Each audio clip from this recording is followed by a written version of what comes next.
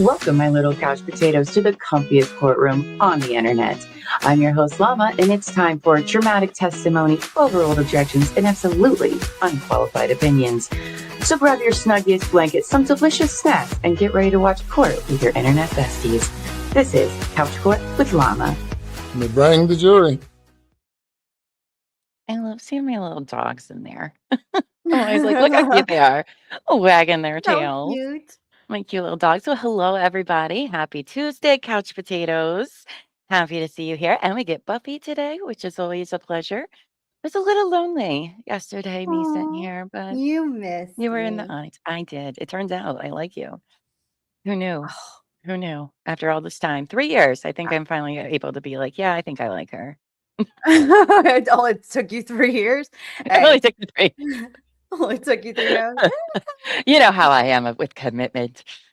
Sorry. No. But you were watching as we were covering the Karen Reed, catching everybody up on the civil case. So it's quite a mess, and it's only going to get messier. So I think you picked a great day to be here today. Oh, I'm here for the drama Yes, and the so chaos. So much drama.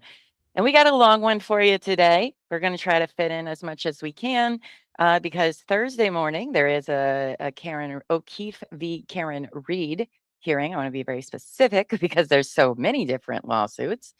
So we'll be watching that Thursday morning, and then depending how long it is, maybe we'll go back to, catching everybody up. There's no way we're going to catch up in time, but that's okay. We got plenty of time. The trial and stuff's not going to be till maybe next year, so it'll be a doozy. So we'll be doing that Thursday, but trying to cram in as much as we can today. We have lots of hearings today. We got some documents to read. We got some text messages to read, which is fun. We got some Turtle Boy stuff thrown in here because remember, they're on their own separate defamation lawsuit now, but it makes an appearance in this one. So we got a lot to cover today. But before we do, let's say hello and good morning. Good morning, Lady in Gray. Hello, good morning to you and Mary and Sitches. Good morning to you guys. And Lainey. Look at you, Lainey. Yeah. You We're a say little late. Sitches like Moira does. Yes. Sitches. Sitches. It's very fancy. Hi, Amos. Yes, those little cutie patooties. And well, actually, this is B's Ghostbuster shirt. I don't know. I'm pulling shirts out of the laundry because we all wear the same size shirt now in my house. So it's just like whatever's there and clean. I'm like, okay, whatever. It's fine. So today I'm wearing a B's Ghostbusters shirt. Yesterday I was wearing You need to stand up and show us the fit of the day. Nope, because I'm not wearing a bra, so that's not going to happen. Because I can't get super chats Wearing on my here yet. Victoria's sports shirt. Nice. Well, you guys, if you haven't yet, please hit the like button. If you're new and just catching us, please subscribe, hit the notification bell. It'd be much appreciated so we can be on our way to super chats, memberships, monetization, all of the above. We have half the watch hours we need. Over 2,000 watch hours already, which is very nice. But we need like another 200 and something subs to at least get to 500. So if you can share this on your social media, tell all your friends, hey. You're saying it's frozen. What? Hold on. Oh, you know what I didn't do? I didn't pull us up on the YouTube side because I had to do that yesterday because I was like, I don't know what y'all are talking about. Let's see here. It's not on my phone. Okay. Let's see what it looks like on my end over here. It looks like we're live. Yeah, it's working on my phone. Of course, because I went looking for it. Of course. We went into the nether region, I guess. I don't know.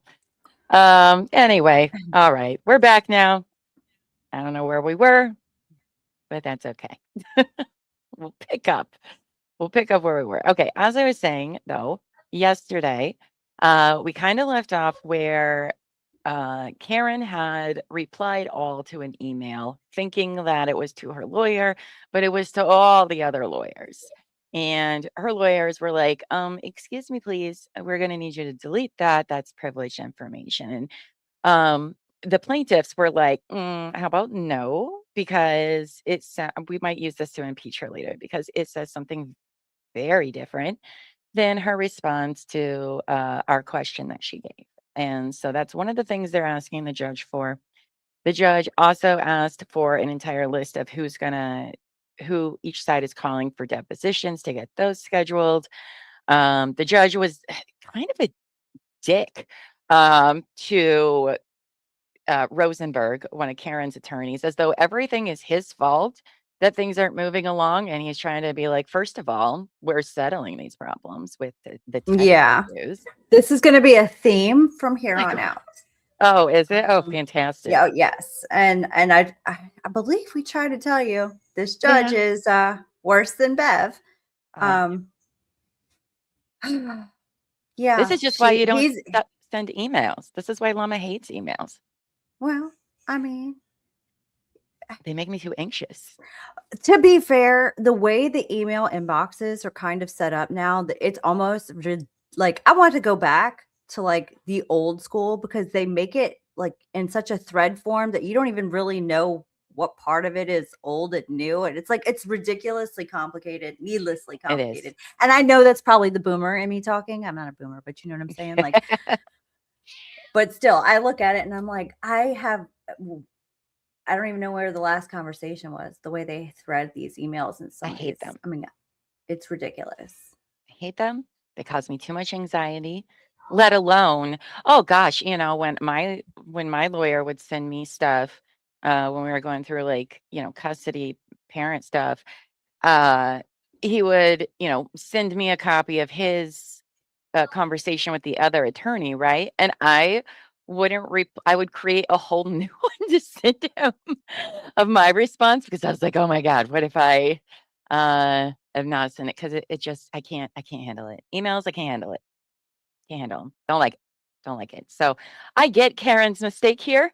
It's a huge fear of mine, let alone you're sending it to like 20 other lawyers because everyone is CC'd in these emails. It's like literally this much of the page. It's just the CCs, not exaggerating. So that's kind of where we left off. They were about to have another hearing, which is what we're going to listen to now. This is a continuation of the last hearing we watched yesterday, where they were also talking about the discovery issues with the tech problems that the judge wanted. Oh, God, this guy. He wanted to be sent all of the discovery, which we learned was over 1 million pages. Karen's team sent the plaintiffs and the two bars as well over 1 million documents, as well as like 500 hours of audio and video. I mean, unbelievable how much discovery that is. And there was like a certain section where they couldn't open it up for metadata reasons or whatever. But Rosenberg was like, yo, I got it. All right. We're working it out. All right. We're trying to, sort all of this out. And the judge is like, well, how about you send it to me and I'll see if it works for me. And he's just like, first of all, the court doesn't even have what it needs to open any of these things, sir. Like, you need a special program. And it is not, I can't just send it to you in an email. Anyway, it was very frustrating. To say the least. So I'm sure this next hearing is going to be a continuation of that. So let's go ahead and get into that. Today we are watching again from the trial channel. Where's the big one? There we go. Again, one of my favorite trial channels. It's the name, but one of my favorite other YouTubers. She cuts out all of the breaks and the sidebars and all of that, so you get just the good stuff, which is nice. So if you haven't, please go subscribe to her channel. She has lots of trials she's done this with. Find them to be much more useful because damn, sometimes those sidebars will take like 45 minutes and you're gonna be like, oh, and you just click to like fast forward which is not easy on your TV. By the way, it takes forever and I hate it. Mm-mm. So I love the trial I channel. rarely watch stuff on my TV. Oh, I that's need to have control of the 10-second button on my phone. I watch everything on my TV, and these headphones can hook up to my TV, which is really nice now. Because then I can just hear it and work at the same time. And it's nice. Anyway, So I want to address Amos's comment real quick. Who would have thought we would say anyone was worse than Bev? It could be recency bias. I'm going to say it could be recency bias. You know, it's been a while. Sometimes you tend to like forget just how awful someone is as time progresses. So, you know, I'm gonna say that. So, but this guy's not winning my heart at all. He is not great. no, Not no. great. Pawpaw needs some help. That Well, was so disrespectful, Buffy. we're never going to be welcome in Massachusetts, Buffy. Thanks. Let's see who we have here for this hearing. We have Aaron Rosenberg. He is with Karen Reed's team. Tamara Smith, I believe she is with one of the bars. I think she is. Oh, wait, I have a cheat sheet. Hold on. Cheat sheet, which is just my spreadsheet. Tamara is with one of the bars. Hold on. Oh, she is with CF McCarthy's up here in our She looks Hollywood like she Squares. sucked on a lemon. So she is with them. Damon is with Karen Reed. Hassett, I think, is with the Waterfall. Let me see. Yes, he is with the Waterfall along with his associate here, Donovan, I think is his name, John Donovan. Mark, here in the middle, he is with the plaintiffs. He's representing them along with BB over here. She's from California, though. But she is with plaintiffs Sarah Shipley, which is so funny because I knew somebody, so did B, named that. She's with Karen Reed's team. And Tang over here, Tom Tang, is also with Karen Reed's team. So she has 4 lawyers here, 1 for each bar, 2 for the plaintiffs. I think Diller and Rosenberg are your main characters. It's seeming like that so far. Yes, it does seem like Rosenberg is. Him and Damon doesn't say as much, but a lot of the stuff filed Rosenberg is between, and Diller. Well, most of the stuff that's filed is either Damon or Aaron Rosenberg. Where they bring the sass. But the last year we watched, just watching Rosenberg's face the whole time. He might have an aneurysm by the time this is over. Just 100%. Like, oh man.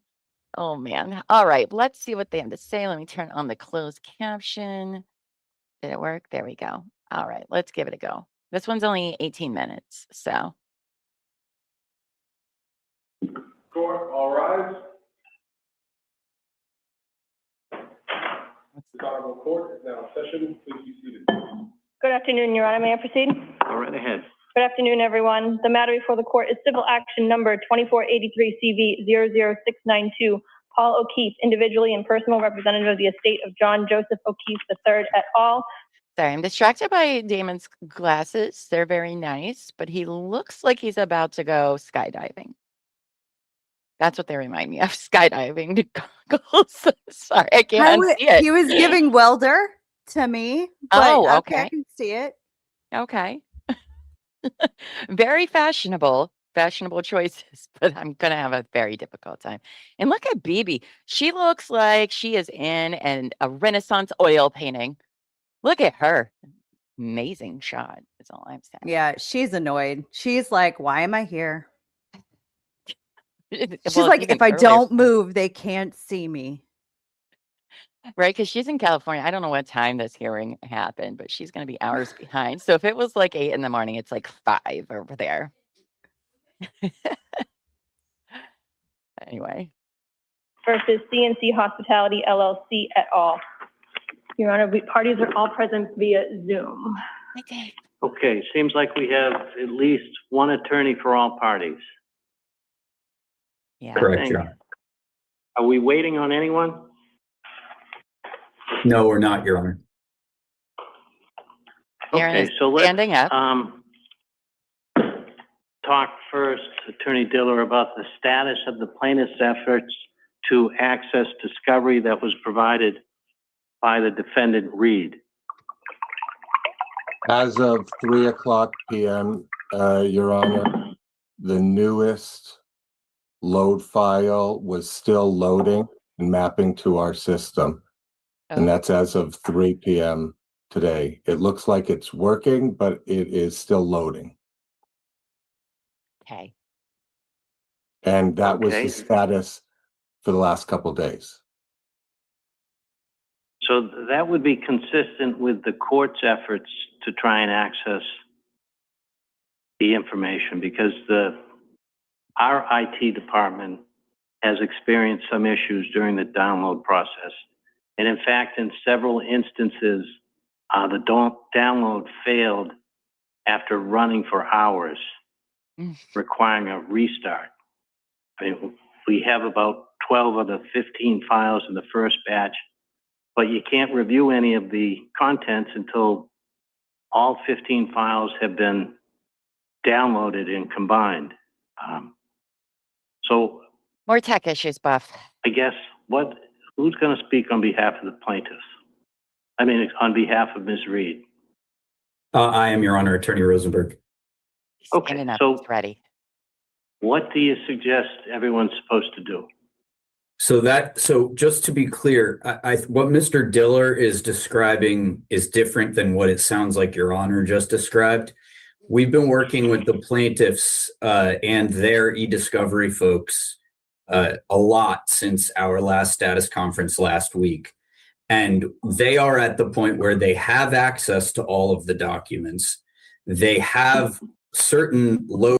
By the way, I know this is in the past, but I think that Damon heard future Llama make fun of his skydiving glasses and he took them off, in case nobody noticed that.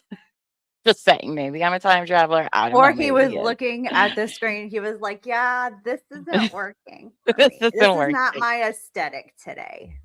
No, but also BB down there, she does have a pearl necklace on. Very girl with a pearl necklace artwork going on. She's so stoic. Also the Diller here in the middle. Like, why does he look so much smaller than the room he's in? Like, proportions. I don't know. Sorry. I gotta break up the monotony of this. Why can't we get tech things to work? Why did you send us a million things and I can't open them all? Why is it so difficult? But I do like how Aaron is like standing up, like he is ready. He's like, yes. And I'm gonna have a feeling. Because he knows he's going to come under fire. It's always going to be pointed at him. Always.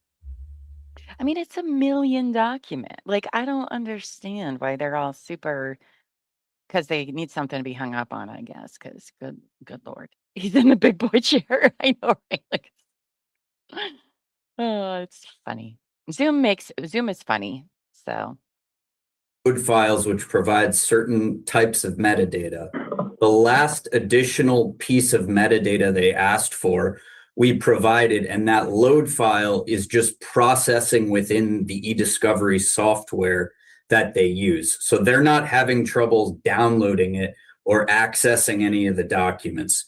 What we know is, according to Mr. Diller's office, as well as the e-discovery consultant that they're using, is that this latest load file appears, I won't say they've said this definitively yet because they have not, but they've said that it appears that it provides what they need. So Mr. Diller's referring to the loading, which is fine, but it's not the same as not being able to download or access them. I've had lengthy conversations with all three other parties to confirm that everyone is able to access all of the documents. We're working through normal, issues when a million pages of documents have been requested and produced. But I don't believe that any of the other parties are having the kind of issue that you just described, Your Honor. And obviously, if you would like, we're happy to connect with the court's IT folks who are looking at these to address anything that you would like us to. Well, no, that's all right. I appreciate the offer, but I mean, at this point, Attorney Rosenberg, it's not like I want to read all the documents. I mean, the issue is making sure everyone has access to them. Okay. I figured, but I thought I would ask, Your Honor. So, you know, I should have made That's a so record cringy. of everyone that's here. So Attorney Diller's here on behalf of the plaintiffs. Who else is here on behalf of the plaintiffs? I am, Your Honor, BB Fell. Okay, anyone else? All right, and I see Attorney Halstag on behalf of CNC. I see Attorney Hassett on behalf of Waterfall. Yes, ma'am. Who else on behalf of Ms. Reed? I already went Your over Honor, this for Damon you. Seligson on behalf of Ms. Reed. Your Honor, Thomas Tang on behalf of Ms. Reed. They always try and tag team us all, right? With multiple appearances here. And Your Honor, Sarah Shipley also from Ms. Reed. Four corners. Oh, okay. There's a new participant. Welcome, Attorney Shipley. She's been on Thank you, Your for Honor. a while, but okay. Do any of the other parties want to comment on their efforts to access, again, just the discovery that's been produced by Ms. Reed electronically? Okay, no takers. I think we have to try and. Judge, I was Next, the just going to issue- add, excuse me for interrupting, David Hassett. I was just going to Sorry. add, Judge, we have been on the phone as well with Attorney Rosenberg and his e-discovery vendor.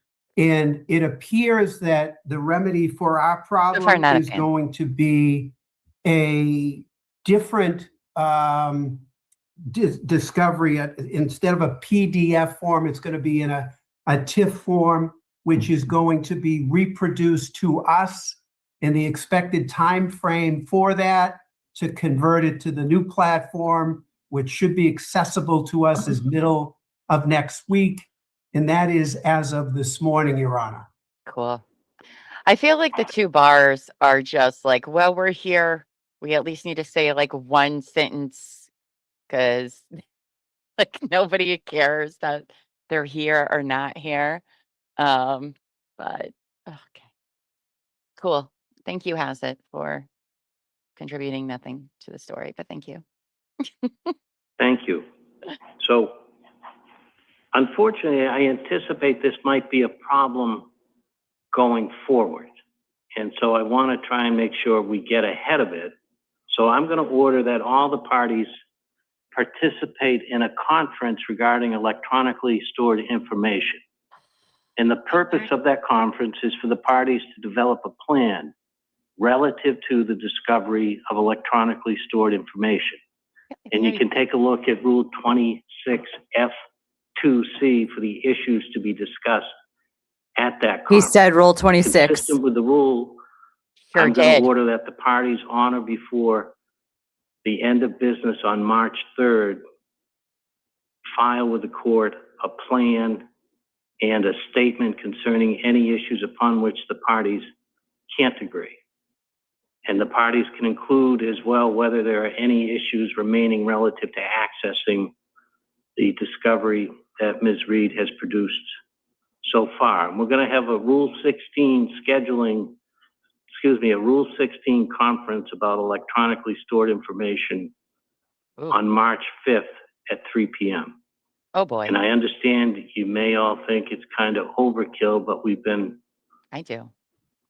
dealing with this issue for too long, and I want to avoid the issue coming up in the future relative to other electronically stored information. So now anyone else want to offer anything on those issues? Okay, so now let's talk about the depositions. The parties provided me, the parties identified, if you can believe it, 61 depositions they wish to take collectively. And Damn. unfortunately, only 20 of those depositions were duplicates. So that's 41 depositions that have to take place. And it appears that Attorney Reed's attorneys are the only ones that have noticed any depositions. unless I misread the filings of the parties. So have any of the other parties noticed any of the depositions? No, Your Honor. So Not for formal dates, Your Honor. We had previously noticed some, but those were stayed and now are on our list. all right, but I've only been on this case since November. And it's concerning to me that since then, there hasn't been one deposition that's been taken. And as I said at one of the earlier court hearings, you know, you're all doing nothing, and I'm not saying that in a negative way, but doing nothing about depositions, and you're doing it at your own risk. And I've said that in some of the other pleadings. See, we got to get some of these things moving along. And I don't want to have to keep having court hearings, but it appears I'm going to have a few more than I wanted to. So I'm sorry, but he is less upset about this than he is about opening some files. I feel like this is a little bit more important than the other things. And they tried to tell him, you know, hey, people aren't like responding to us, Your Honor. And he was like, well, then I guess file a motion about it. But like, oh, he goes back and forth, this judge. Nick, you haven't seen nothing yet. Oh my goodness. Oh my goodness. Look at Yeah, Dole's face. he's very that well, first off, when he's like, I'm new here, my brain just went to this was before my time. This was before my David Gingras, right? This was before my time. I don't know. It's like, oh man. Oh goodness. Oh, all right. What a shit show. They've done 0 depositions at this point. All of them. That's wild to me. Right. Right, Mary? Make it make sense. Mary says, Judge just said back to back, y'all are doing nothing, and now I have to do more than I wanted to. It doesn't sound right. What are we're doing nothing? We're doing what are we doing? You just don't know what you don't know, I guess. Well, it would help if they get some depositions, but I don't really think it's the lawyer's fault completely. I feel like there's a lot of avoidance. There's a lot of dodginess as I put together this timeline, a whole lot of people not wanting to say nothing. So there's that. Yes, that's right. The lawyers are doing nothing, and now the judge has more work to do after he gets those files open, first and foremost. does anyone want to talk about any deposition issues?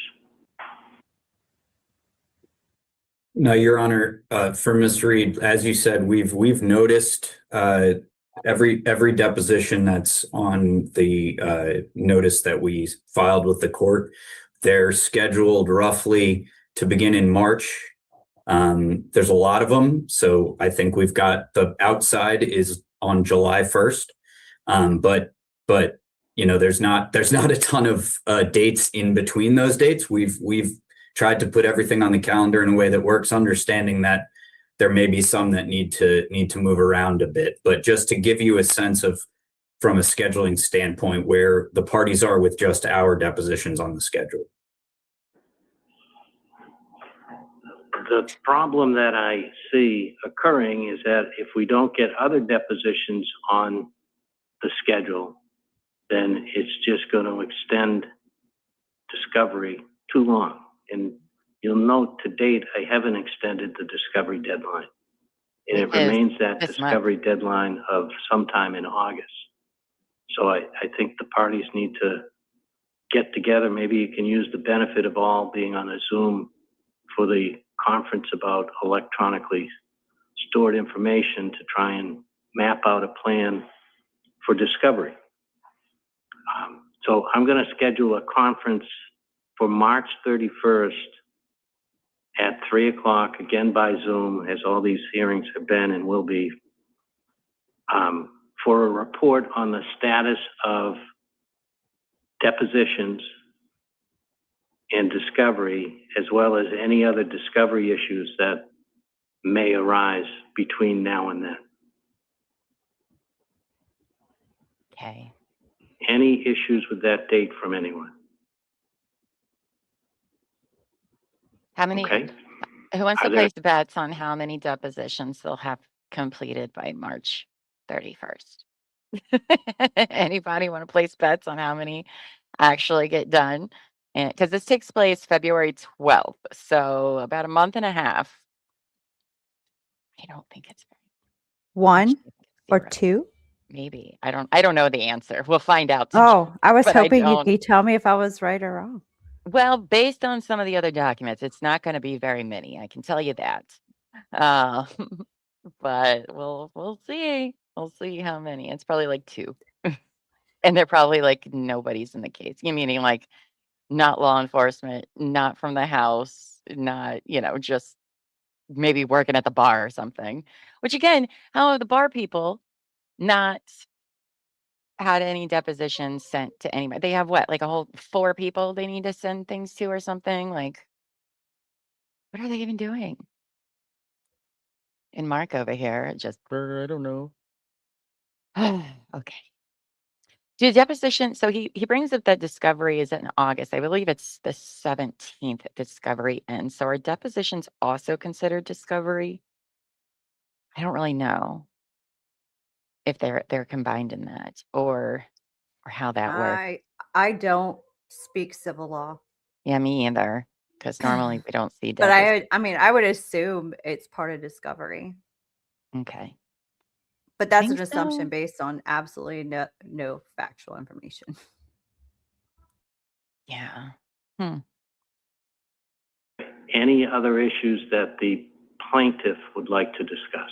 I'm sure there's something. Your Honor, as it relates to accessing the documents, which is what started this dialogue today, one of the issues that we have as it relates to the depositions is we want to have the benefit of being able to navigate those documents.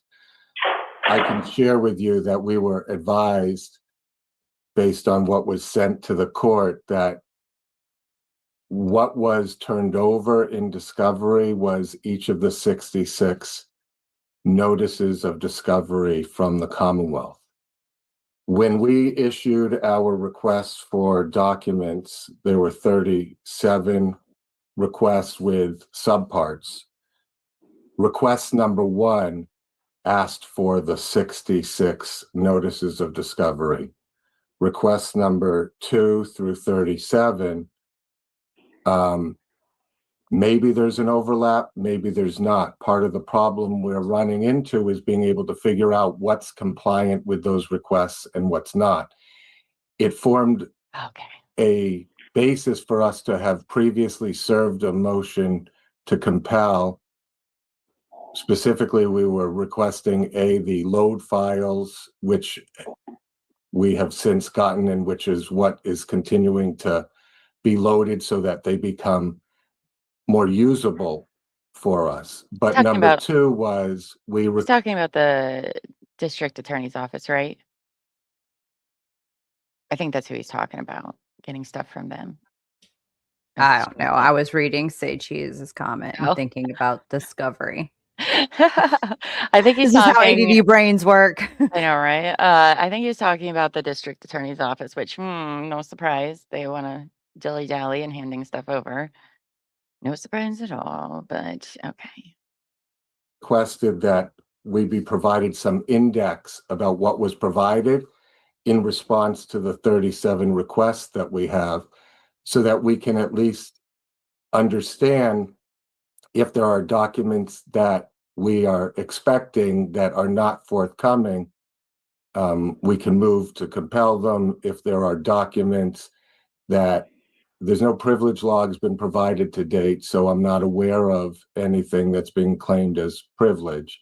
But we're just trying to navigate that discovery so that we can take these depositions and access the document. So would the court be inclined to suggest that there be some index of those documents as provided. I know that there is an index for each of the 66 notices of deposition, but as it relates to what was requested, it will take us time to match those up to figure out what's related once we have a usable access to them. Your Honor, if I could respond to that. Didn't he argue this last Well, let me hearing? ask a question first. Attorney Diller, have you spoken with Attorney Rosenberg on the issue? I think, yeah, they brought up the Norfolk District Attorney's Office being like, well, some of this is this, both sides have brought this up because nobody is wanting to cooperate at all in anything. Right, but he's But talking about the indexing, and Mhm. that's when Rosenberg was like, "Yeah, everything's color coded and Yeah. separated, and they want them to do the work." And Diller's like, "It's not enough work. I need you to Pretty actually much. do all the work, and then tell me what I'm supposed to know," because he doesn't want to do the research. Got it. Yeah, that's pretty much what I'm gathering too from his complaints about the district attorney's office. Well, they didn't give us a list of things. How am I supposed to know what we don't have? And he was the same person that was bitching about how, well, we don't have any discovery yet. And now he has too much. And he's just like, ooh, I don't know what to do with all this, Your Honor. It's very overwhelming. But she should have expected in the first place. But Well, dude, you're the plaintiff. Like, you brought the suit, not him. I yeah, mean, that's it's like, what kind of bothers me as well. Like, whoa, uh, you're the one who brought all this, so I don't really, you know. figure it out. Yeah, they want everybody else to do everything for them, which I don't know if maybe that is just how it goes. Maybe that is the standard, but they already came to an agreement with the district attorney's office on how they were going to handle that, I believe. Oh, yeah, I Uh, thought that's what I yeah, heard yesterday because I was driving in my car listening because yeah. I wasn't here, but I There was was like listening in the car and I was like, I'm pretty sure we had this conversation during the last hearing. there was like a joint agreement between Norfolk and I want to say Karen Reed. Did it apply to the plaintiffs? I don't know. I think it would, but I felt like they were all involved in it together. So at least that's what they were supposed to do. But who knows? Diller, I'm already annoyed by him. I feel like he's just because he doesn't really have anything to say, he's just finding some things to say. And it's like, bro, okay. But I don't know. Yes. Okay. All right. Go ahead, Attorney Rosenberg. So first of all, there's no motion to compel before you, Your Honor. And Attorney Diller's asking you to, quote, provide guidance. It's not guidance. What he's asking you to do is change what Rule 26 says about what, and Rule 34 says about what we have to do. Well, here's exactly what happened. Plaintiff served document. Well, Hang on, Attorney Rosenberg. Excuse me for cutting you off, but there's no motion. I don't want to have to hear these types of issues without the parties having spoken. What? Right? So. I agree, Your Honor. Do what you're supposed to do under the rules. And if you need to come to court, that's what we're here for. Understood. But Understood, Your Honor. please communicate with each other as best you can. I'll throw that in. Why does he always Understood, cuts Your Honor. Rosenberg Thank off? you. I don't need to respond if you're inclined to wait for a motion. Right? He didn't say nothing to Diller about his scandalous behavior. Like why wouldn't he say, hey, doesn't they're even not listen here? to him. He's like, yeah, I don't want to hear it. It was like, you just let this guy talk in court and then don't let me respond. Right? And if Diller is the one that has a problem with it, then he should file the thing, which I don't understand why he didn't just tell him that in the first place.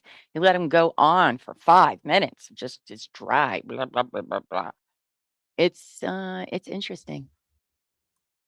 It's interesting. Look at Tamara there with a smirk on her face. Any other issues, Attorney Diller, that the plaintiff would like to raise? Oh, geez. As it relates to the noticing of depositions, I appreciate that we provided a list today to the court, which totals 41 separate depositions between all the parties.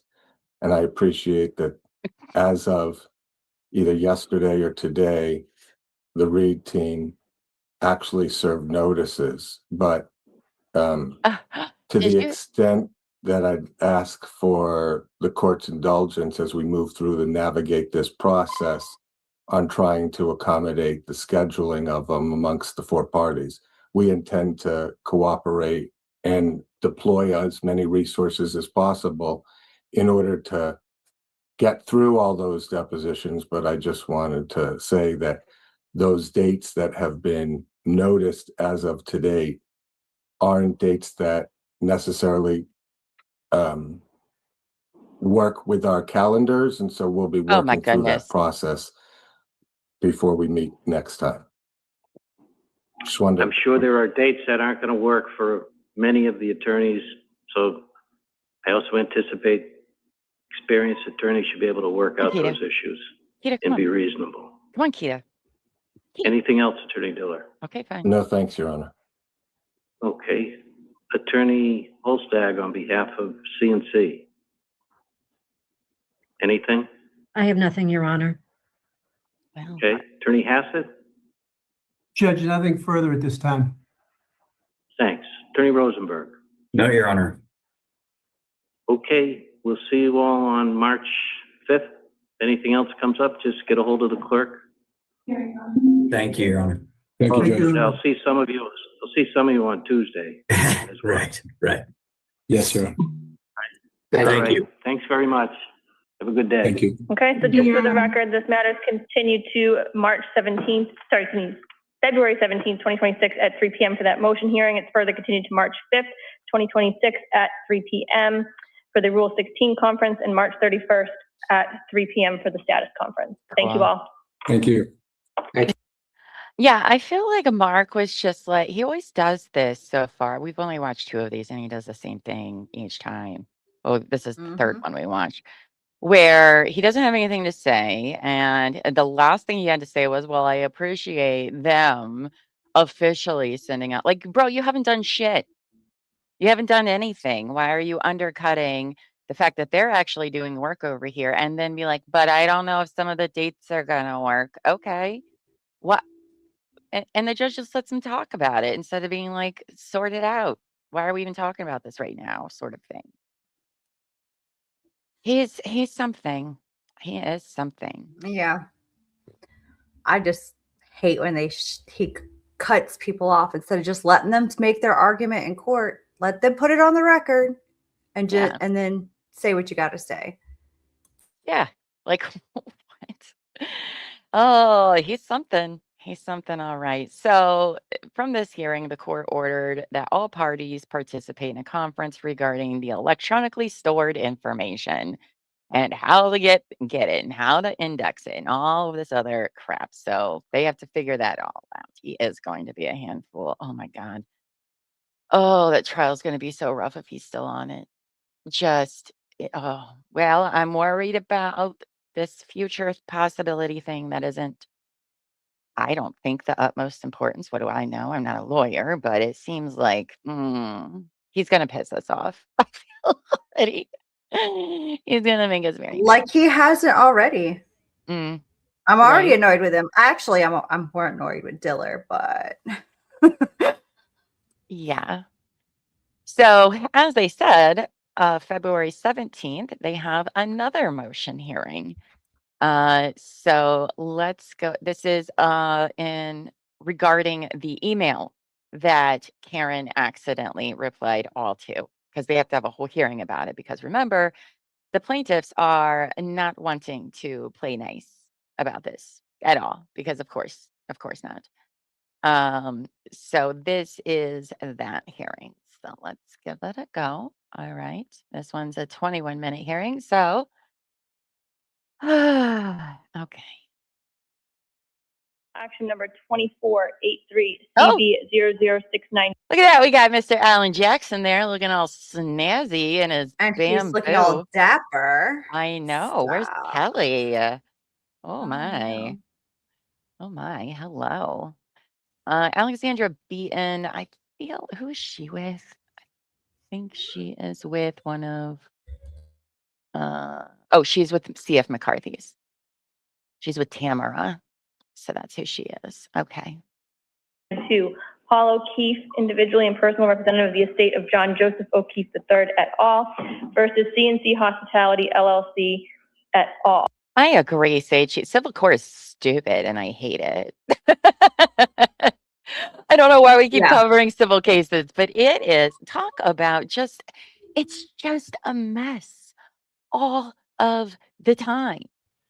I prefer to be in criminal court. They're just, oh, at least it's a little more cut and dry on some of the stuff. Like, it's just bananas.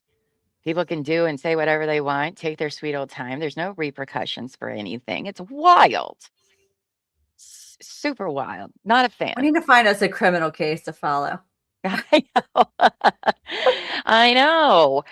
Well, Sarah Grace Patrick got postponed, so but there's no documents right. and hearings like That's that are relatively available to follow because That's she was a true. minor when it happened, and there's not really Yeah. a lot. There's a gag on stuff.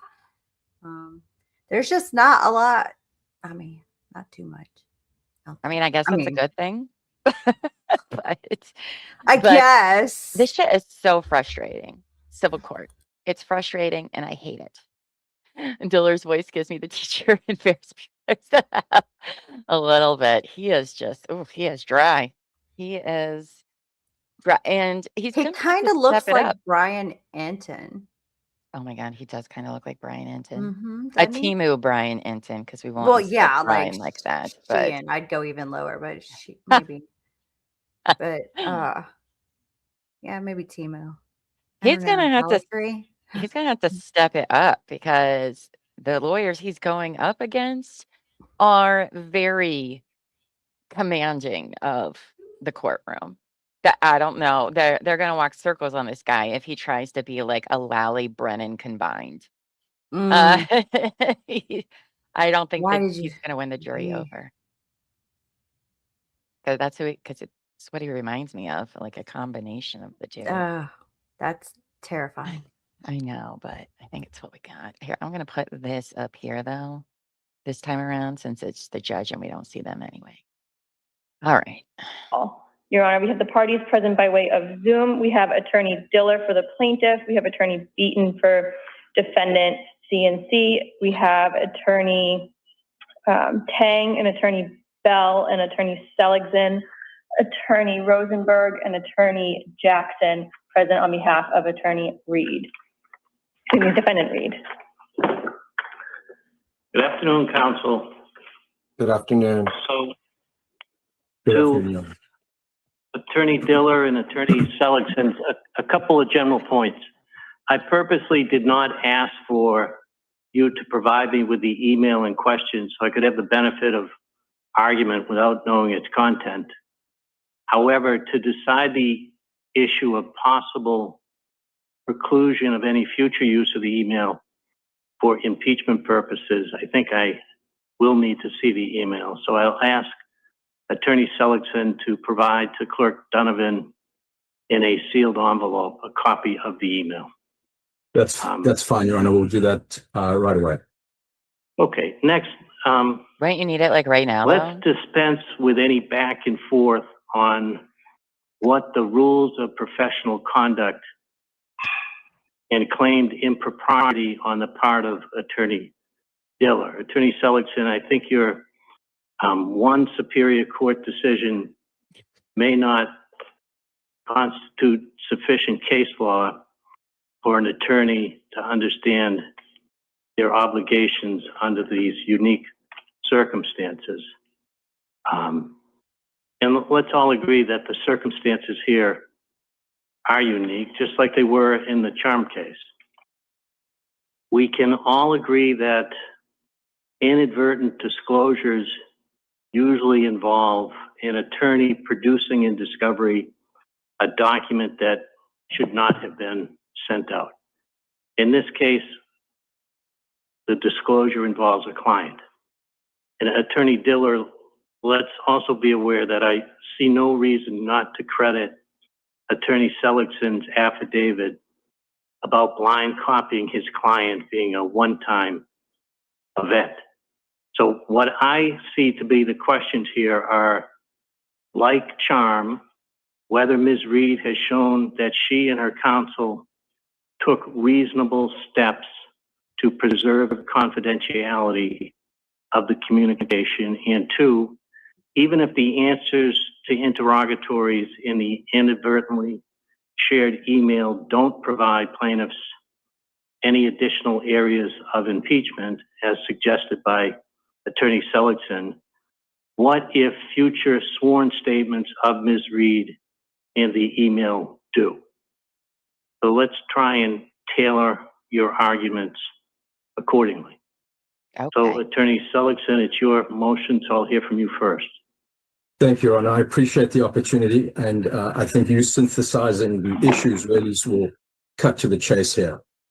You referenced the Charm case, Judge, and of all the cases that there are on inadvertent disclosure, and there are many in Massachusetts and there are many around the country, the Charm case could not be more on point. Judge Fabricant faced the exact same issue. It's probably the only case about a client inadvertent disclosure in Massachusetts, right?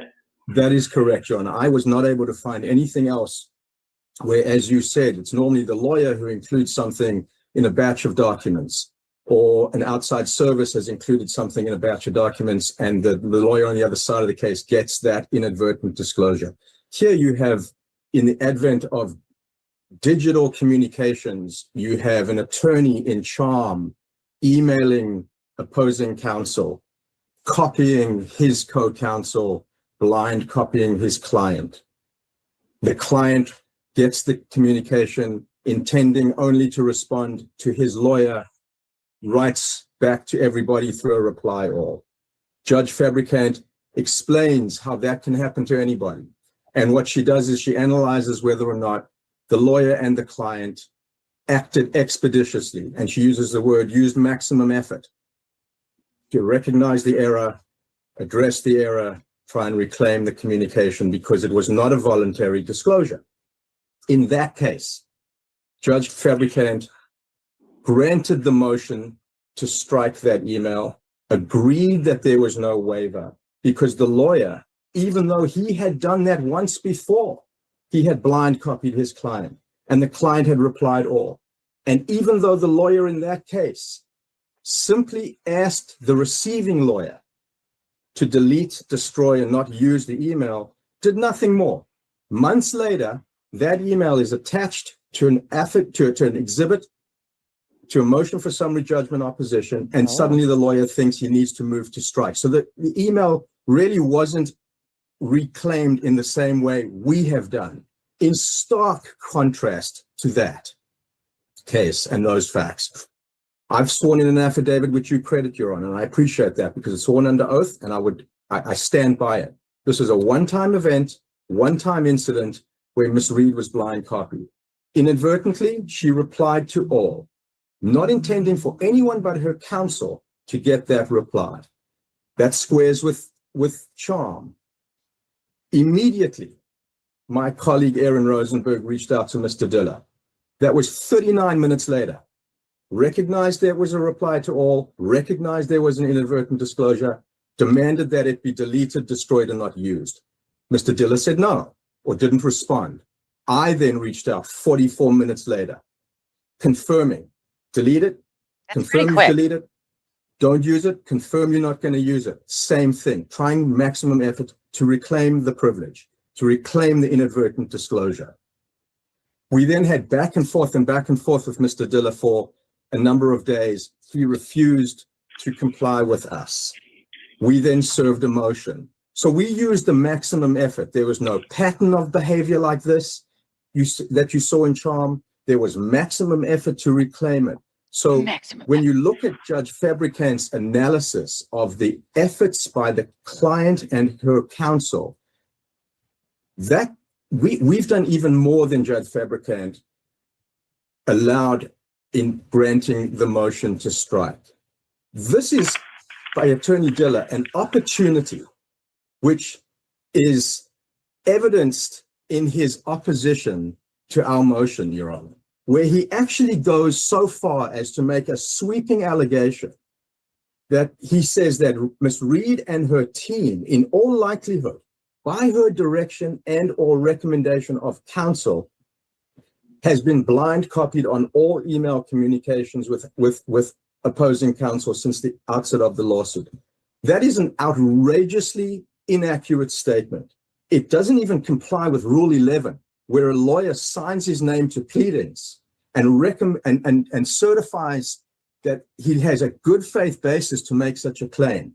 What that means is Mr. Diller is trying to take facts that don't exist, create this narrative of recklessness, which does not exist. Ms. Reed was blind copied once, replied all once, and trying to fit that squarely in to get around what Judge Fabricant says in her opinion, which is lawyers should not take the opportunity to use something like this as an inadvertent disclosure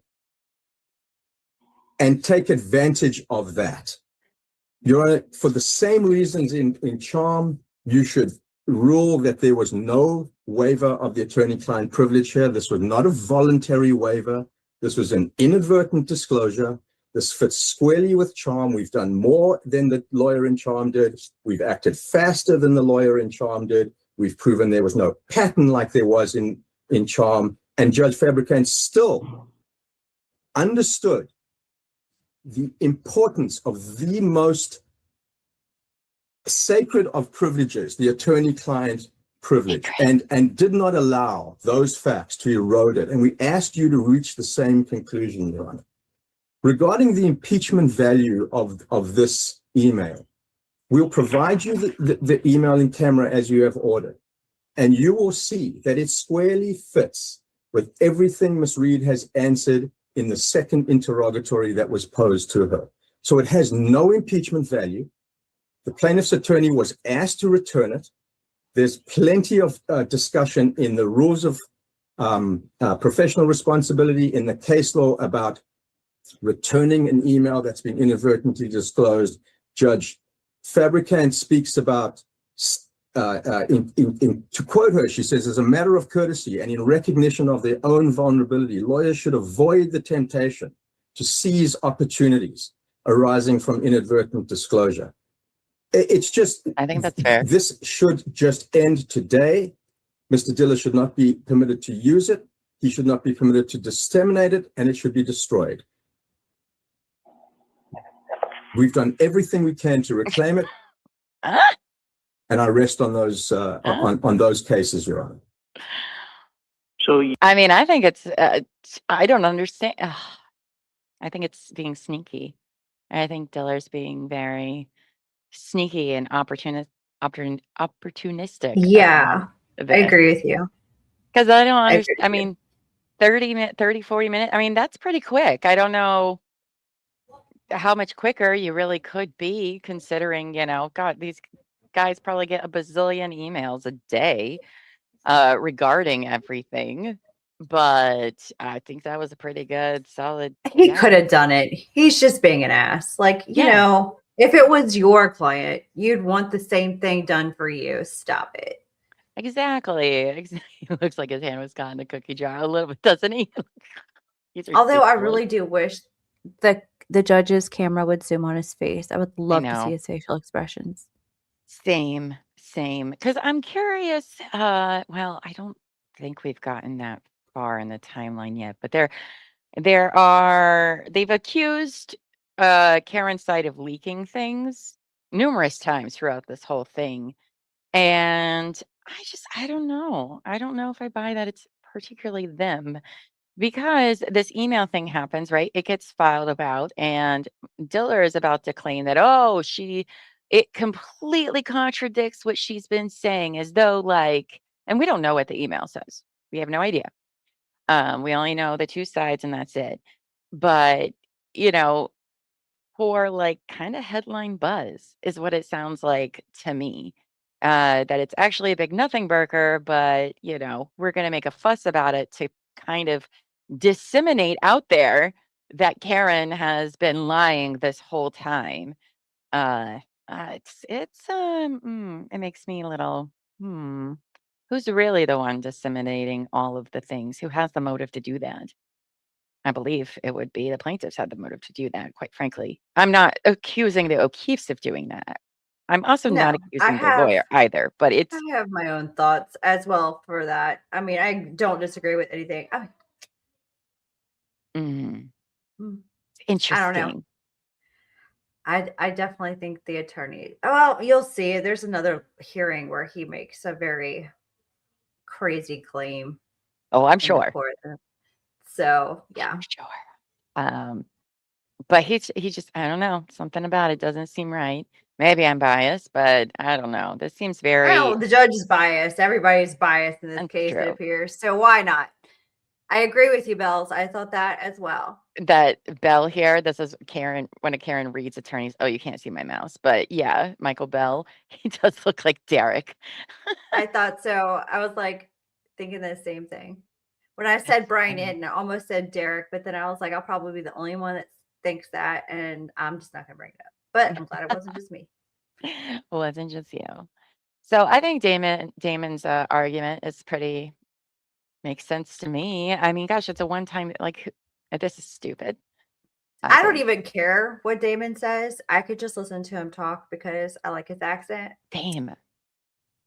And that's what I'm saying. Diller's going to need to step it up. Yeah. Okay. Because not only are you entranced by his accent, I am anyway, then you got people like Jackson who does an amazing job commanding your attention in the courtroom in a impeccable way. It was really something to behold. I mean, is he a little theatrical? Yes, but he also like commands that. It's not, I don't think he's as theatrical as like Poot is over in Murdaugh, but he is, but in a very like commanding way. Diller is just, bro, you're gonna have to step it up if you want a jury to follow you, bro. Because I think Poot is more on the comedic side of theatrics, like he's comedy, and Jackson is drama. So okay, yes. Yes, I will agree to that. With Poot, you're getting some comedy and some history always, every time he opens his mouth. But no, Jackson, I mean, her whole defense team in the criminal trial was captivating to watch the entire time. But I mean, Jackson, because didn't he deliver the opening and the closing? In the second trial. In the second trial, yeah. And both were just top fucking notch. So, Diller, you're gonna have to get it together, unless that's why you brought BB in. But I don't know. You're up against some pretty talented, captivating attorneys, and I know that with trials and things like that, it's supposed to be about evidence. But listen, there are people they hire for jury selection for a reason, and that's because it's a lot more than just the facts of the case. No matter how much we like to pretend it isn't, it is. So I'm curious to see what their jury, what are they called? Jury consultant has to tell them about that. How do I get that job? How does one become a jury consultant? Because I would like that job, please and thank you. Be like, no, do better. Do better, please and thank you. Like, not that guy. You don't want that guy on your jury. Yeah. Yeah. All right. You argued in your what Diller has to say. papers, and you just argued now about impeachment relative to the answer to interrogatory and the email. But what about in the future, if there were some statement under oath by your client?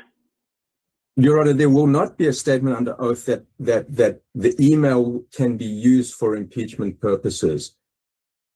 Mr. Diller we hope not, because we're all, as lawyers, tell our clients that they can't commit perjury, but not all our clients listen to us all the time. At least my clients didn't always listen to me. So just the possibility of that in the future.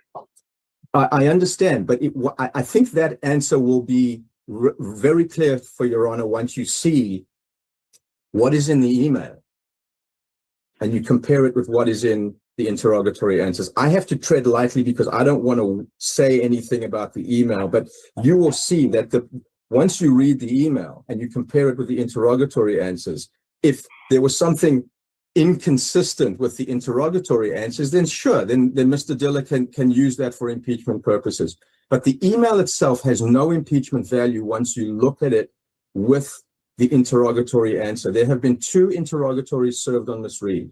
The second one asks her, and we suggested that to Mr. Diller because we were going back and forth about whether or not her first interrogatory answer he thought was needed clarification or expansion. So we suggested to him, ask another interrogatory about stating the basis for the affirmative defense in the answer to the complaint, which states somebody else was responsible for the death of John O'Keefe. In response to that interrogatory answer, we have, with Ms. Reed, assisted her, and she has signed her interrogatory answer that is consistent with what's in that email. So there's no impeachment value. He can use the interrogatory answers. What we're trying to avoid is him making the argument that somehow she has waived the privilege and he can use the email. There's no basis for it. And I think the in-camera review will answer that question squarely for you, Judge. Okay, thank you. Attorney Thank you. Diller? Your Honor, thank you. I don't know what you're talking about, Dave. I want to address first and foremost what was just raised, which is the reply brief. I think it's noteworthy that counsel for the defense did not file this motion under seal. In fact, they attached a reply brief that says verbatim, comparing this answer to the privilege communication demonstrates that there are no areas for impeachment unique to the privilege communication. And then they add as an attachment to that email the answer to interrogatory under oath statement signed by Karen Reed, all of which, given what's happened in this case, has been picked up in the news and become part of the public domain. Huh. The law's privilege is waived when its contents become public. Counsel, to the extent that there may have been a privileged communication when the email, to which I did not disseminate, chose to put its contents directly into a public filing and attach the answer to interrogatory to which Attorney Sellison just communicated to you, stands for the same issues and the same facts are lying. Now, I appreciate that Your Honor wants to look at this in camera. I would say to you that I'm not really sure why we are here at this point, given that I understand why it was served. I did not disseminate it based on an agreement that I had with them, but I did point out case law why I believed that I could use it to impeach credibility, given that there were other statements that I believed to be inconsistent with that. And then I understand after I served my opposition why then it would be filed, but I didn't understand why there was no attempt by counsel to seek an in-seal filing of this together with the answer to interrogatory and or an in-camera on all of it. So just so we're clear, he's blaming them for making a big deal out of this and going and putting it in their brief and it going public. It's all on them instead of, yeah, I probably should have just deleted the email, right? Okay. I see you, Mr. Diller. I see you. Because he hasn't really argued much about why he should have it. All he's doing is pointing his finger at them and being like, look at what all they're doing publicly. And That's all whatnot. he's ever done. I don't know if you've noticed that is very thematic for him. Since the hearing started, all he's done is point the fingers at them as to why they can't do anything. And this is your case, Mr. Diller. Yeah.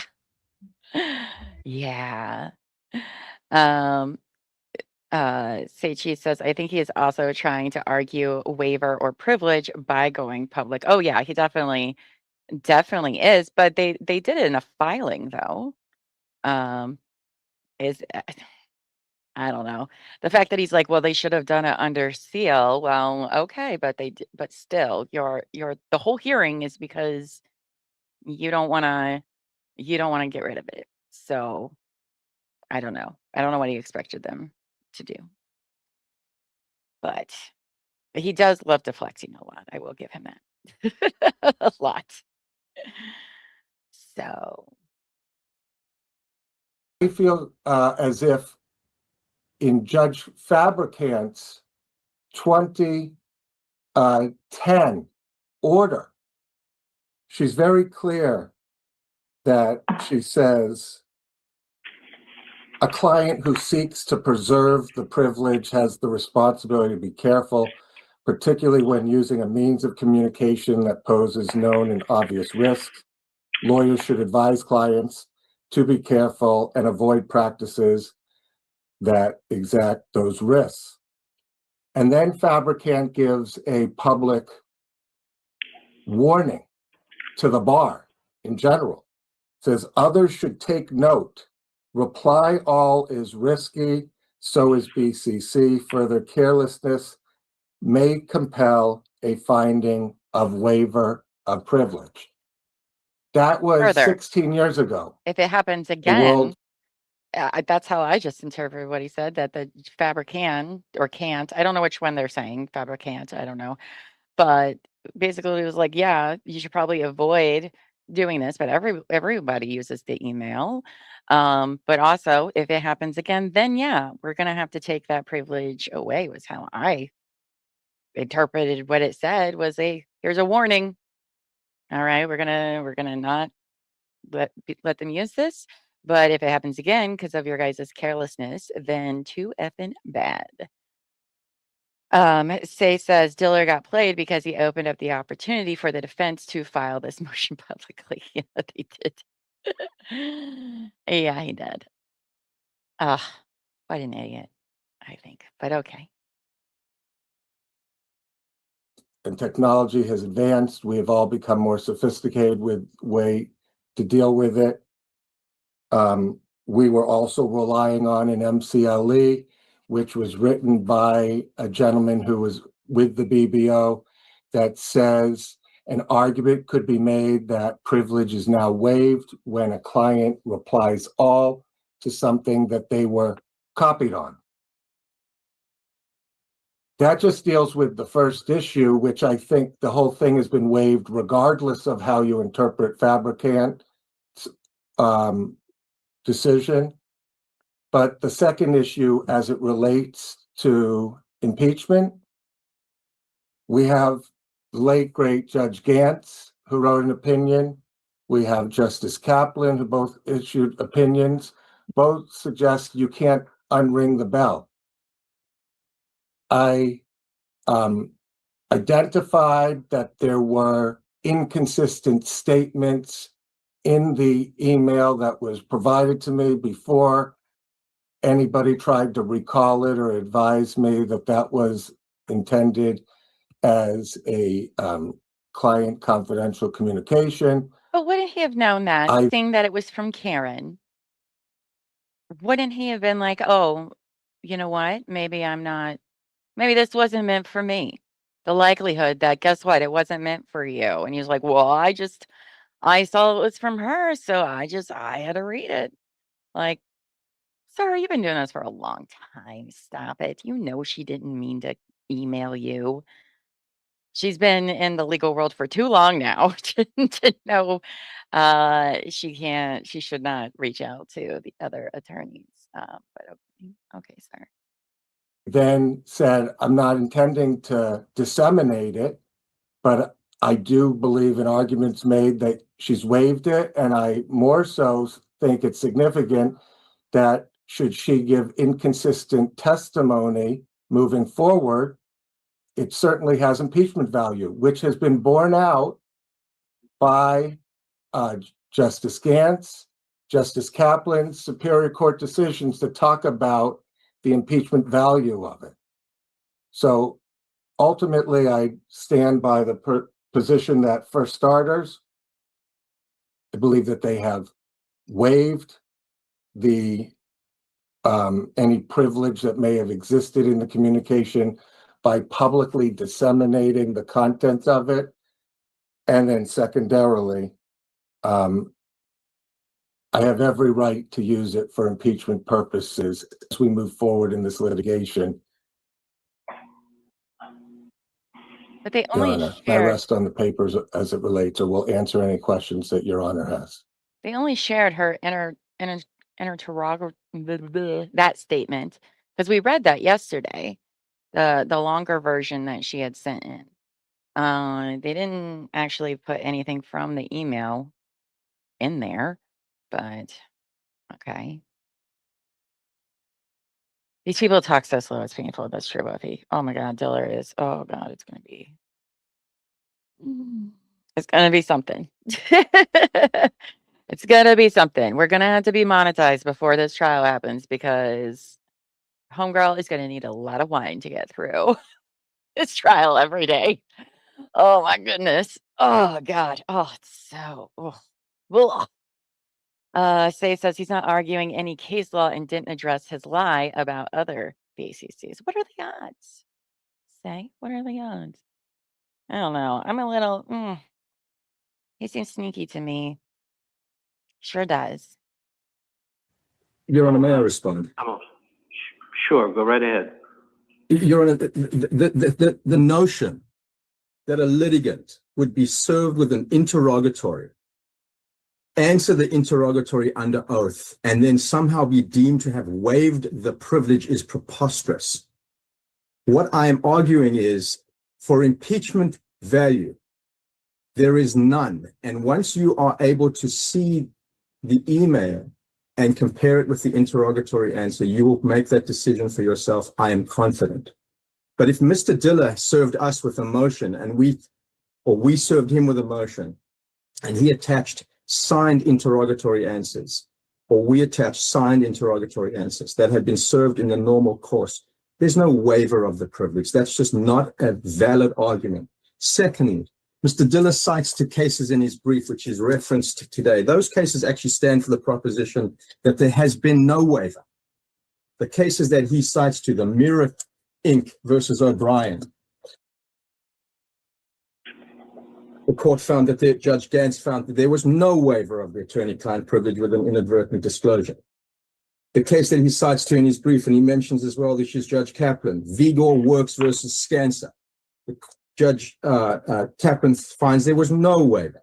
Your Honor, again, this is desperation.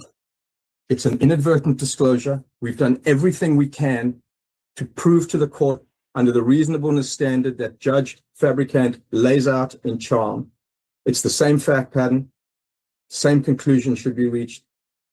Ask your court to allow the motion that the privilege has not been waived in part or in whole whatsoever, and that Mr. Diller, his clients, and anyone else who has had a look at that email be ordered not to be able to use it. Hi, Savage. Thank you, Judge.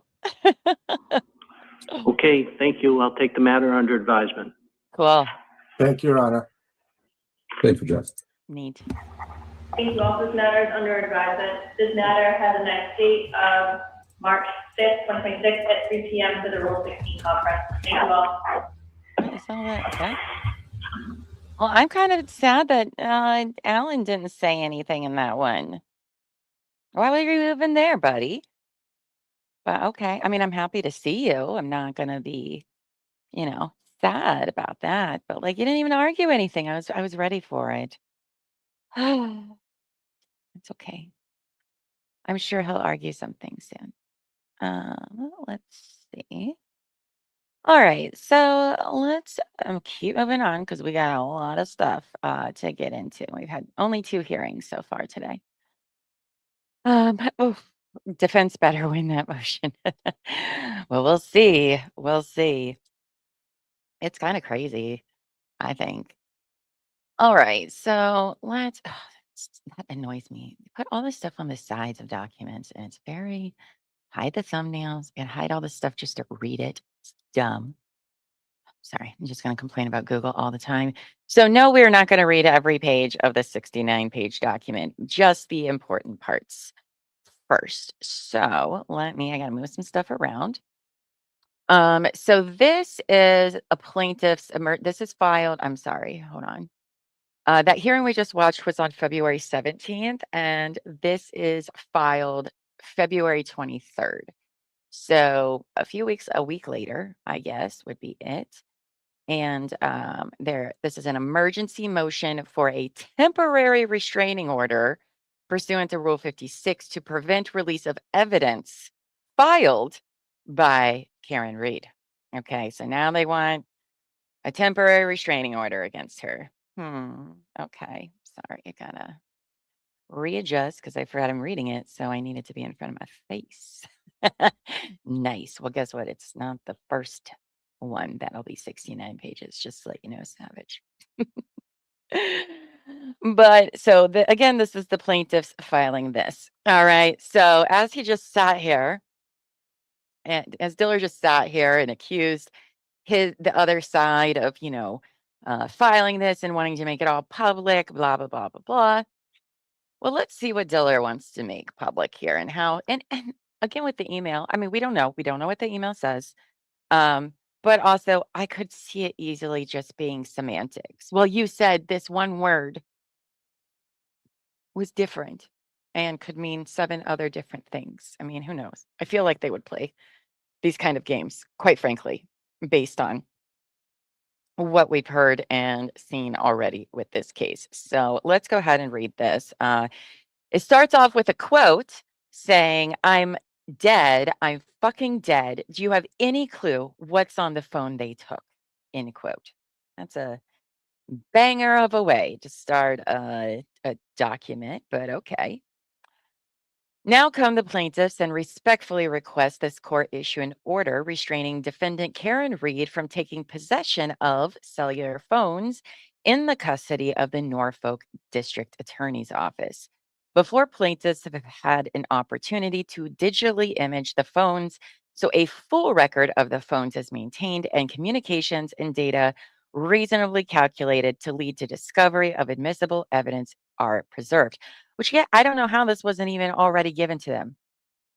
I mean, the state already took everything they could. I mean, let's not forget, we had 2 murder trials. And I feel like, especially the second time around when they really, really wanted to get a conviction for her, that if they would have found something, they would have used it because they were not told no very often by the judge of what they could and couldn't use. But okay, all right, you're right. The state didn't collect everything they wanted and needed, but sure, okay. Plaintiffs request a temporary restraining order to maintain the status quo pending a formal hearing on that matter. As grounds, therefore, plaintiffs respectfully state as follows. Here's the relevant background to it. So while Karen Reed was charged criminally in connection with the January 2022 death of Boston police officer John O'Keefe, investigators seized a cell phone belonging to Reed as part of the murder investigation. At some point thereafter, police seized other cellular phones belonging to Reed in connection with prosecuting blogger Aidan Kearney, aka known as Turtle Boy, for witness and jury intimidation in Reed's criminal case. Because Turtle Boy has a lot to do with side cases stemming from this, from reporting on it. He has a multitude of cases that have been brought against him, both criminally and civilly, I'm pretty sure. I don't know how many in total because I haven't kept up with it, but we are working on that. Plus, he is now in this defamation lawsuit of Higgins, McCabe, and Alberts versus Karen and Turtle Boy. So he is a very big active player in all of this. So the devices remained in government custody throughout Reed's 2024 trial and 2025 retrial.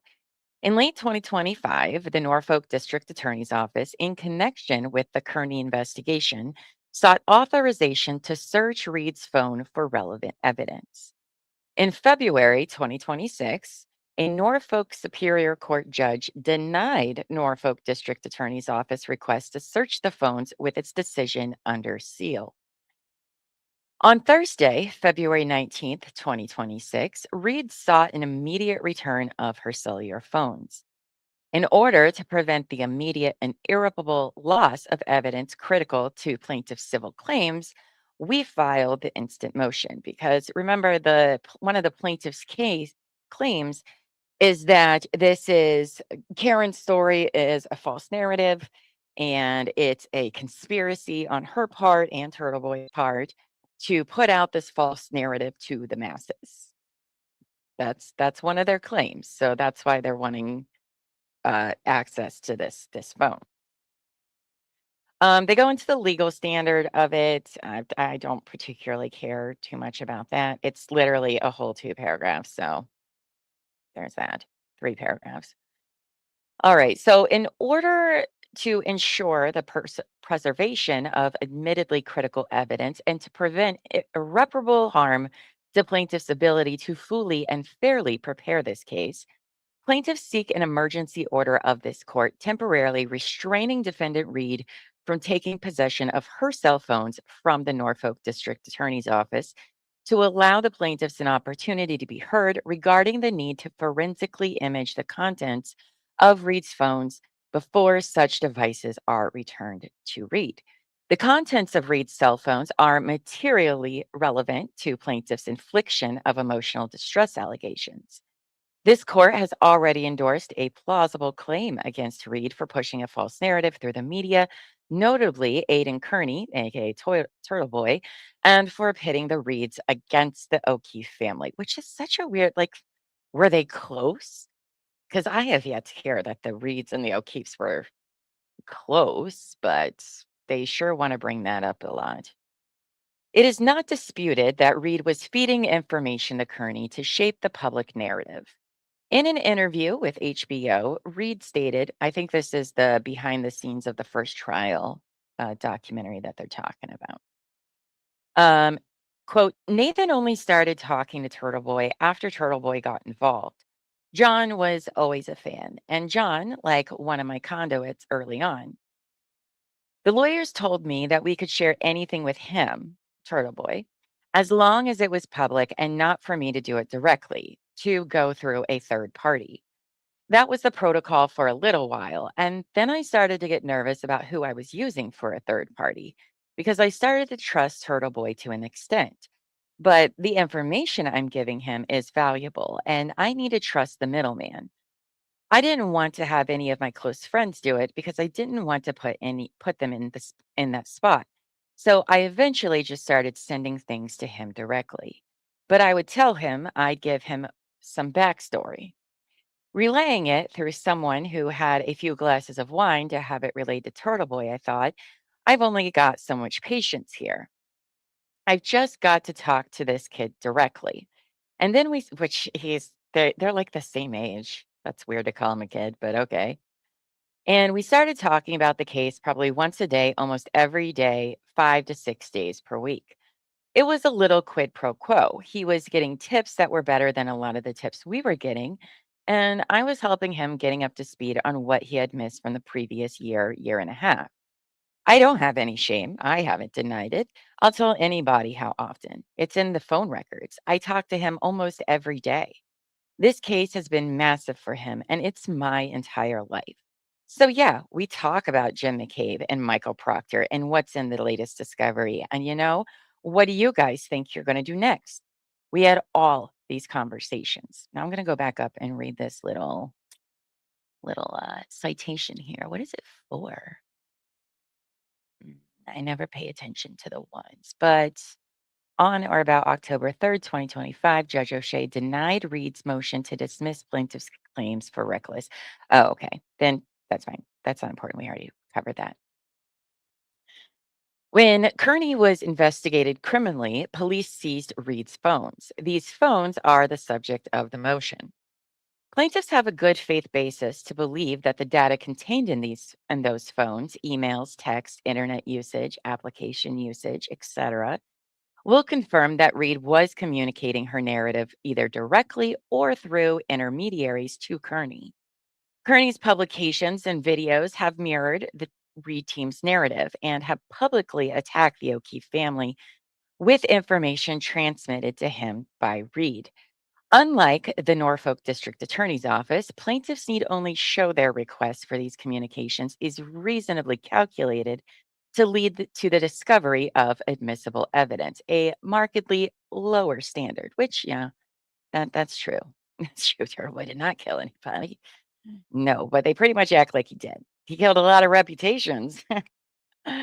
I'm just that's a joke. I don't know. I don't really watch Turtle Boy. I've watched him a few times, but I don't have time to watch him all the time. So, um, I know he's been covering it a long time and has had plenty of things to say, and has also been a subject of the Massachusetts court system as well. So, but I don't really have any opinions on that because I don't know anything about those cases of whether or not they're accurate or not. But it would not surprise me that the state would, I don't know, do a malicious prosecution because we've already seen it several times already.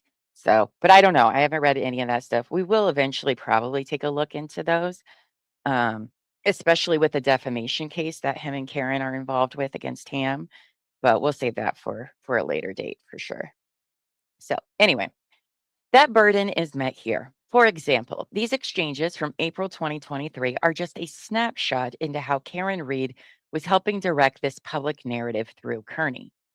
On April 23rd, 2023, at 11:03 a.m., Kearney notified Reed through an intermediary, Natalie Wywick, I don't know, whatever her last name is, that he was writing a blog about Sarah Levison, a Commonwealth witness.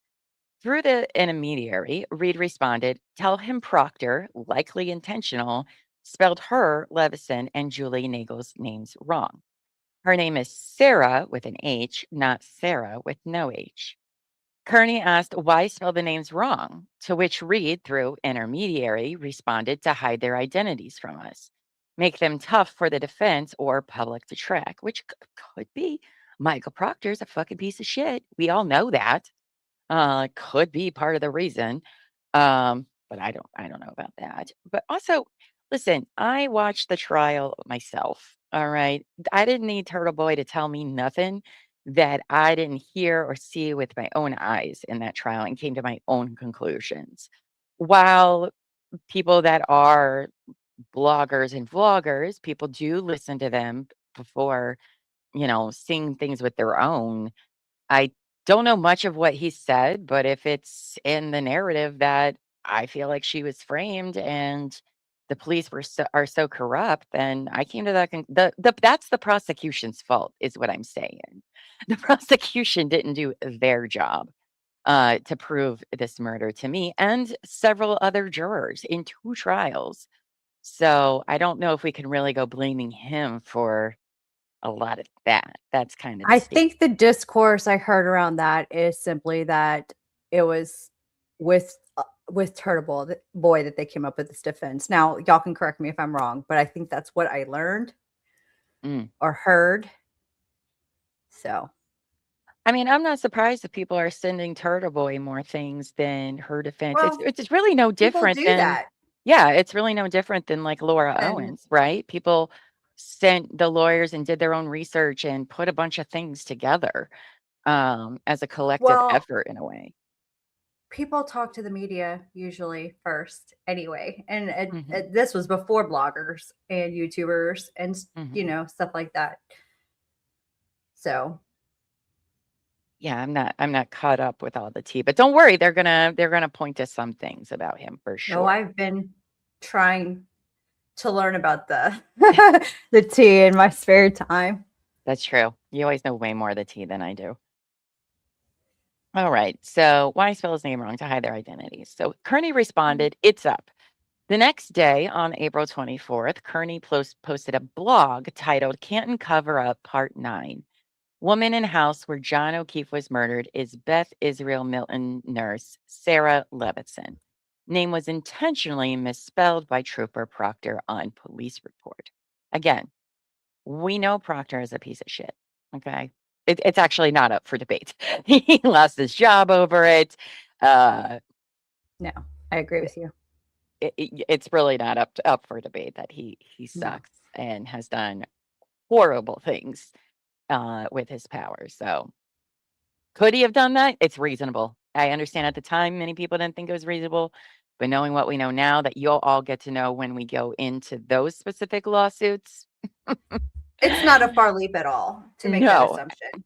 Actually, not at all. So, all right. So also on April 29th, 2023, Reed, through an intermediary, texted Kearney, Patrick Furbush is wearing a jersey with his uncle's murderers on it. Oh, that must be the nephew.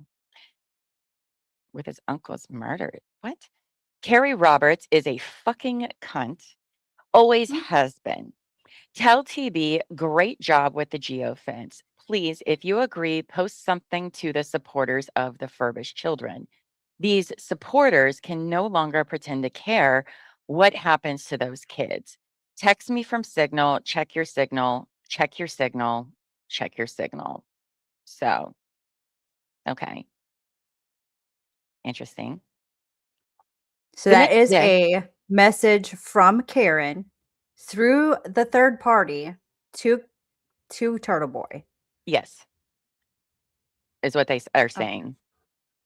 What the plaintiffs are alleging. I don't know anything about it. So the next day, on April 30th, 2023, Kearney posted a blog, Canton Cover Up Part 16, writing, "Let's be clear. You cannot claim to support the Furbish children, John's niece and nephew, as people like Carrie Roberts do, if you are actively covering for their killers.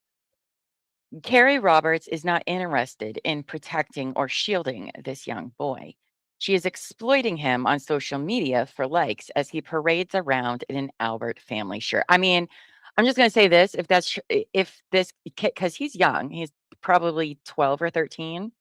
I want to say he's preteen at this in 2023. I think he's still a teen. Dressing up a kid in anything that has to do with a murder trial is kind of gross to me. That's just my opinion.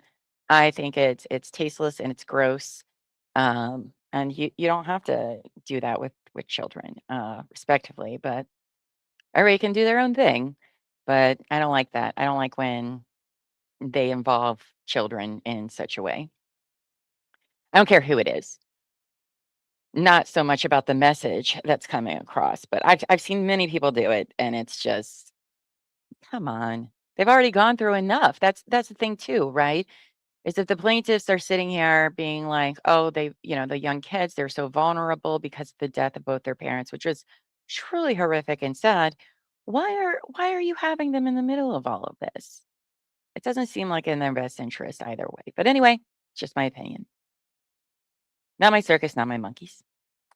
Additionally, plaintiffs have good reason to believe the contents of Reed's phones may undermine Reed's third-party culprit affirmative defense and related under oath statements made in answering plaintiffs' interrogatories. For example, Reed stated in response to interrogatory number 2, quote, "I do not know which specified individual or individuals within the house fatally wounded Mr. O'Keefe." However, on May 6, 2023, Reed, through intermediary, texted, "Tell him the body was moved. Tell him I can't be more specific because there is a key witness that no one knows about. It's not a party goer, not anyone who was at the party," end quote. Okay. Later, she texted, "Aiden, I'm telling you, we know for sure when and by whom the body was planted." Well, I'm sorry, Mr. Diller, but that is moving after the fact. That's not the same as murder. Those are also two very different crimes. But that's not what that actually says. So interesting. This purported knowledge was admitted from Reed's under oath response, even though the interrogatory called for all facts forming Reed's third-party affirmative defense. What that's also sounds like hearsay and also would be speculation, I believe, at this point, Mr. Diller, but okay. In July of 2025, plaintiffs propounded discovery and preservation orders upon Reed and a subpoena upon Norfolk District Attorney's Office requesting the extractions from these phones. None have been provided to date, and no privilege log was provided. Counsel for defendant Reed confirmed that no information from Reed's cell phones was included in the 900,000 plus page document dump provided on November 20th and December 2nd of 2025. It didn't include any? What did it include then? Everybody else? What is in the millions of documents then? Oh my goodness. Should the cell phones be returned to Reed and their contents altered, plaintiffs will suffer irreparable prejudice in prosecuting their emotional distress claims. Conversely, Reed's claim that she needs the phones returned urgently stands in contradiction to her speaking to the press from the courthouse steps using a different personal cell phone just this past Thursday, February 19th. What? She doesn't need them to She use to got a make new phone calls. phone. Do you think that? She got a new phone. She doesn't want her old phone back. She doesn't need it back. She got a new one, guys. Like, It's ridiculous. Like, you think she's just been living without a phone for 3 years? Like, I don't. Well, she's using one now, so she doesn't need it. Come on. that's why Come I don't on. ever throw away my old phones. Oh, me either. I have a No, collection. me too. We did go box of phones. Plaintiffs further have a good faith basis to believe Reed may alter or destroy the cell phone's contents should they be returned to her before plaintiffs can preserve all data contained on their devices. Well, that's interesting because if I recall, isn't she the only person involved in this case who actually didn't get rid of or destroy her phone? I was actually about to comment on the fact that, do you think she's that dumb? She knows what they're going to get from Proctor's phone. Exactly. She's the only person that didn't get rid of their phone. Even who they say had nothing to do with it, house party people, all suspiciously got rid of their phones in a very short period of time when they knew And they were going to be even taken. dumped them on a military base, took out a SIM card, broke that, put it in 2 separate trash. I mean, that's not suspicious at all. No, not at all. Not at all. Not at all. I'm just saying, I don't know. She might delete her phone, Llama. So we're not giving it back. Right. When police first seized one of the devices on January 24th, 2024, Reed factory reset the device, wiping all data and information from it. That's not how, I mean, you can still get it after. We know that, but okay. Recently, audio from a phone call between Kearney and Reed was leaked, during which Reed stated, quote, "I'm dead. I'm fucking dead. Do you have any clue what's on the phone that they took?" End quote. Remember that quote. It's very important. Yes. Yes, it is very, very important, apparently. They want to tell it. They'll talk about it a lot. Reed's own admission supports plaintiffs' belief that the subject cell phones contain discoverable information materially relevant to plaintiffs' claims and harmful to Reed. Reed sought relief through the criminal court without notifying plaintiffs' counsel, even though the cell phones are integral components of this case. Plaintiffs only received notice via social media. The timing of Reed's February 19th motion also raises suspicion, considering this court on February 12th ordered the parties to convene about a plan for exchanging electronically stored information and to file the same by March 3rd. Oh, great. Can't wait for this to be talked about more in the next coming hearings, all this electronical storage things. Excellent. Love that. Once the cell phones leave secure evidence holding, that's also being generous to how the state and investigators store their things, considering the case we're talking about. But sure, okay. Even innocent use of the devices will overwrite crucial information and metadata contained intra. Plaintiffs therefore seek a temporary restraining order preventing Reed from taking possession of her cell phones until plaintiffs have the benefit of forensically preserving and imaging those devices. Plaintiffs are willing to engage a court-approved third party, a taint team? Okay, that's A taint team. That's the one that goes through and makes sure that nobody, like, to weed out the attorney-client privilege. they had They're to called a pick taint the team. word. They had to go with taint. Really? The in between. I get it. It's the in between. It's not always about that, when something's But been that's what it is. tainted. It's also in Yeah, the middle. yeah. That's just how your brain works. Tainted. It's in the middle. I'm just saying. There are other definitions of that word. Sure. Sure. But here's my question. You would think that there would already be forensic imaging of that device a long time ago. Exactly. Exactly. Why isn't Norfolk turning it over to you then? They have it. They have a bunch of it. Because I would So, think that the district attorney would have already captured everything on that phone and gone through it. yes, taint is a real word.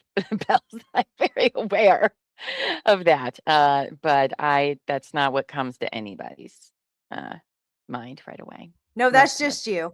I don't think it is, though. I don't I think didn't it even is. go there until you made a face. Because I think I've heard taint team 1,000 times in trials, so that's not where my brain goes at all. Nope. Not here. Not here. You guys wouldn't love me if it didn't.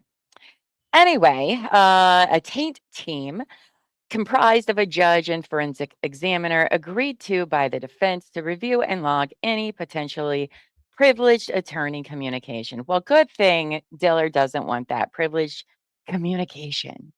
So, Lainey, I always go there, right? I know Dave does too. She does small. Oh, so let's see. Judge Doolin directed plaintiffs to file their opposition to Reed's motion for return of property in the criminal case on Monday, February 23rd, 2026. Plaintiffs seek this court's intervention in tandem with such opposition.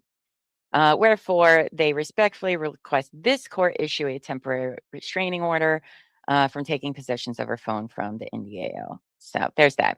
But there's lots to read in this. So let's scroll to page 11.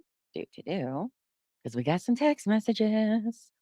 So I don't know exactly who these are between. I like if it's Karen and Turtle Boy or if it's her intermediary and Turtle Boy. I don't know. But here, Aiden or Turtle Boy would be in the white. Whoever is sending this is in the dark color. So he says, doing a quick blurb about Sarah Levison. Did Jen McCabe drive her home? Let me check my notes. I'm at my laptop. It was, I got it.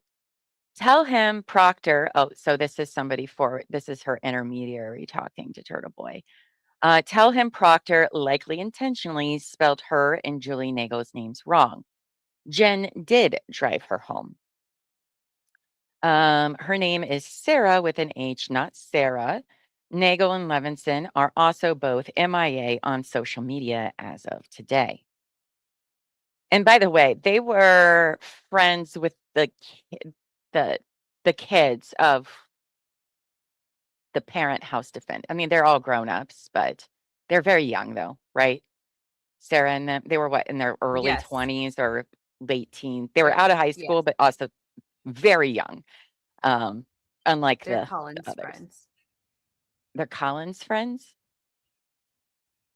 Is that what you said? Colin Yes. Alberts? Okay. I could not remember their relations of how they are. What's Brian and Nicole's oldest son? Is he a junior? Wait, you're talking about Colin Albert? No, he's their cousin. Who's Brian and Nicole? Oh, other Brian Jr. Is he a junior? Okay, I couldn't remember. They're all named Brian. Everybody all- in this case is named Brian. Brian or John. A lot of those. A lot of those in Massachusetts. So, and then it It's time to make a continues. family tree again. Has she testified in front of grand jury? Nope. Why spell their names wrong in case people Google? Oh God, fucking grave rubbings. To hide their identities from us, make them for their something or the public to Make track. them tough for the defense or the Ah. public to track. And look at that. Good job. You're getting better at the grave rubbings. He says it's up. They're protecting everyone in that house, including her. A healthcare worker letting a man die in front of her and then lying to police to cover for his killers. Her friend's father. Were they at the house? I don't remember their stories. Who? Sarah? She was at the house. Yeah, but were they the ones that were in a truck that got dropped off in a truck or something like that? Yeah. Or that was those two, right? That There was was one in the yeah, that front, was the one in the back. She called her brother to come pick her up, decided to stay longer, and then she ended up getting a ride home with Jen McCabe. She didn't see them. That's when they left. okay. That's right. They were dropped off in the truck, and then she rode home in the back with Jen, and Jen having peanut butter in the back, right? Yes. That's Nagel. I'm remembering correctly. And if the Okay. chat remembers differently, let us know. Yes, please do. It has been a while, and to track where all the characters were in this story is something. So there are those texts. Then we'll go to page 27, and we got some more difficult shit things to read. I don't even know if we're going to be able to read any of this, to be quite honest with you. Something. Oh, this they kind of put in here. I can't read the first one, but it says Carrie Roberts is a fucking cunt. Always has been. Had Patrick. Oh, that was about him wearing the jersey. Yes, in blue. Patrick is in blue. If he calls the matter, have him ask why privilege showings only and no one was allowed to take photos. Okay. It said back up. private showing Yeah. only, and no one was allowed to take photos. Oh, in his calls the realtor. If he calls the realtor, ask him why private. Oh, for the Albert house. That's what they're talking about there. Oh, interesting. They didn't put photos when trying to sell it. Okay. Tell Turtle Boy, great job with the geofence. I'm so happy other people can finally see how long we've been fighting this case. Donnie DeRico said to pass his number to Aiden if he wants to coordinate with Team Reed on Wednesday. Please, if you agree, post something to the supporters of the Furbish children. These supporters can no longer pretend to care what happens to these kids. It's continuing over here. They do not want to protect or shield them. Whether you believe Karen Reed or Brian Albert killed John. Oh, no, they're saying Brian. Okay. Brian Albert killed John, posting a 12-year-old boy at Little League and showcasing jerseys with the parade route for his uncle's death is a new low for Canton. These kids should not be posted by anyone. Not Carrie the cunt. Yikes. It's a good thing we're not monetized yet. Yeah, it's true. I'd probably say it anyway.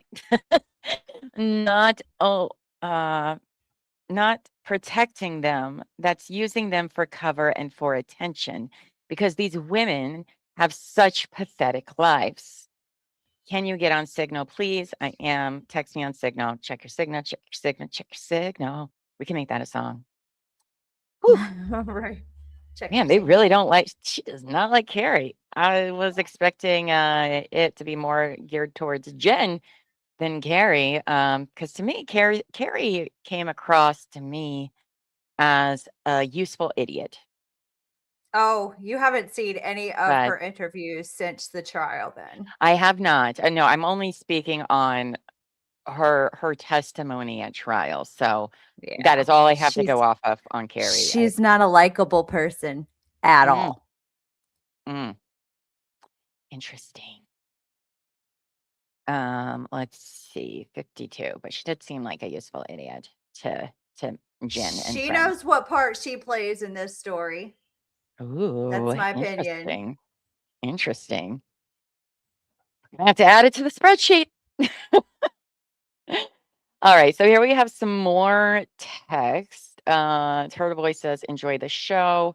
I'm at dinner. I haven't listened, but I will when I get home. Let me ask Karen. Okay, so this is still through an intermediary, allegedly. Yes, all the shows are good. LOL. Man, you're a good friend. But tell him the body was moved. Tell him to think about what was happening that night and other potential non-Albert witnesses.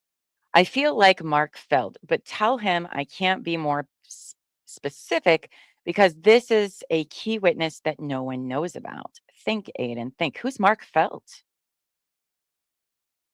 That name doesn't sound Deep Throat. Oh, is that a reference to the Nixon days, maybe? Interesting. Drive by Fairview, Aiden. I promise you'll be shocked at how small that front yard is in person. Would be tough to plant a body without being seen. Oh, or is it Lucky? Is Lucky the person? I think that's who they're referencing or referring to vaguely. Mm-hmm. To me, that's who it sounds like it. You know, not a part of the who else testified or Yeah. saw anything that wasn't part of the house. It was Lucky. It has to be. He's the only third party that I can That's think not of. a cop. That's not a cop or also not part of the Mhm. house friends group. So, ooh, it could be. No, I'm pretty sure it is. That's why she kept saying, "Look at the yard." Mhm. You know, it wouldn't. It's not a big yard. It wouldn't be tough to play. You know what I'm saying? Like she's trying to get in there. Because I mean, it is a small front yard. They make it sound before they start showing you pictures. These house witnesses make it seem like it was a mile long front yard. It's not. It is your typical city size front yard. And there is absolutely no reason. It was not snow. It was snowing enough to track a cat, which is nothing. It was not enough to cover John's body. There is absolutely no way nobody saw a human being laying on the ground that night. Whether coming, going, no fucking way. It would be impossible. In my opinion, based on what I saw in the evidence, no way. And he's a big guy too, so he was a very, in good shape, big guy. Maybe a child would be hard to see, but in the dark. But I just don't see it for an adult man. No, not at all. And everybody coming and arriving at different times in the house with their fucking headlights on. And they all got new cars. So it's like the super annoying headlights that the rest of us hate that blind us. So The halogen lights. yes, which I hate. I hate them so much. They need to be outlawed. They're so bad. But they all had those. Come on. Don't tell me you didn't see a body even when you were leaving. Doesn't make any sense to me. Anyway, let's continue on. Turtle Boy says small enough for John to run to the front door. Then it says not public, but you can share with Aiden. Phone was not signaling for most of the night. Best guess is airplane mode. Turtle Boy says, how do they know? Aiden, I'm telling you, we know for sure when and by whom the body was planted. There's a specific reason he was placed exactly where he was. Don't believe everything you're reading about Levinson. If Proctor is lying about some things, he can lie about anything. And he absolutely can and will do that. Not even just in regards to Karen. Sarah was not called before the grand jury to spare her from perjury. So all we have is Proctor's synopsis of her interview. Aiden, I am telling you, we know for sure when and by whom the body was planted. Turtle Boy, I believe her. She's been right about everything so far. It's not a party goer, not anyone who was at the party. Me asking, was Higgins a party goer? Oh, he was, but that is not who they are talking about. It is definitely Lucky they're talking about, I think. Or I guess it could be the brother Nagel, because he never went inside, if I remember right. Did he? Mm-mm. So I guess it could be him. It could be brother Nagel. I don't remember his name. I think it's Brian. Was it Brian? I think it might. I I don't. think it might I feel be. like everybody's name is Brian. I don't remember what brother Nagel's was. So there's that. And then lastly, okay, so we have some emails. I did not have time to redact them. So we're not going to show those because there are crazy people on the internet, even though it's all lawyers. I don't want to encourage. People can do the hard work themselves. How about that? I'll just let you all do it yourself if you really feel the need to email them. So let's see, February 20th. These are always out of order. Okay, let's scroll down. These go to page 62. All right, so it starts with an email from Mark on July 25th, 2025. From Mark to Karen's team, Mark Diller, plaintiffs to Karen's team. It just says the following was served today, and that's it from last July. Then Rosenberg, Karen's attorney, responds to him on July 28th, 2025. Mark, please let me know your availability to confirm later this week and next week regarding your subpoena. Your subpoena request, among other things, full copies of all data from Ms. Reed's phones that are in the possession of the district attorney's office. Those phones contain large amounts of unrelated and irrelevant data, as well as privileged material.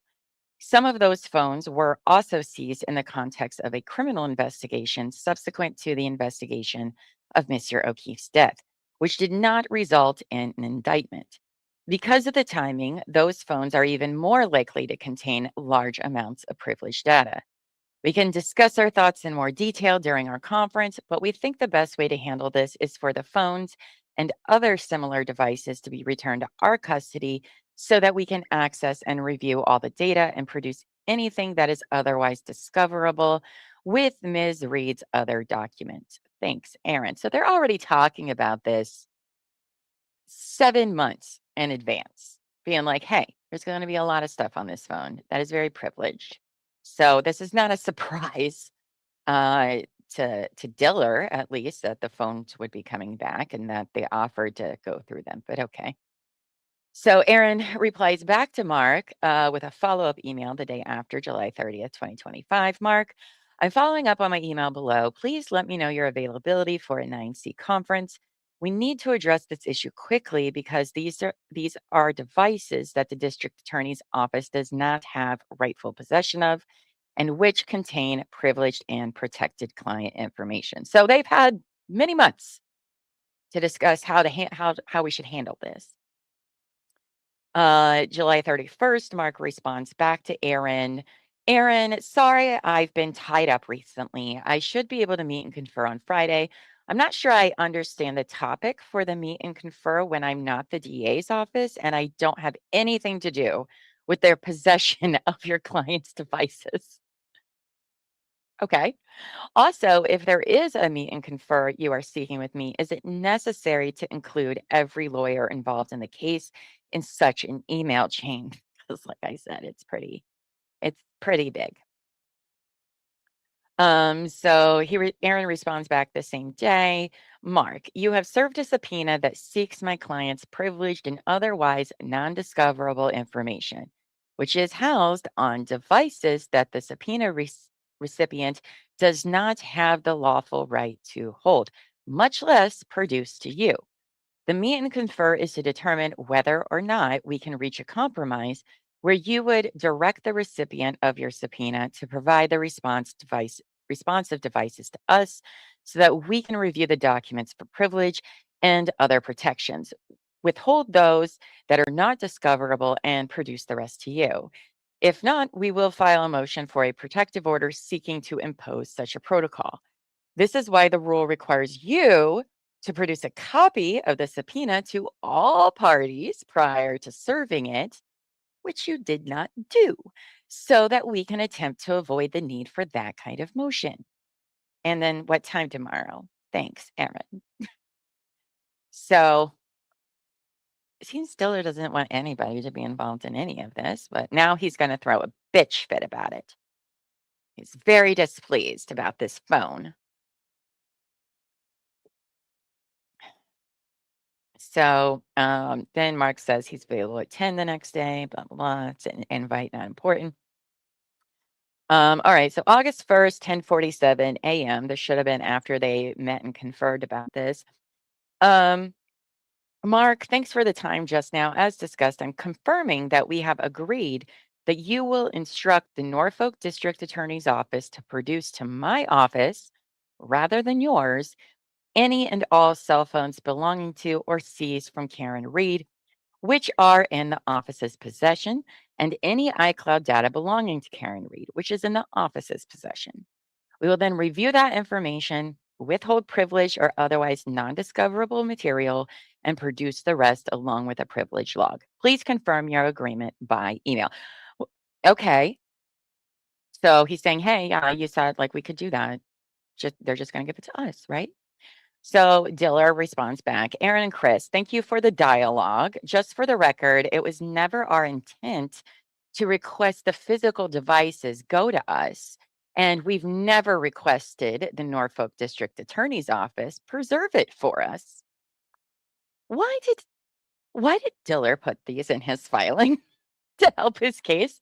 Do these sound helpful to you? Because they do not. They do not sound helpful to me.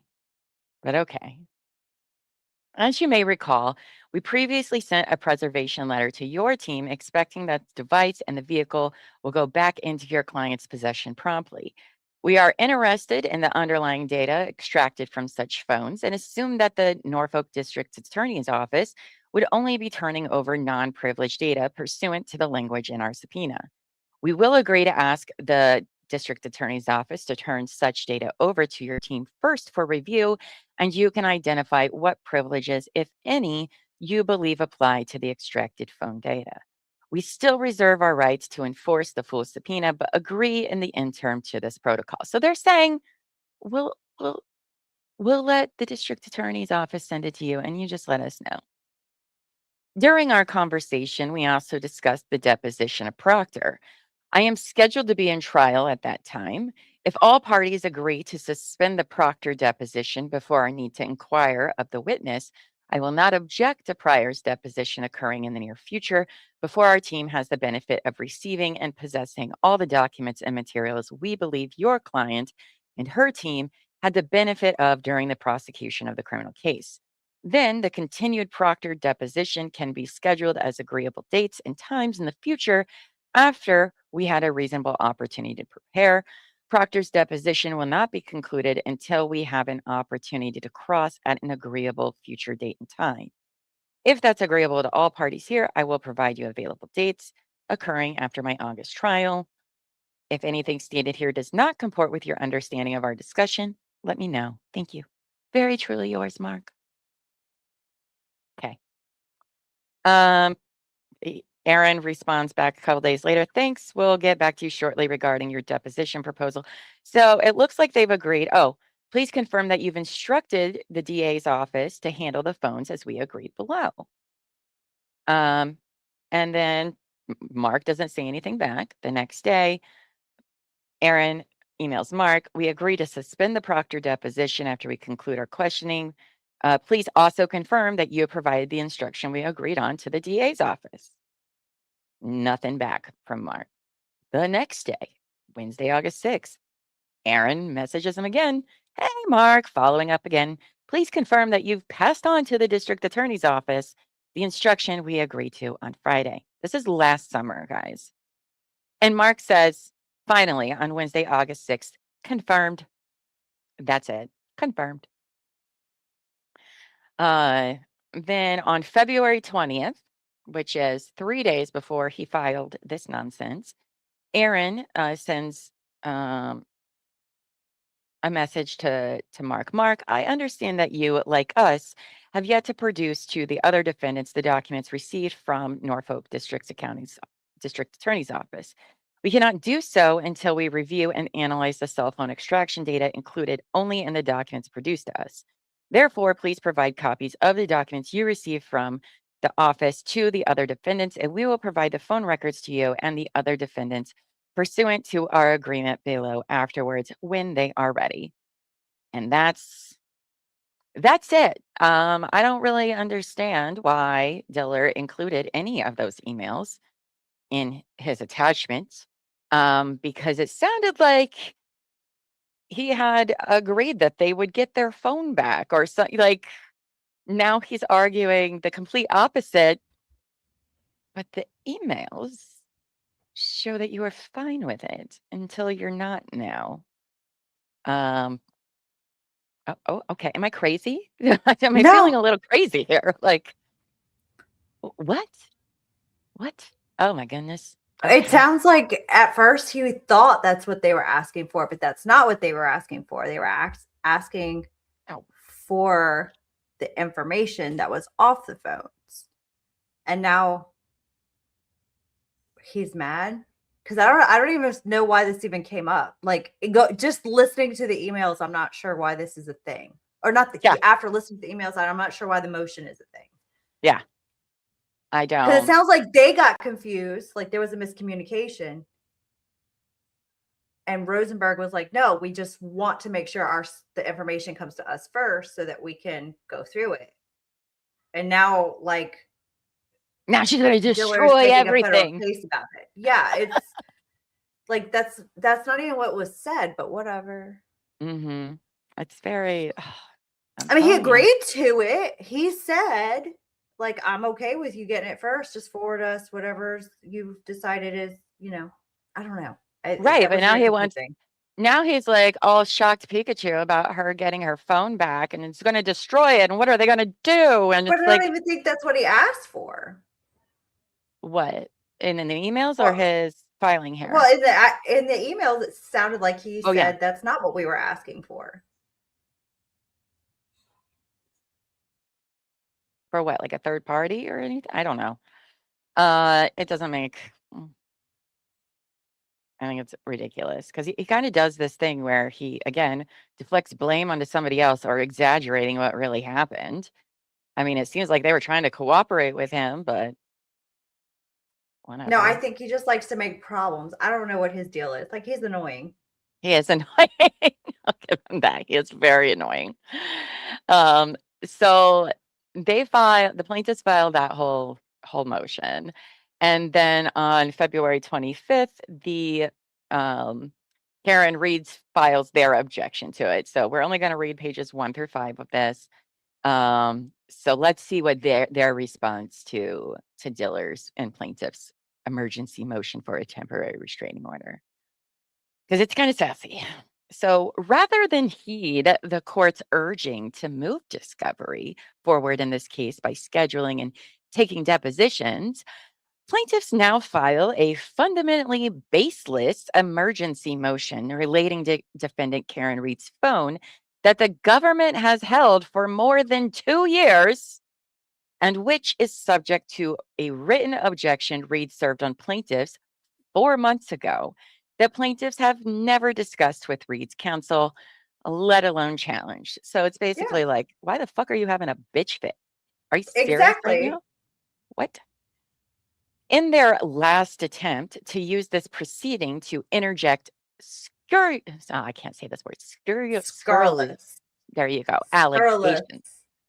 Scurrilous allegations into the public record, plaintiffs disregard Superior Court Rule 9C and all these other procedural rules and ask this court to restrain a separate criminal session of the Superior Court and impose drastic sanctions in the form of forced full forensic examination of Reed's entire phones without any of the prerequisite factual foundation Massachusetts courts universally require before ordering such an extreme remedy. Right? Because everybody else that's been asked to turn stuff over have also been like, yeah, you're going to need to be a little bit specific. I mean, Reed's team has also asked this of other people's phone records, right? Like Proctor and Tolley and a few of the others. And they're like, yeah, but you're asking for like 14 years. So we're going to need you to be a little bit more specific in that. But the requested relief is also contrary to an express prior agreement between counsel, and plaintiffs have not presented and cannot present any evidence whatsoever of discovery malfeasance by Reed that would support such relief. For this and other reasons as set forth below, the court should deny plaintiff's motion.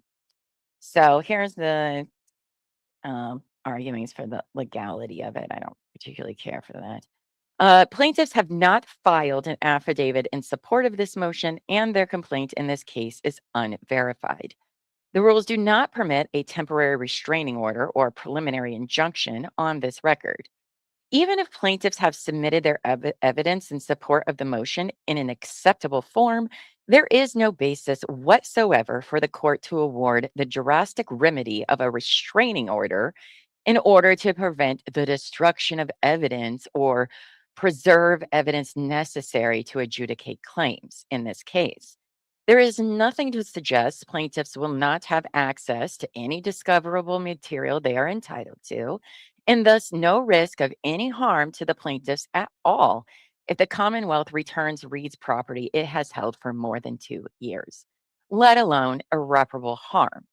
In fact, Karen has already produced to the plaintiffs over 800,000 pages of documents that plaintiffs requested and has confirmed that she will be providing a supplemental response with additional documents. Although plaintiffs continue to characterize Reed's production as a document dump, plaintiffs specifically requested all documents exchanged in criminal discovery and Reed's prosecution, and recently confirmed that they did, in fact, want each of those 800,000 plus pages. So, Reed provided those documents. Reed will soon produce supplemental documents in her own possession in accord with her written Rule 34 objections, as well as documents from the district's attorney's office pursuant to her counsel's agreement with the plaintiff's counsel months ago. Without support in any verified submission by plaintiffs or their counsel, plaintiffs baselessly suggest that data from the full cell phone extractions Reed received should have been produced to the plaintiffs directly by now. But the agreement between counsel, evidenced by the email chain attached to plaintiff's motion, provided that the district attorney's office would provide to Reed's counsel all such extractions, and that Reed's counsel would review them and produce non-privileged discoverable material to plaintiffs. Reed's counsel received the first production, which was extremely large and contained phone extractions in mid-January.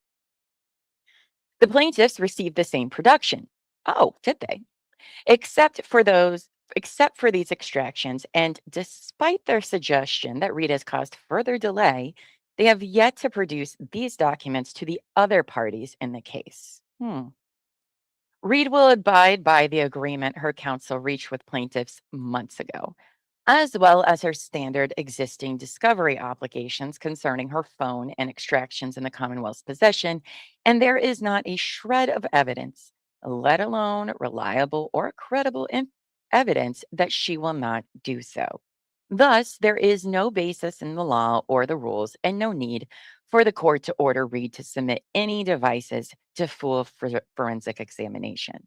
If a party to a civil case could obtain a temporary restraining order simply by arguing in an unverified motion that certain evidence is important, such orders would exist in almost every case. That is obviously not the applicable standard. Also tellingly, despite its extensive citation to Aidan Carney's publications and alleged conduct in its motion, the plaintiffs have not even requested from Reed's communications with Kearney. They didn't even ask for them. Of course, a good rule of thumb for parties looking for responsive data and documents is simply to ask for them in Rule 34 request before racing to court 6 months later to file an emergency motion for injunctive relief. As the court can see, the only request that could be interpreted to cover the communications plaintiff described in their motion is overbroad on its face. Reed objected to producing complete extractions of all of her cell phones to plaintiffs in October of 2025. 4 months later, plaintiffs have still not contacted Reed's counsel to confer about narrowing this request or to challenge this objection, opting instead to burden the court and the other parties with an unnecessary non-emergency like this. Rather than spending time drafting yet another salacious pleading meant for public consumption, sure does seem like it to me. Plaintiffs could simply have conferred with Reed's counsel or sent a separate request for production of communications with Kearney pursuant to Rule 34, to which Reed would respond pursuant to the rules. They did not and have not. Finally, plaintiff's motion makes little sense. I agree. As a non-lawyer person, it made no sense to me, but okay. On one hand, the plaintiffs argue that Reed should have already produced to it the extraction the district attorney's office apparently has from the phone in question. But on the other hand, they claim that the return of these physical devices will somehow lead to spoliation of evidence, which would be impossible if the contents have already been extracted. In reality, it will be easier for plaintiffs to receive discoverable information from these devices if they are turned over to Reed, a party in to the case, rather than a third party, the Commonwealth. If plaintiffs were truly concerned about access to these documents, they would want them in Reed's possession, subject to the preservation obligations incumbent upon a party to civil litigation, as opposed to a third party that is not involved in this case. But that is clearly not plaintiff's goal. Ooh, shade. For those reasons, their motion should be denied. I do feel like that is their tactic, by the way. With each and every one, it seems like Diller is just trying to play a publicity game. Because so far, he's called her a liar from the email publicly. He's implied as much. I should say he did not call her that. He implied that the reply all email was completely contradictory to her response, and it would prove perjury later on. And now he's accusing her of the possibility of destroying evidence.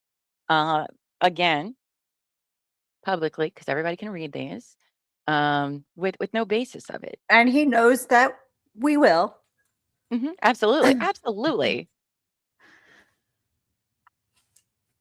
I think he's trying to make a name for himself.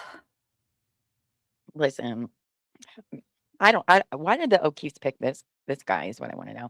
I don't know I his feel history, like but Alan Jackson and Yannetti, they did a lot of public eye stuff. Like they were in public eye a lot in the criminal yeah. trial. I think it makes me wonder if like Diller is trying to use the same tactic, but on their side. Like, you know what I'm saying? Like he thinks that he could do that and it'll work for him.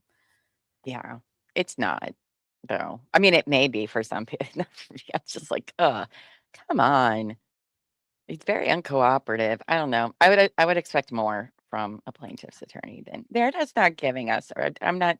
He agreed and he attached that exhibit to his own motion of an agreement, which is wild to me. Who's calling me?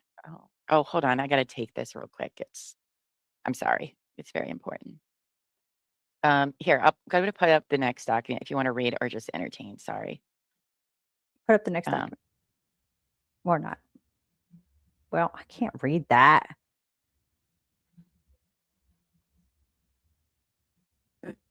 Okay. So this is the emergency motion for a temporary restraining order pursuant to Rule 65 to prevent the release of evidence. So Reed's opposition rests on either a fundamental misunderstanding or a deliberate overstatement of the relief plaintiffs seek. Reed disingenuously paints plaintiffs as seeking a forced full forensic examination of Reed's entire phones, provided directly to plaintiffs right this moment. Reed opposition at 1-2. This is simply untrue. Plaintiffs fully intend to honor their agreement with Reed's counsel concerning the phone extractions produced to Reed by the NDAO, pursuant to that agreement and as evidenced by Reed's own opposition. Such extractions are already in Reed's possession, and plaintiffs still await production of the same. Notably, instead of, and I can't read the rest, but I'm going to read this footnote because it's under Reed's own opposition. There's a footnote 1. Reed will soon produce supplemental documents in her own possession in accordance with her written Rule 34 objections, as well as documents from the Norfolk District Attorney's Office, pursuant to her counsel's agreement with plaintiff's counsel months ago.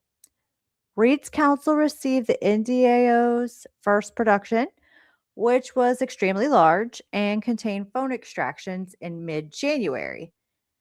Reed opposition at 3. I don't understand at all what's happening. I feel like you should already have most of this. So I don't know what the back and forth is all about. Yeah, sorry. I wasn't expecting that to be as long as it is. I apologize. But I was like, because at first I was like, why is she calling me? And then I was like, oh yeah, duh. It slipped my mind for a couple of hours, but all is good. All is good, and it handled See, well. when I disappear, you can keep reading. When you disappear, I have to juggle. I know. That's my bad. But yeah, so that's good. I'm happy to hear he was finally able to get that taken care of because he was in a really bad motorcycle accident in 2021, hit by an impaired driver. So it has been a lot. But it sounds like everything went very, very well today for him. So that's nice. Savage, I am going to hurt you if you did something you shouldn't have. I honestly will hurt you. Because he terrorizes me all the time with his screenshots. And it's true. Oh, no, you don't even know what he sends in my DMs. Oh, my. Oh, my. Oh, my. Yeah, that was it. That was the picture he did. He caught it. The chair went down, but at least you that was it. It's awful. It was really bad. Oh, you mean he found a still of you? Yeah, of me falling. Oh, Yeah. that's funny. He put it in there. I didn't even notice it. Oh, that's hilarious. Yeah, Can't it's wait awful. to see that later. Thanks, Savage. You're He's the such an best. asshole. You're the best. Okay. All right. So back on track. He's so great. He's my arch nemesis. He's what? He's my arch nemesis. But you in know a nothing friendly about way. DMs. I saw that one DM you sent. Okay, I'm just saying. Oh my goodness, all the secrets are coming out. No, he sends stupid screen grabs of me acting making stupid faces on stream, and he's like, "At least I didn't share it in the main chat." And I'm like, "I hate you so much." Oh, that's funny. Oh my gosh, your chair did break. It's in 3 pieces over there. Like when I tell you it broke, I mean it cracked. It went. Sorry. I didn't realize I wasn't on camera. I let the dogs out. It completely cracked. The leg with the wheels, it cracked, and then all of a sudden it went down, and I have 3 pieces over there of chair. You want the link for my chair? It's comfy. It's very nice. You already sent me the link for your chair. Oh, did I? Oh yeah, Yeah. that's right. I do remember that now. Because I made you send me all of your gear. Yeah, that's true. I should You're just be not an innocent. affiliate You're by now. rude. You're rude. He's out All to right. get me, I think. I don't know what I did to make him mad. Okay, where are we at here? Oh, this is the I forgot I plaintiff's can ban response. him. We Oh, would they did make me a never. mod in the Discord, so I can ban you too. Oh, that's true. Yeah. Put him in timeout. Oh, all right. So back to this. Sorry about the delay, guys. That's Um, okay. I so terrorized them all. what were the plaintiffs saying? I don't even know. Oh, we just Blah, started blah, this. blah. Okay. I don't even Blah, blah, blah. remember. I read that. That's fine. We'll pick up here. Notably, instead of working to provide plaintiffs with the purported supplemental production, Reed is expending her resources suspiciously fighting for the immediate return of the phones themselves, of which she does not need for any practical purposes. Oh, so she is being suspicious and fighting for her property back? Like, that's suspicious? I don't know. I don't know about that. Oh, she does need Terry's chair. That's true. Her chair looks comfy as shit. And it's pink.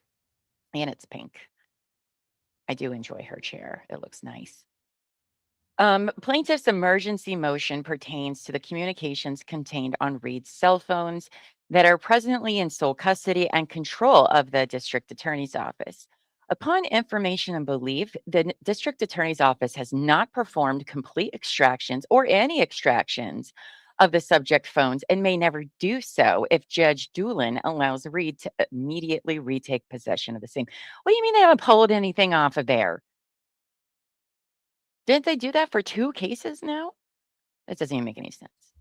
That's what I've been saying. Is like I don't understand how they don't have anything. Why Because you there's take the been phone? 2 trials. You would think that everything has already been taken off of that they would Well already have. I don't understand why this is even a issue. including, the Turtle Boy one. So that's 3. 3 times her phones are being used and things, and they have nothing? Okay. Upon information and belief oh, wait, I'm sorry, I read that part. Reed's commentary about the state of discovery is misleading and ignores the entire premise of plaintiff's motion. Bro, nobody understood your motion, okay? Plaintiff's request for production of documents does, in fact, encompass the data and communications contained within the devices at issue here. As demonstrated with plaintiff's emergency motions, such cell phones contain material evidence directly relevant to plaintiff's infliction of emotional distress claims. Reed's own words belie this argument when she admitted, quote, "I'm dead, I'm fucking dead. Do you have any clue what's on the phone that they took?" The plaintiffs merely seek an opportunity to safeguard the entire contents of the devices to be preserved in trust by an independent third party before the cell phones are returned to Reed or to the district attorney's office, depending on Judge Doolin's ruling.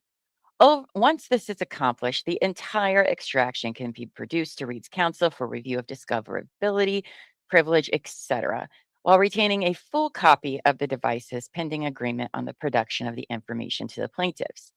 On February 27th, 2026, plaintiffs convened with Reed's counsel under Rule 9C and proposed this protocol. And Reed's counsel advised that they would consider the proposal. What day are we on? Oh, this is same day that they're talking about. In the event an agreement cannot be reached or disputes arise with respect to the existence or discoverability of certain information, a full extraction of the device data will be available for comparison and review by this court or a third party if necessary. In sum, plaintiffs only ask this court to maintain the status quo and preserve the cell phones in government custody only until such time that the parties can be fully heard on the issue of preservation. Furthermore, there is nothing unclear about the critical need for the physical devices to remain secure in the exact state as they were seized in order to prevent immediate irreparable harm to plaintiffs. Reed claims plaintiffs have not presented and cannot present any evidence whatsoever of discovery malfeasance by Reed that would support their motion. Well, to the contrary, plaintiffs already provided the court with body camera footage from a January 24th, 2024 search warrant execution during which Reed took affirmative steps to factory reset a cell phone, ostensibly wiping all data and information contained intra before providing it to the investigators. I mean, maybe it happened, maybe it didn't. They don't really have a good reputation, though. The investigators in all of these cases and the state and all of that. So I'm not just quick to believe anything that the state has to say, ever, regarding any of this. Everybody has lots of motives to do, or motives, yes, but what's the other word I'm looking? Agendas.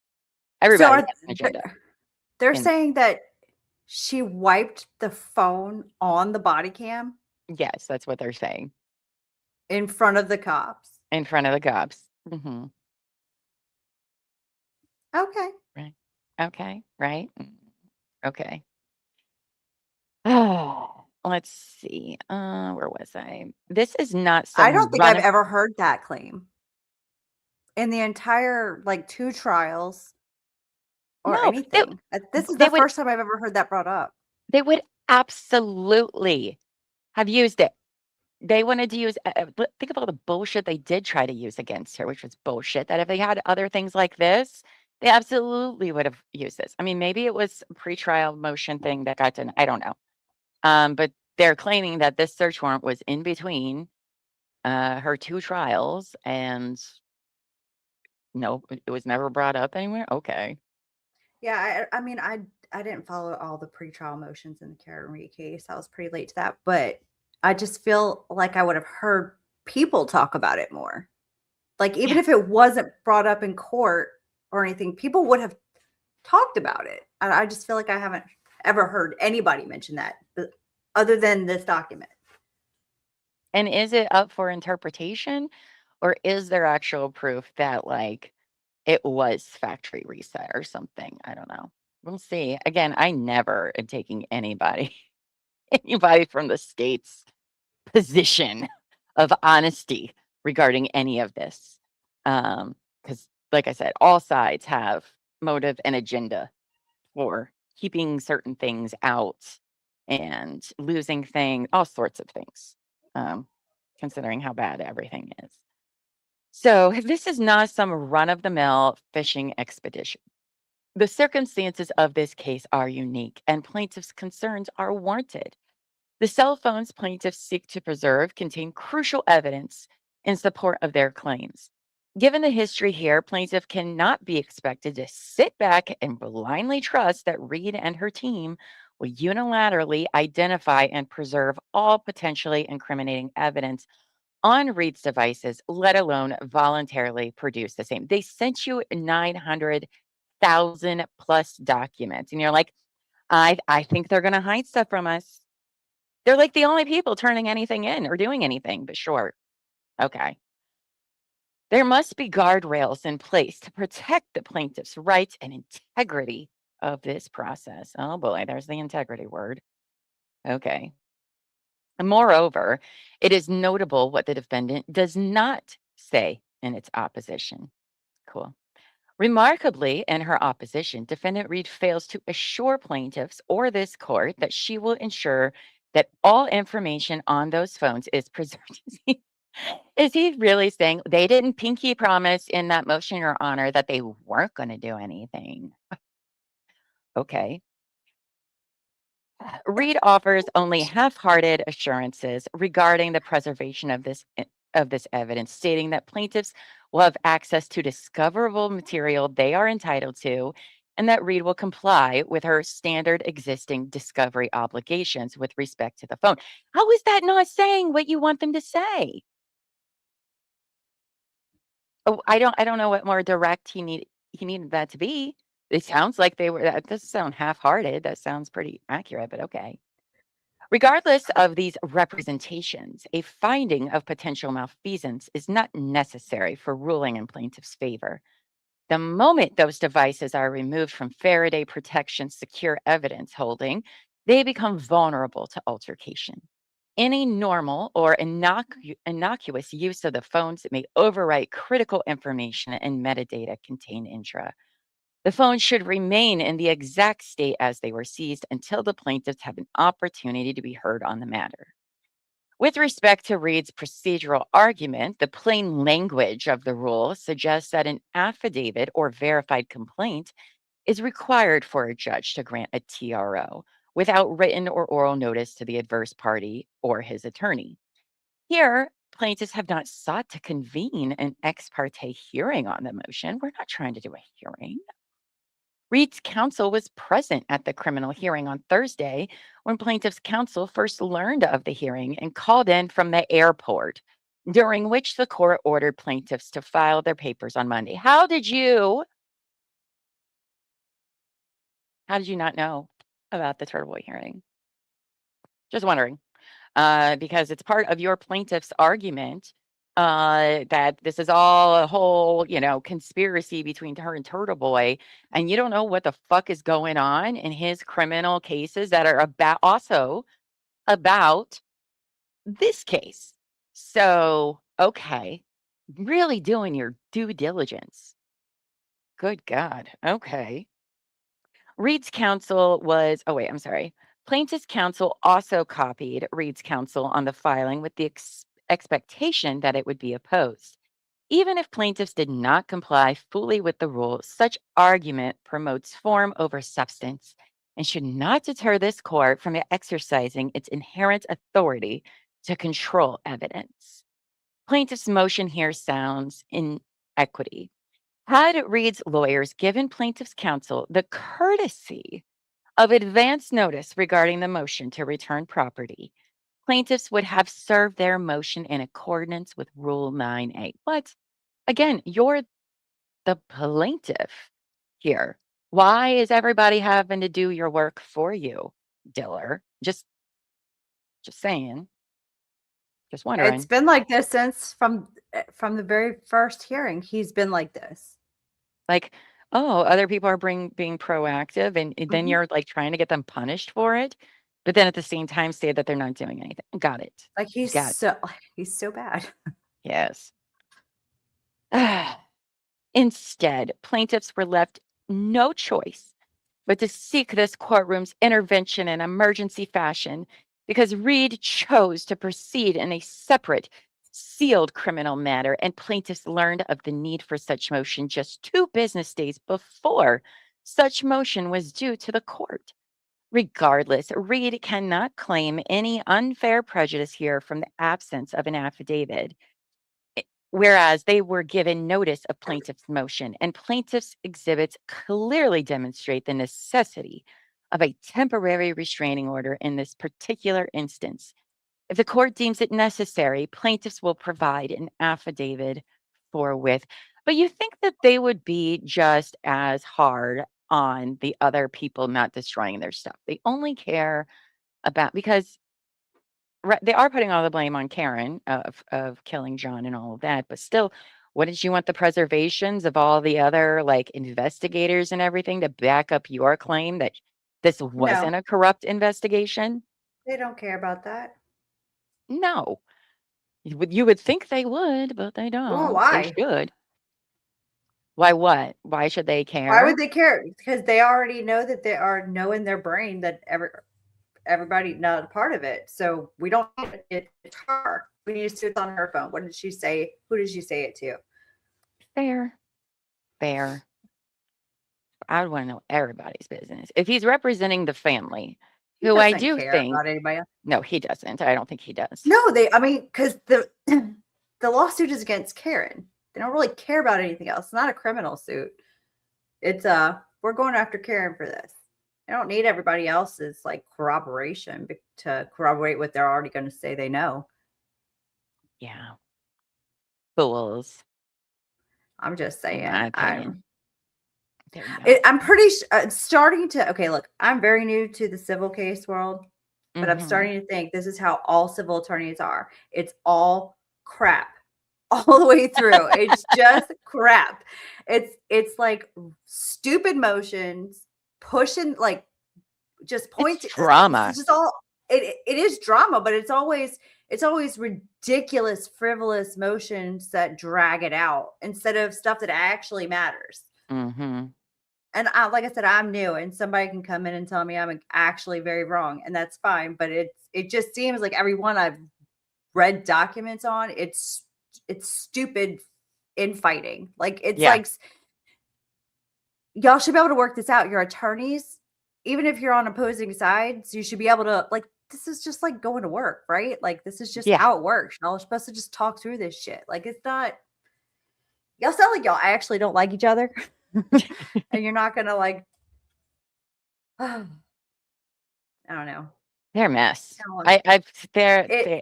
They act like children, in my opinion. Civil is such a different world. Such a different world. It is. So that wraps up the month of February on our timeline.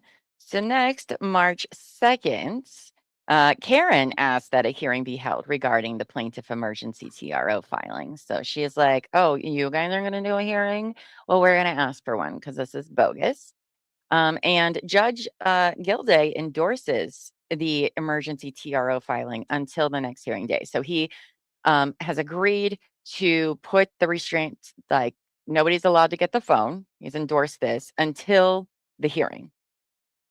Whoever is in possession of the phone may not destroy or alter it in any way, which is the Norfolk County District Attorney's Office. So that happens.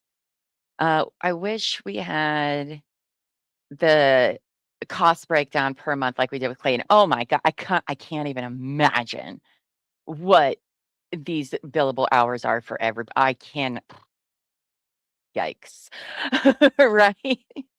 It's insane, I am sure, because these are not cheap lawyers at all. I have no idea. Frustrating that makes me want to break furniture. I saw it. I don't know if you saw my face. That's what I was reacting to. I saw it before you did. You're like, I'm just gonna read this. Oh yes. I mean, I That's feel right. I like can a take lot of civil stuff is grifting in my It is. Oh, It's so annoying. It's really. so annoying just to read the stupid back and forth. Like y'all should be able to, like, going through all those motions over a text, like an email. Like y'all could have worked that out. Like this did not even need to go to court. No, it is so silly and so trivial, I think. But if Diller is on a contingency, God help him. Oh gosh, this Well, guy. Diller does most of this on his own. Like he's the one making it, like, working for nothing then. Yeah, which is wild. Because I mean, I don't know. I don't know how this is going to end up on this one, on this case specifically. I don't think he's going to be able to perform how he needs to. That's for sure. Well, Um, there's a joke there in that statement. all right, so we move on to that. Then the next day, March 3rd, we have a Sir reply from Karen Reed. Sir reply. One of those, but it comes from Karen. Okay, we're just going to leave that there.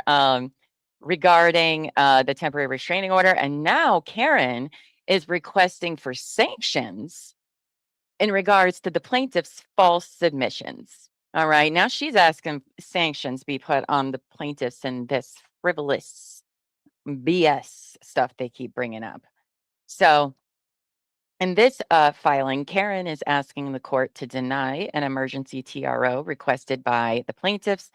Reed's team argues that the plaintiff's lawyers fabricated evidence against her and used an illegal recording.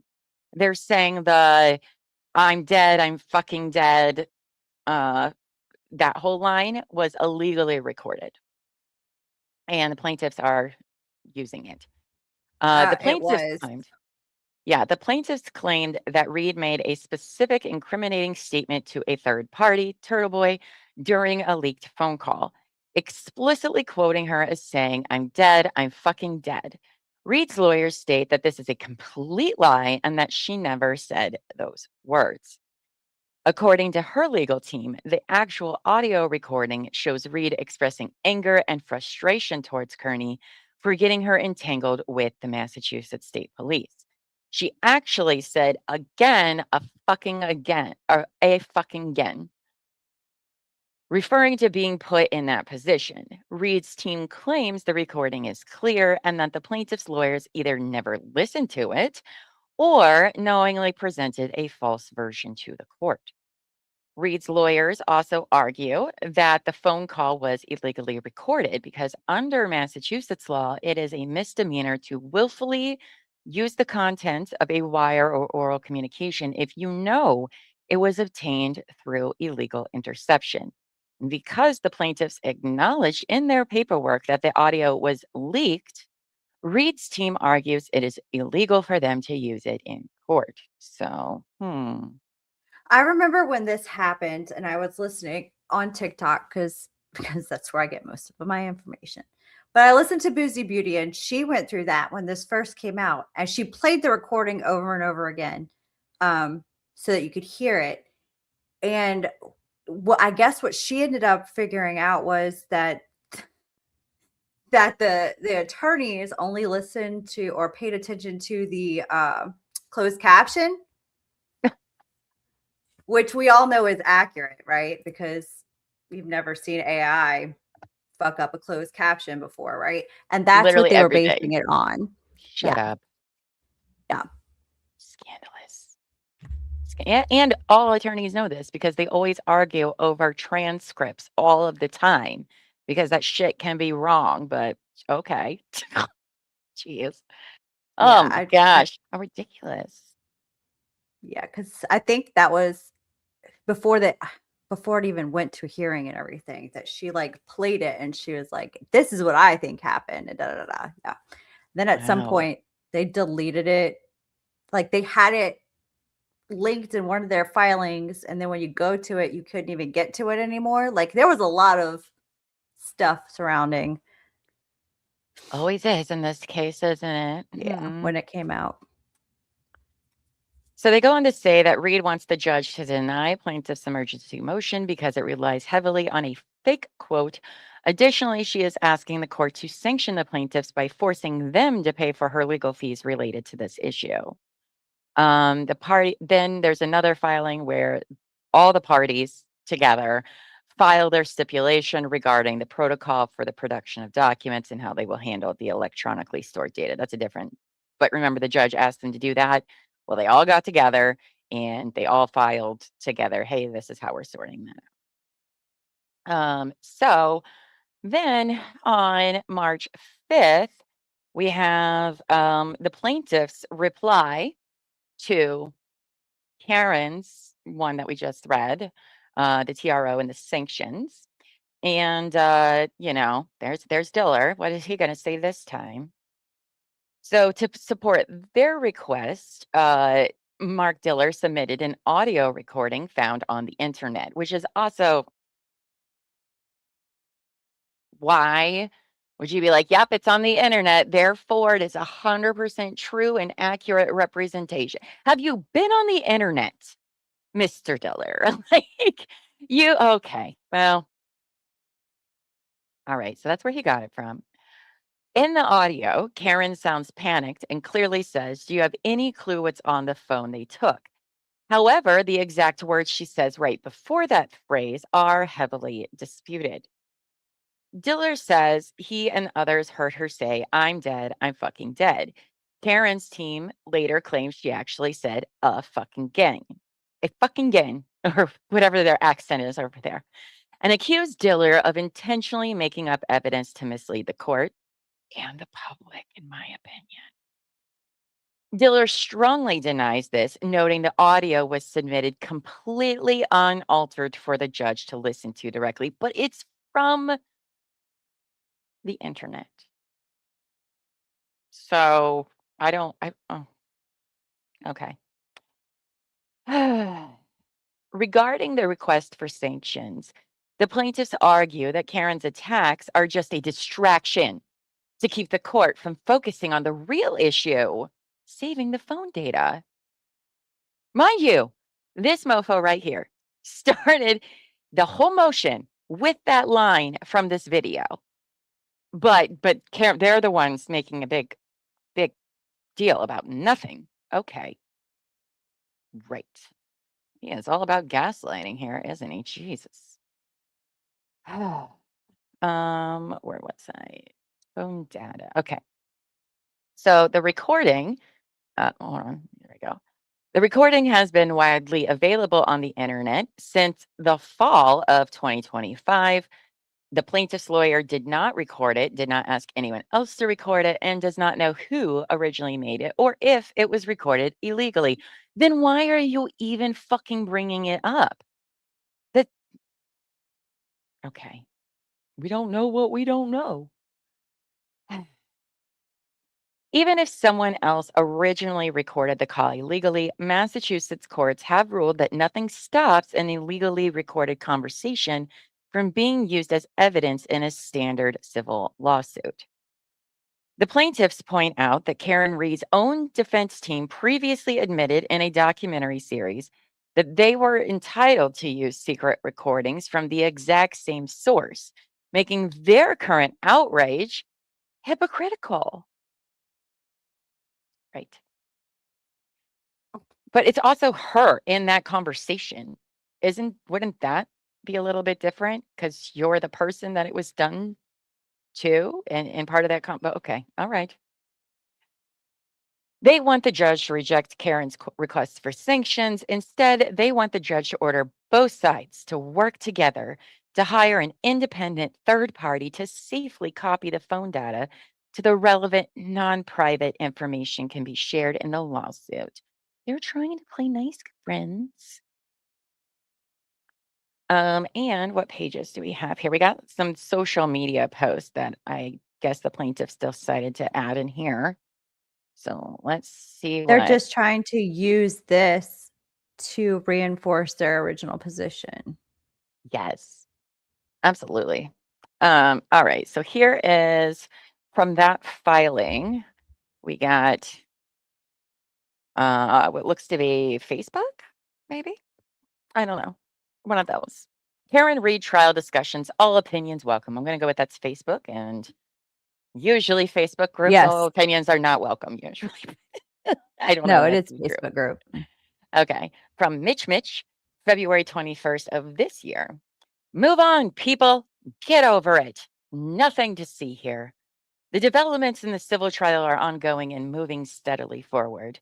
At the moment, Karen Reed is desperately fighting to get her cell phone back after refusing to turn over the password to the court. Okay. And don't be giving the government or any investigators your shit. Make them order you to do it. Okay. Not a lawyer, but that's always the advice. This comes after she was caught on a recorded voicemail screaming at Turtle Boy, "I'm dead. I'm fucking dead. Do you have any clue what's on my phone that they took?" Okay. Listening to them accuse each other of being liars, they sound like a couple of scumbag criminals with a lot to hide.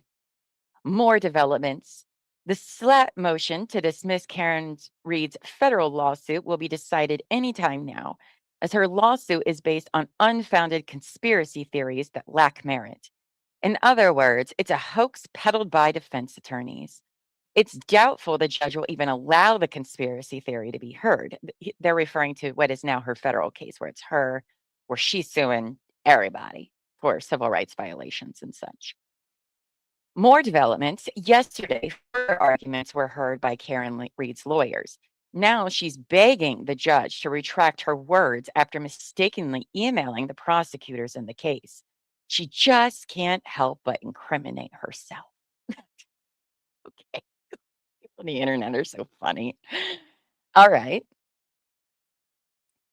It's true. The free Karen Reed crowd is thinning out every time Reed opens her mouth.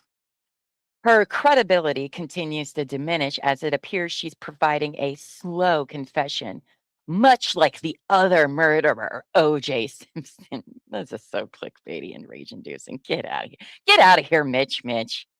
You are nothing but drama here, sir. It's typical of FKR supporters to attack the messenger because they have nothing to contribute regarding the post other than insults and profane expletives. FKR supporters don't dispute the facts or accuracy of the post.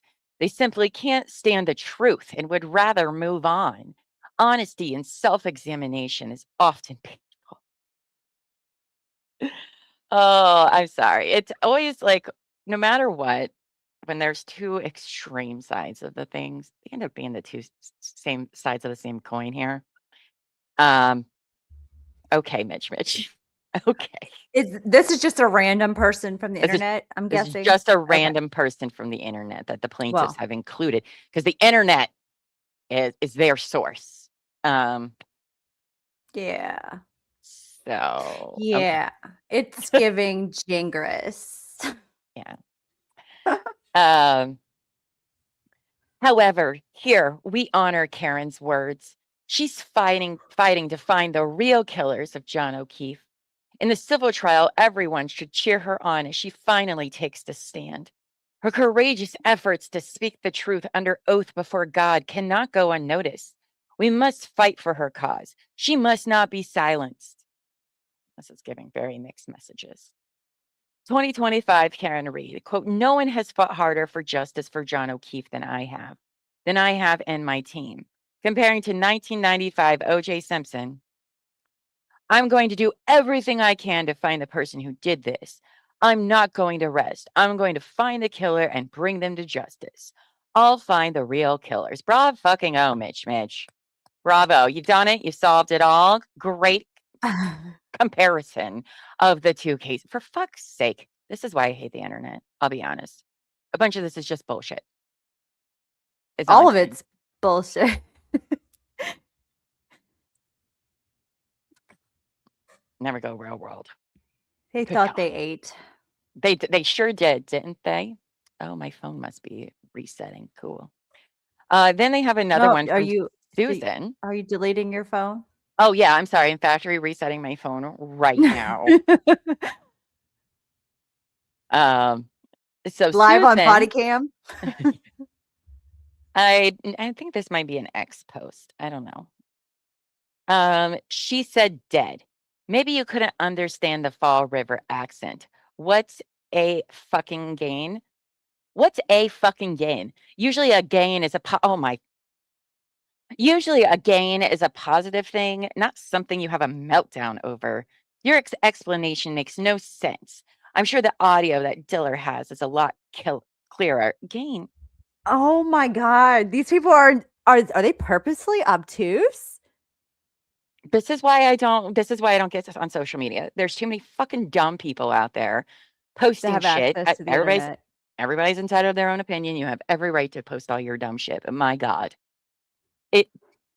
Does nobody else, maybe it's just me. Maybe Susan doesn't say bad words. But I can't tell you how many times I insert the word fuck or fucking in the middle of a word to stress the disbelief that it's happening. It's a way many people talk.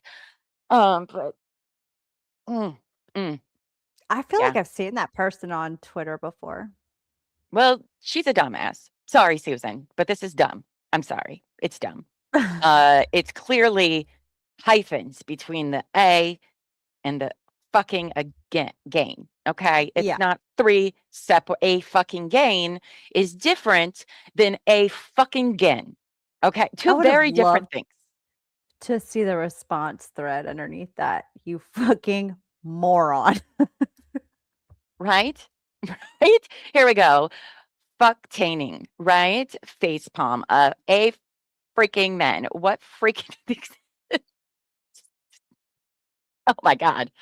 Sorry, I can't handle it sometimes. But you ever want to know why Llama doesn't do social media? This is why.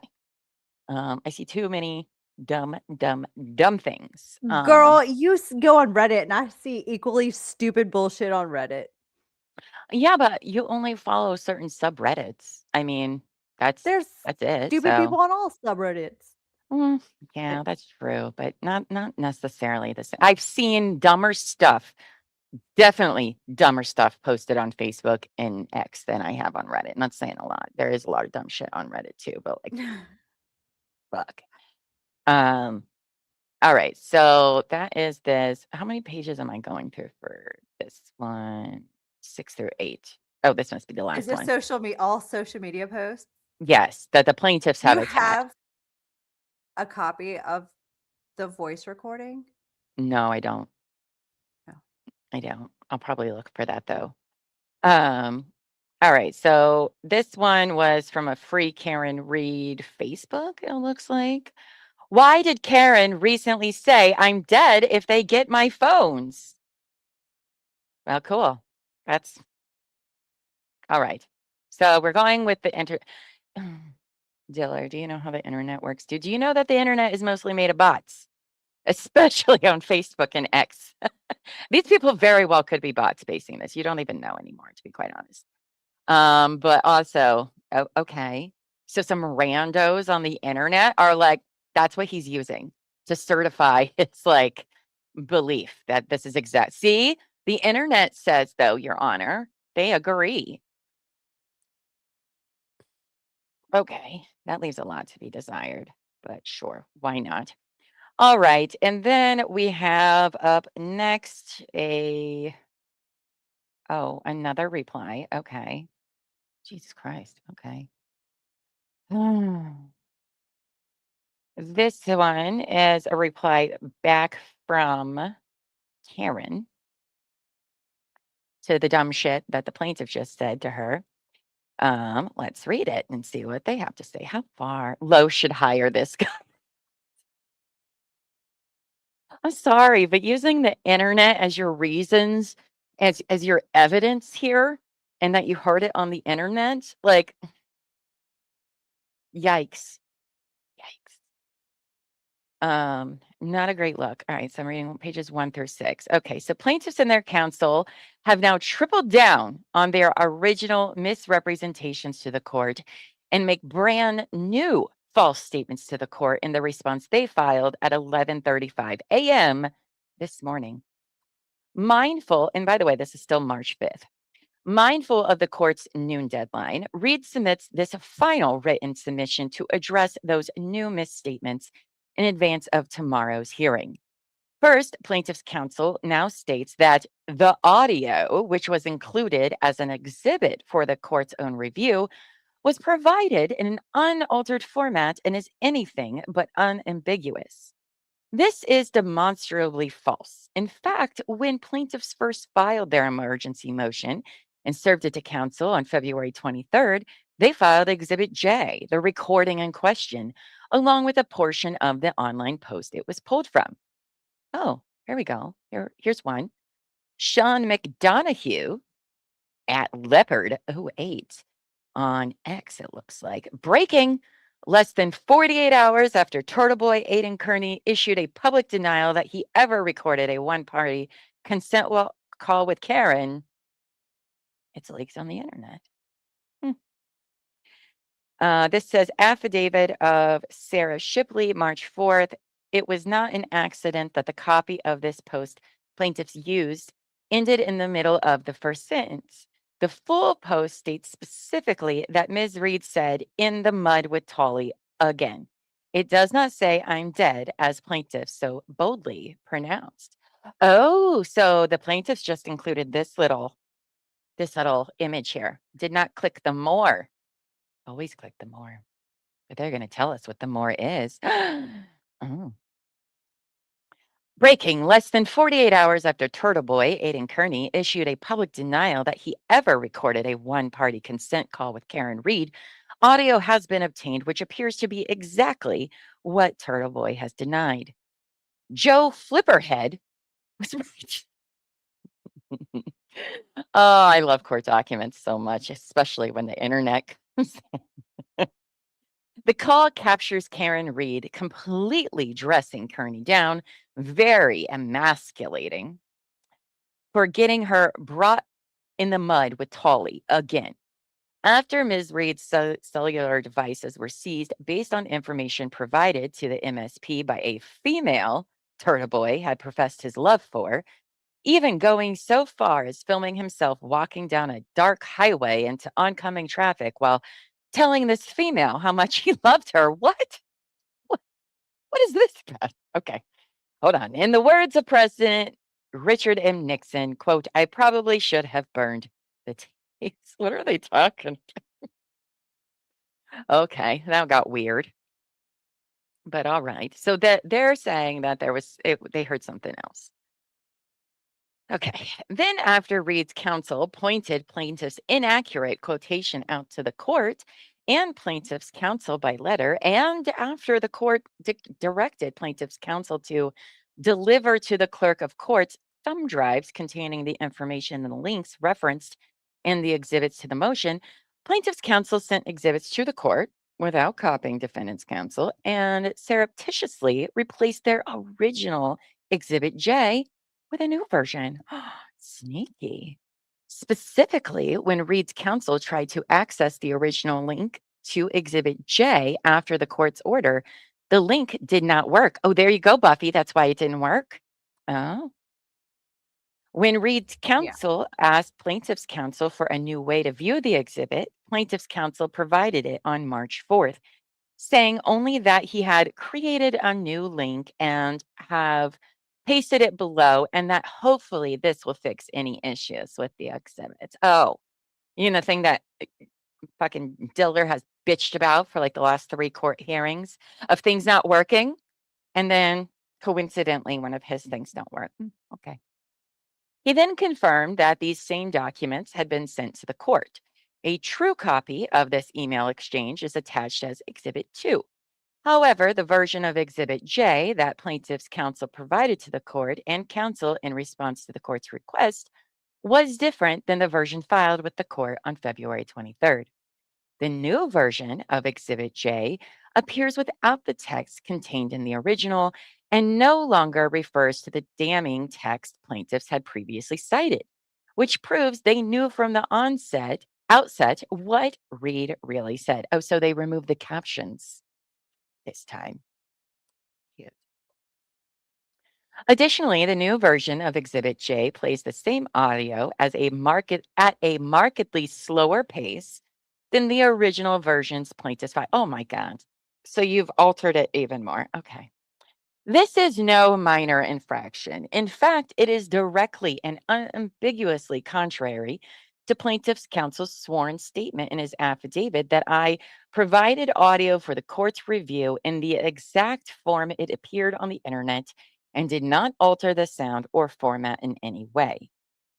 Ooh, plaintiffs tried to sneak past defendants this new different exhibit to avoid the fact that the Microsoft transcription of the first faster version of Exhibit J the plaintiffs submitted when they first filed their motion identified Reed as saying again.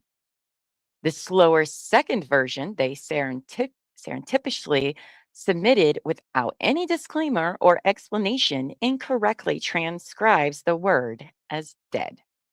Reed's counsel will be prepared to play each version of Exhibit J the plaintiff submitted at tomorrow's hearing. Oh, so we get to hear that next, maybe. Maybe. Oh, we'll see. I don't remember if they played it in court. I don't remember. I don't know. I'm looking forward to it. Plaintiff's counsel then disingenuously argues that the very quote they included in italics at the top of their emergency motion and repeated multiple times in their papers was not actually important. Actually, I don't think they played it in court at all. Oh. Because I was hoping they would. Well, I don't want to spoiler alert you why. Well, yeah. Plaintiff's conduct described above suggest otherwise. Finally, plaintiff's counsel makes a number of statements regarding the wiretap statute to attempt to avoid the clear fact that his use of this recording is illegal. First, he feigns ignorance at the fact that this recording was made without Reed's consent, yet he describes it as audio from a phone call between Kearney and Reed that was leaked. In the same tweet, plaintiffs first partially submitted to the court as Exhibit J to their emergency motion itself explains that the recording is a one-party consent call with Karen. Counsel then argues that he did not direct Kearney to record Reed and had nothing to do with recording the audio call. Okay. That's not what Reed alleges. Duh. We know you weren't even around, sir. Okay, we know. We get it. Plaintiff's counsel obtained a recording he knew to be made in violation of the statute and repeatedly used multiple versions of it with the speed altered in each. The statute directly and explicitly prohibits this conduct, and the decisions plaintiffs cite do not provide a safe harbor. Look at that. We know what that means now. Massachusetts is different. It is certainly a different place. Those decisions and others like them relate to admissibility of evidence in civil proceedings, and Reed is not, for purposes of this motion, arguing about admissibility. Those decisions do not hold or establish that using such a recording in the context of a civil lawsuit is legal, or that such conduct complies with counsel's duty pursuant to the rules of professional conduct. Order of public remand stipulated that her use in the care and protection matter of videotapes that she should have known had been illegally obtained violated the code. Oh, that's just a quote thing. Okay, so that's their response. Bye, Dave. Hope you have a good day. It was nice hanging out with you again. Have a good one, good sir. Okay, so that's the response to that, and that takes us to a hearing on the same day, on March 5th. Uno momento, please. So, oh, hold on. Okay, let me pull this one up here. It's only 10 minutes, this one. So I don't know what they could argue about the phone in 10 minutes, but okay. Cool, will do. Oops, that's not where I meant to put the video. Put you over there and you back down here. So we're all in one. I'm going to take a potty break real quick while it plays. Kind of relatively full house here. Do we vote? Because I can't do polls yet on this channel, because apparently that comes when you get 500 subscribers. So if you're watching and you haven't subscribed yet, please do, so we can do fun things on this channel. Like, subscribe, hit the notification bell, all of the above, please and thank you. So we have this here. Who we got? We got the bars here. Aaron, Damon, Thomas, Bell. All right, so we got all representatives from all four parties here. Okay. Do we think that Diller is going to be reprimanded in this? I don't know. I would think so, but I doubt it. I mean, I don't really remember, but I doubt it. Do you think Diller uses a filter? Because I do. I think Well, to blur his background. but also his face. I mean, if it's not doing a lot of work, if it if he does. See, I thought it was compared to their in-person view, but okay. Anyway, no judgment. I'm not hating on a filter. No judgment. All right. Let's see what they have to say about this. Put this in here. Good afternoon, Your Honor. May I proceed? Please. Good afternoon, everyone. The matter before the court is civil action number 2483 CV 00692. Paul O'Keefe, individually and personal representative of the estate of John Joseph O'Keefe III et al. Versus CNC Hospitality LLC, doing business as CNF McCarthy's et al. Your Honor, the parties are all present by Zoom. For the O'Keefes, the plaintiffs, we have attorney Mark Diller and attorney Daniel Buck. For CNC, we have attorney Tamara Holstag. For Waterfall, we have attorney David Hassett and John Dealey. And for Karen Reed, we have attorneys Thomas Tang, Damon Seligson, Aaron Rosenberg, and Michael Bell. Good afternoon, everyone. Good afternoon. So it would appear that any issues about electronically stored information are covered by the stipulation that was filed. Are there any issues? Let us know. Is anyone that needs to be heard on that particular issue? Your Honor, I would just flag for you that we're working together through a couple of minor changes to that protocol. We wanted to get it filed by the deadline that you set, but I think all the parties are okay with tweaking a couple of things, but there are no real disputes that I'm aware of.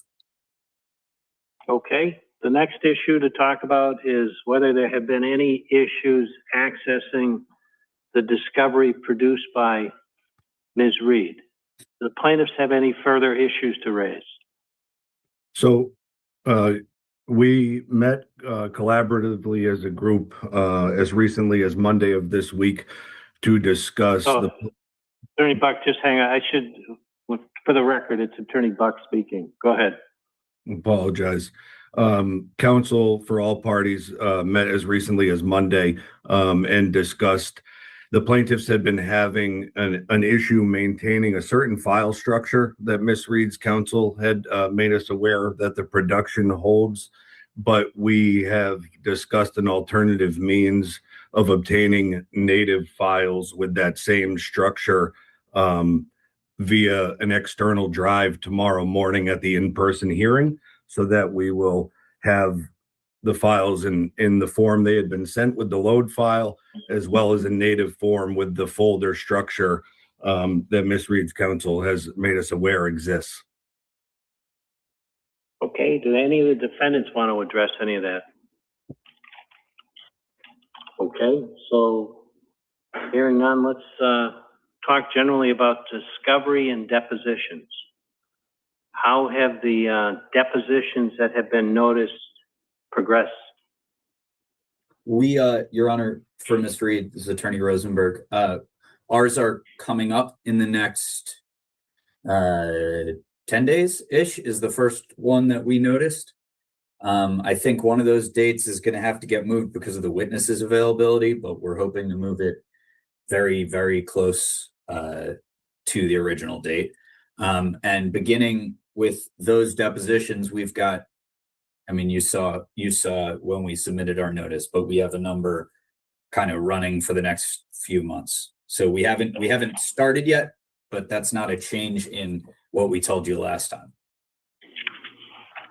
Okay, any of the other defendants want to address anything about depositions?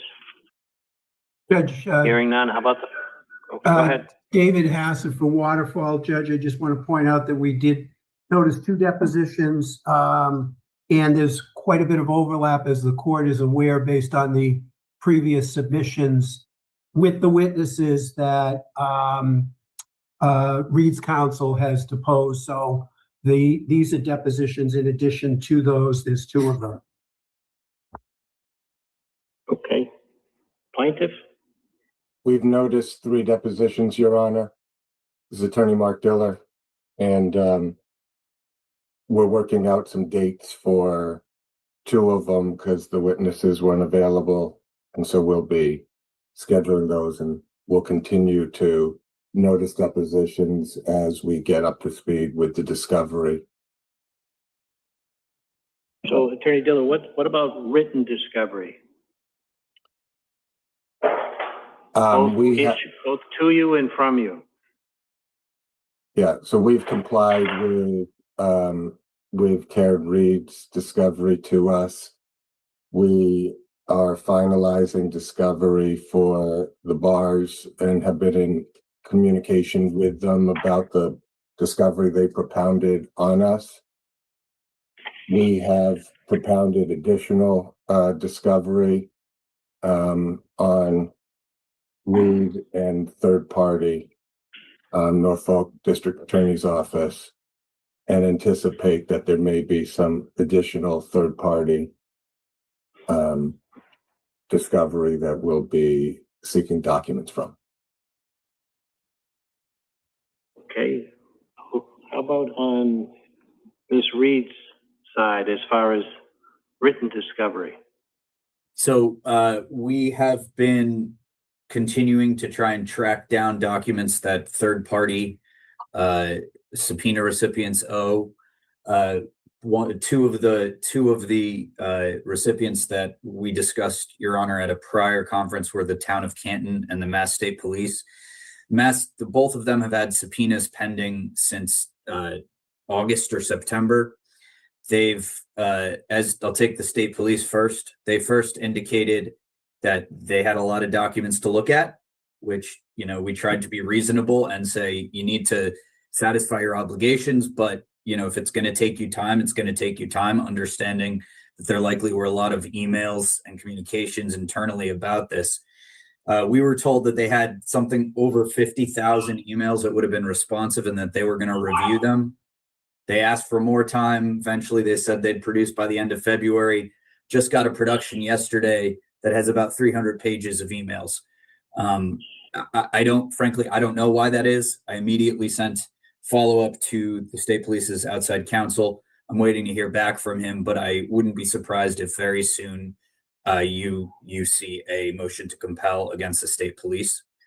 As to the town of Canton, there was an initial production that was made, but then there were additional documents we were seeking relating to Sergeant Sean Good, who was one of the first responders at the scene back in January 29th, 2022. At first, the council, again, outside counsel for the town, indicated to me that they didn't have any responsive documents relating to the investigation into Sergeant Good. Again, fast forward a couple months, it turns out it sounds like now they do have them, but they're objecting to producing any of them. So similarly, I think it's safe to expect soon a motion to compel the town of Canton to produce those additional documents. Well, I'm sure they don't want to produce anything. Well, I hope you can work it out, but if you can't, the sooner the better to get it before the court. Understood, Your Honor. Any of the licensed establishment defendants want to weigh in on written discovery?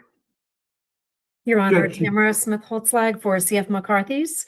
Good afternoon. We have responded to interrogatories and document responses propounded to us by the plaintiff some time ago. Okay. Judge Thank David you. Hassett. Attorney Hassett? Yes, Judge. We also have responded to document requests and interrogatory by the plaintiff. We have issued discovery to the plaintiff, and that's on extension.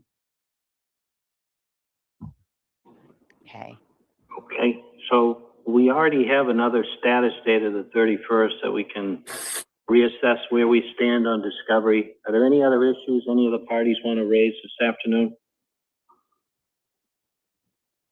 Hearing none, I'll see some of you in the morning.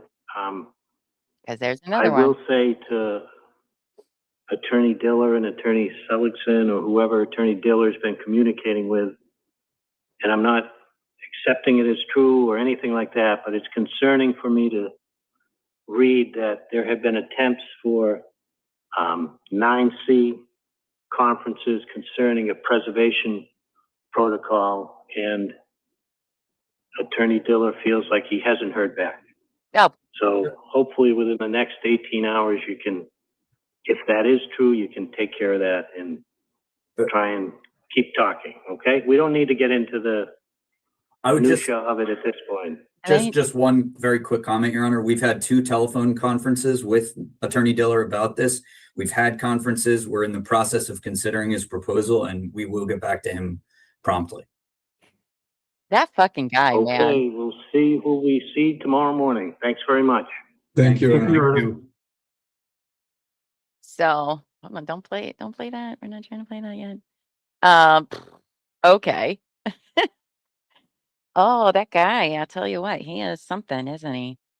Trying to be like, oh, they're not cooperating, even though like he doesn't cooperate with anything, but okay. All right, so we're on the next day, March 6th. This is a very short, all parties are in the courtroom for this one, so that's interesting for a whole 5-minute hearing, but okay. So let's give this one a go. See why they're all in here instead of Zoom. All right. Oh, Jackson's there too. Keep flying. Hey. Officer Andrew for the Honorable Justice. Judge, good day. I forgot that they do the hear ye over in Massachusetts. I forgot all about that. I get so upset because when we were watching the trial, they would like not go live until after that. And I'd be like, oh, it's like my favorite part because they're the only court I know of that I've watched that does that. Hear ye. In the County of Plymouth, Within, before the Commonwealth, draw near. Give your attendance, you shall be heard. God save the Commonwealth of Massachusetts. This honorable court is now in session. Please be seated. Good morning, Your Honor. Please. Good morning, everyone. Today is Friday, March 6th, 2026. This is the Civil D session at Plymouth Superior Court before the Honorable Justice Mark Gilday. Your Honor, the matter before the court is civil action number 2483 CV 00692. Paul O'Keefe, individually and personal representative of the estate of John Joseph O'Keefe III et al. Versus CNC Hospitality LLC, doing business as CNF McCarthy's et al. Counsel, if you could please state your name for the record, we can start with the plaintiffs. Good morning, Your Honor. Attorney Mark Diller on behalf of the plaintiffs. Morning. Good morning, Your Honor. Attorney Dan Buck on behalf of the plaintiffs. Morning. Good morning, Your Honor. Alan Jackson on behalf of Ms. Reed. Morning. Good morning, Your Honor. Aaron Rosenberg on behalf of Ms. Reed. Morning. Good morning, Your Honor. Art Maravellis on behalf of Karen Reed. Morning. Morning to everyone else that's here in the gallery. I'd remind those in the gallery to keep in mind the instructions that the court officer gave you a little while ago. Before we get started, can I talk to counsel at this time of the bench, please? Well, are we even going to have a... Oh, okay. 1 hour later. I'm sorry, I covered that up because this is why I love the trial channel, because she gets rid of all of the breaks and everything. She made a note. 1 hour later after going to sidebar. Yeah, you're going to see why in a minute. Wow. Okay. I was like, my God, how are they fitting all this in just a few minutes? Oh, now I see. Oh, man. Oh, God. Okay. 1 hour later.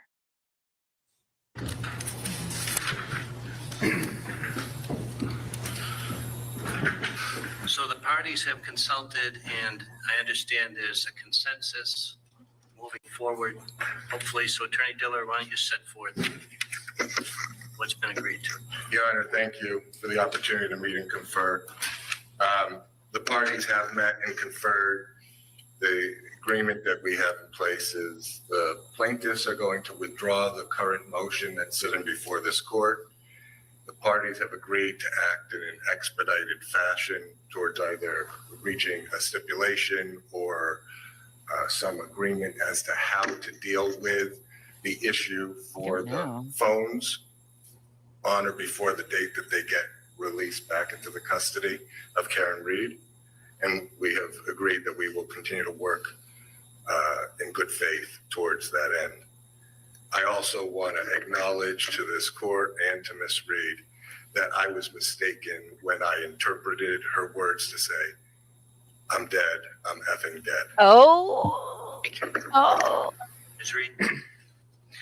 Your Honor, generally, that is the agreement that we've reached. The one clarification I would provide is that we are going to work in an expedited fashion to come up with an agreement for how the phones will be accessed and searched, et cetera. But that expressly is through our office, through Mr. Reed's counsel. Plaintiff's counsel is going to propose to us what they believe we should do to review and produce those documents, and we're going to try to agree on that kind of protocol.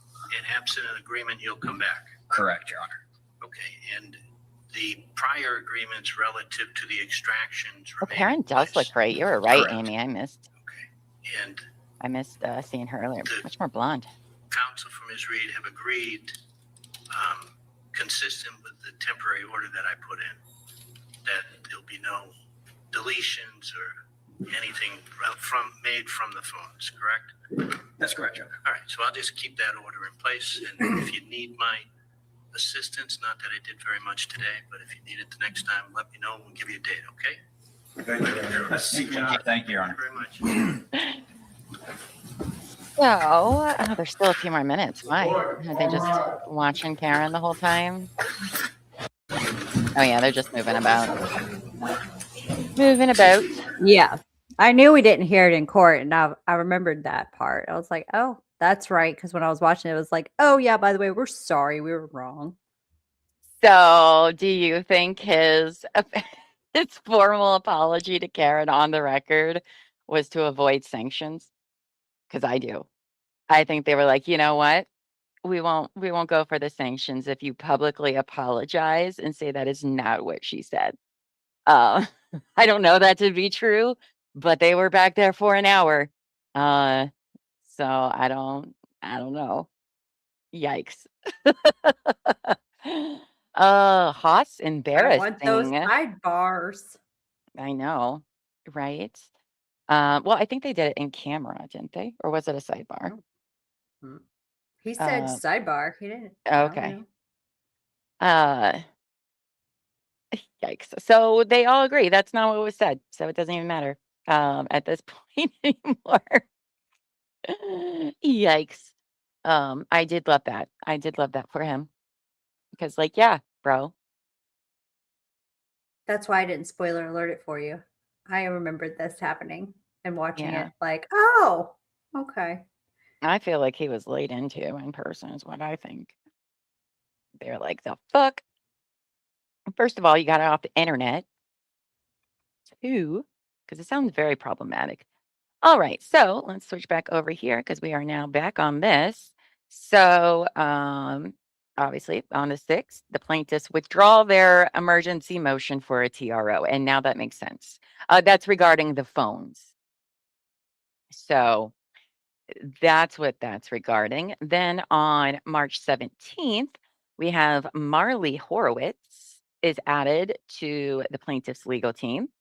Ad hoc VJ. She's from the law office of Bibby and Fell, so they're partners. Another California attorney joining the plaintiffs there. And then on March 27th, Judge Gilday orders plaintiffs to destroy Karen's oopsie reply all email. So he finally rules on that. The email has been preserved, however, under seal with the court. So Wait, what day was that? the 27th. Okay, it says the 6th. Okay, I Yeah. was like, wait a minute, I'm confused. Okay, now I get it. Nope, it's just the wrong day. It's March 27th. See, it's when I duplicate the slide. I always do it with the plaintiffs on there too. So I don't have to do them all individually. But anyway, so March 27th, he orders it to be destroyed. He also endorses the joint motion to preserve and extract Karen's phones with a third party. So both those sides worked it out. They're going to use a third party for the phone. Yada, yada. And then April 8th, Karen files a memorandum of law in support of a motion to compel the town of Canton to produce documents, which they just talked about in the first hearing. They're not being cooperative, which we know why. Because they don't want to be sued for $1 bazillion like they're going to. Anyway, they are. They already filed it last month or in June. So there's that. So Karen is asking the court to order the town of Canton to hand over documents she requested more than a month ago through a subpoena. The documents relate to an internal police investigation into the alleged misconduct of Canton Police Sergeant Sean Good, who we've been talking about, who was placed on leave in late 2025 for his correspondence with disgraced former trooper Michael Proctor, which is not great. Not great at all. Oh, sorry, I have this up here. So the judge was prior town council. Oh, really? That's interesting. They defend the police against civil actions, among other things. Oh, I was sensing his bias towards Diller and wanted to know why. Oh, I wonder if the judge will shift his bias after these two plaintiff losses. I don't know. That's interesting. That is interesting indeed. Bev was a defense attorney, but I would not have guessed that that's true. I wouldn't have guessed it either. But money and power talks. What can you do? Anyhow, that's just my opinion. So then Reed's legal team states they tried to work with the town for months. Initially, the town's lawyer claimed they did not have any relevant documents. Right. However, the town later admitted it does have the documents, but is refusing to share them, arguing that the request is too broad, irrelevant, and involves an ongoing internal investigation. So isn't that cute? Isn't that cute? Oh, we don't have anything, even though we absolutely should because of our position. But now we do have some, but we're not gonna share that with you. So sorry. Okay. So the plaintiffs are claiming that Karen invested a false narrative about the police investigation being corrupt and framed her. Reed's lawyers argue that the town cannot hide behind the excuse of an ongoing investigation because this is an internal personnel matter. Disclosing the files won't ruin a criminal prosecution. Furthermore, past Massachusetts court rulings have established that internal police files and disciplinary records are not secret or privileged and must be shared when requested by a court subpoena. So Reed is asking the court to reject the town's objections and force them to turn over all the requested documents within 10 days. I wouldn't know why they wouldn't want her to have those things. Don't worry, we'll eventually find out. So the town of Canton then files their opposition to Karen's motion. The town is asking the court to deny her motion to force the town to turn over internal documents. In late 2025, the town placed a police officer, Sergeant Sean Good, on paid administrative leave and hired an independent investigator to look into his conduct. Karen Reed's legal team sent a subpoena demanding all records, emails, text messages, and audio video recordings regarding Sergeant Good's disciplinary history, misconduct reports, and communications with various individuals over a 4-year period. The town claims the request asks for far too much information and it is not properly focused. They argue that the internal investigation into Sergeant Good started nearly 4 years after O'Keefe's death and has absolutely nothing to do with the actual claims or defenses in Reed's case. Oh, really? It doesn't. It has nothing to do at all with it, or his relationship with Michael Proctor, or his relationship with Chris Albert, or any of that. Has nothing to do with any of this. Okay. All right. Sure. Let's see. The investigation into Sergeant Good is still active. The town argues that releasing internal notes and communications right now could disrupt interviews and compromise the investigation. Okay. They also noted that a previous letter given to Reed's team was immediately leaked and posted online. Right. Okay. We're going with more leaked documents. It's all Karen's fault. No They matter. always do that. Right? They're always doing that. All of these corrupt fucking people and institutions are like, we wouldn't do it. What? We're so trustworthy. We are so trustworthy and good at our jobs. We would never do anything malicious or with ill intent, or it's literally both cases. But okay, sure. You would never do anything bad, even though it's all pretty bad. There's that. So the town then points out that once the investigation is finished, a final report will likely be a public record that anyone can request. Yeah, because it's going to be so thorough and transparent. Don't you think, Buffy? So transparent, I'm sure. Probably redacted every single line. Okay. Furthermore, they state that the core text messages Karen is looking for were already given to her by the Norfolk District Attorney's Office, making this request unnecessary.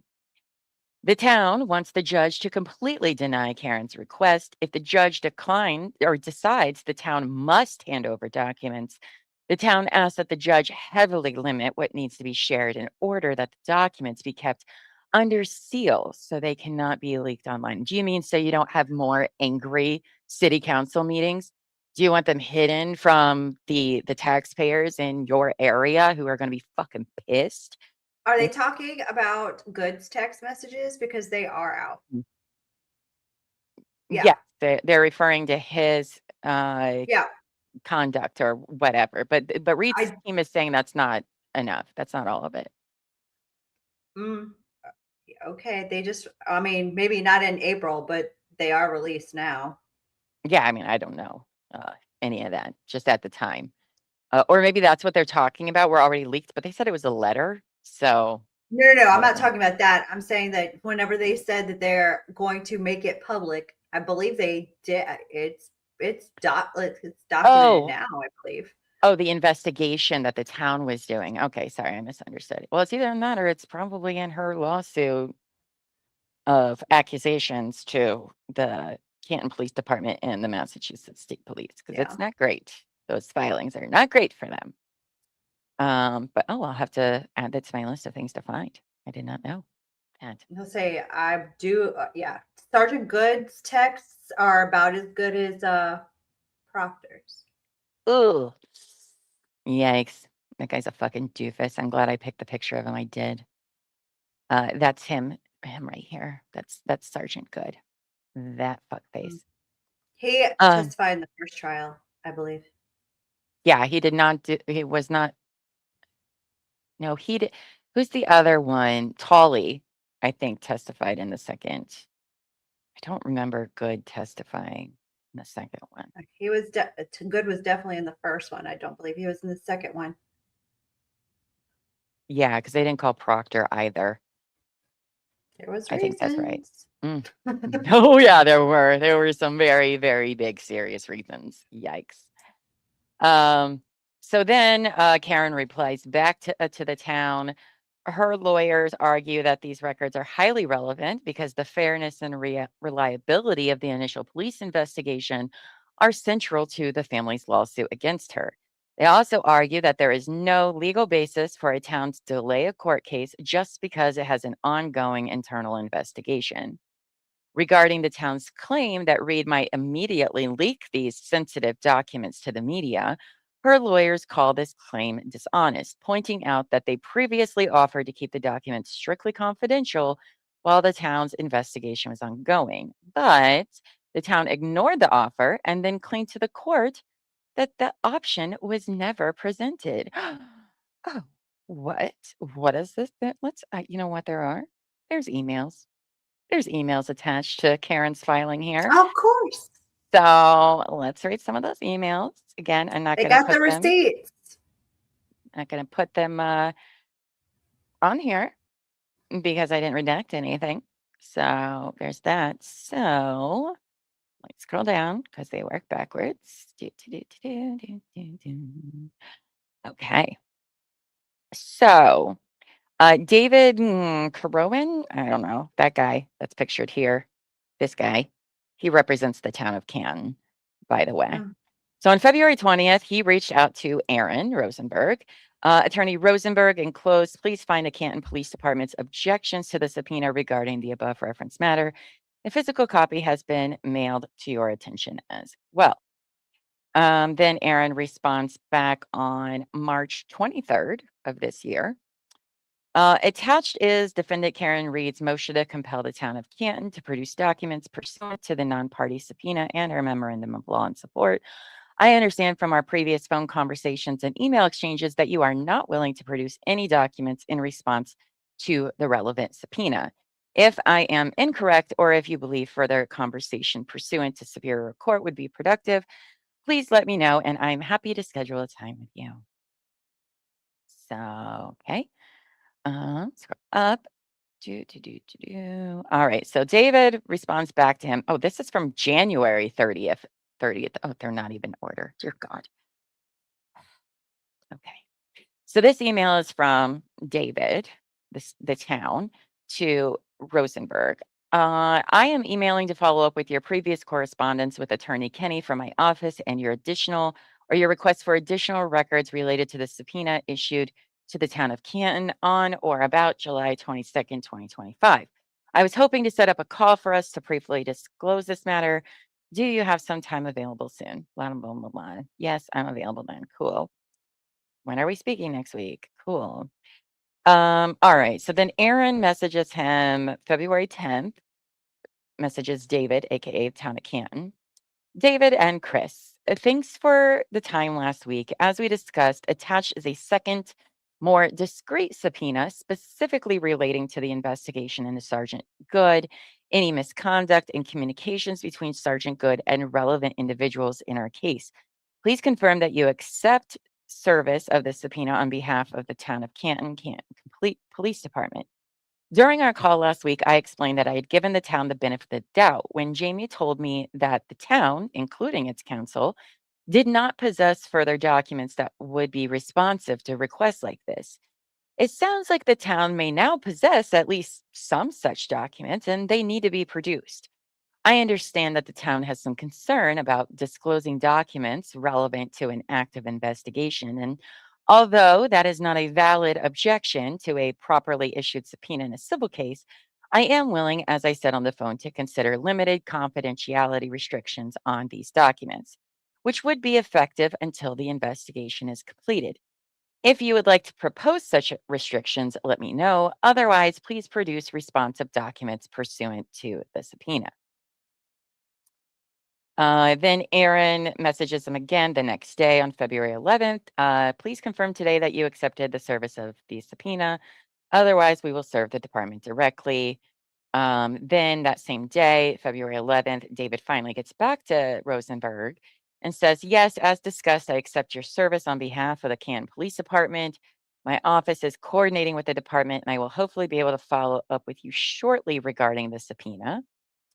Aaron messages him back on February 20th. David, I assume the attached email letter means you are now refusing to provide any documents in response to this subpoena, even if we all agree to confidentiality provisions, despite our numerous attempts to confer our offer to work with you to address your client's concerns and your colleague's prior statement to me that the documents in question do not exist in the department or town's possession, custody, or control, which your letter does not assert. Please confirm that I understand your response correctly, and if so, please let me know when you are available on Monday to confer pursuant to Rule 9C in advance of an immediate motion to compel, as Judge Gilday has urged us to do this in this case. And those were the emails. So they found some stuff, and then they were like, oh, yeah, this isn't going to be great if we hand it over to them, like, at all. So we're just not going to do that now. No, thank you. And so I think this is going to leave us with the last of today, which is April 9th. This is a hearing, status hearing. It's only 11 minutes. And that is where we are going to end today. So let's share this real quick. There we go. Some of the worst judges for criminal cases in my county were former attorneys in my office. Some good ones too, though. Oh, yeah. You'll have that. Oh, say cheese. Have you started watching the retrials? Because I feel like if you have, I need to know your notes at all times, your thoughts and opinions at all times. I will start a channel for you just in the Discord called Say Cheese Thoughts. The Karen retrial. Because, oh my goodness. Oh my goodness. If you think that like the bananery that we're talking about, it's so much of it. And all of this makes sense why nobody wants to cooperate with anything, even more so than they usually already don't want to. You haven't? Girl, you need to. You need to. Just for funsies. So, okay, let's make this bigger and see what they have to say. Matter before the court is civil action number 2483 CV 00. So the assistant here or clerk is apparently at a rave with the blinking lights. 0692, Paul O'Keefe, individually and personal representative of the estate of John Joseph O'Keefe III et al. Versus CNC Hospitality LLC, doing business as CNF McCarthy's et al. Your Honor, on the Zoom we have Attorney Daniel Buck and Attorney Mark Stiller on behalf of the plaintiff. On behalf of defendant CNC, we have Tamara Holstag. On behalf of defendant Waterfall, we have Attorney John Deely. And on behalf of defendant Reed, we have Attorney Thomas Tang, Damon Seligson, Charles Waters, Sarah Shipley, and Aaron Rosenberg. Good afternoon, everyone. Thanks for accommodating the time change. I apologize for any inconvenience. It's been a while since we've been together, so why don't we start with the plaintiff and let me know what depositions you've conducted and what depositions you have left to conduct. Move this up here. Your Honor, we've noticed 11 depositions, but none have taken place yet. And we have a number of keeper of record deposition subpoenas that are still outstanding and pending with third-party entities. So we've done nothing. So And is the reason they have not taken place yet because they were noticed for dates after today, or other reasons? for the most part, yes. Some were I can't recall when we initially noticed some, and they were rescheduled based on witness availability. But I can tell you that we have put on the calendar 11 depositions with notices that have been served. For what period of time between now and when? Throughout there are also other parties who have also noticed depots. So we are trying to identify dates that weren't already occupied and that we are able to convene. So we've done it throughout every month between now and the end of discovery. Okay.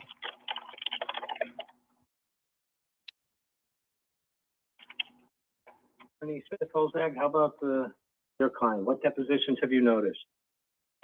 I can't hear you, Your Honor. Question was directed to Attorney Smith-Holzag. Okay, thanks. What depositions have you noticed? Good afternoon, Your Honor. We have not noticed any depositions as of yet. We have two customers of Waterfall that we've discussed with other counsel as folks that we are going to subpoena for deposition. They are not parties to the case. Obviously, we will be looking to depose the plaintiffs, and Mr. Diller and I have been in discussions as to the timing of all that, but we have not taken any depositions yet.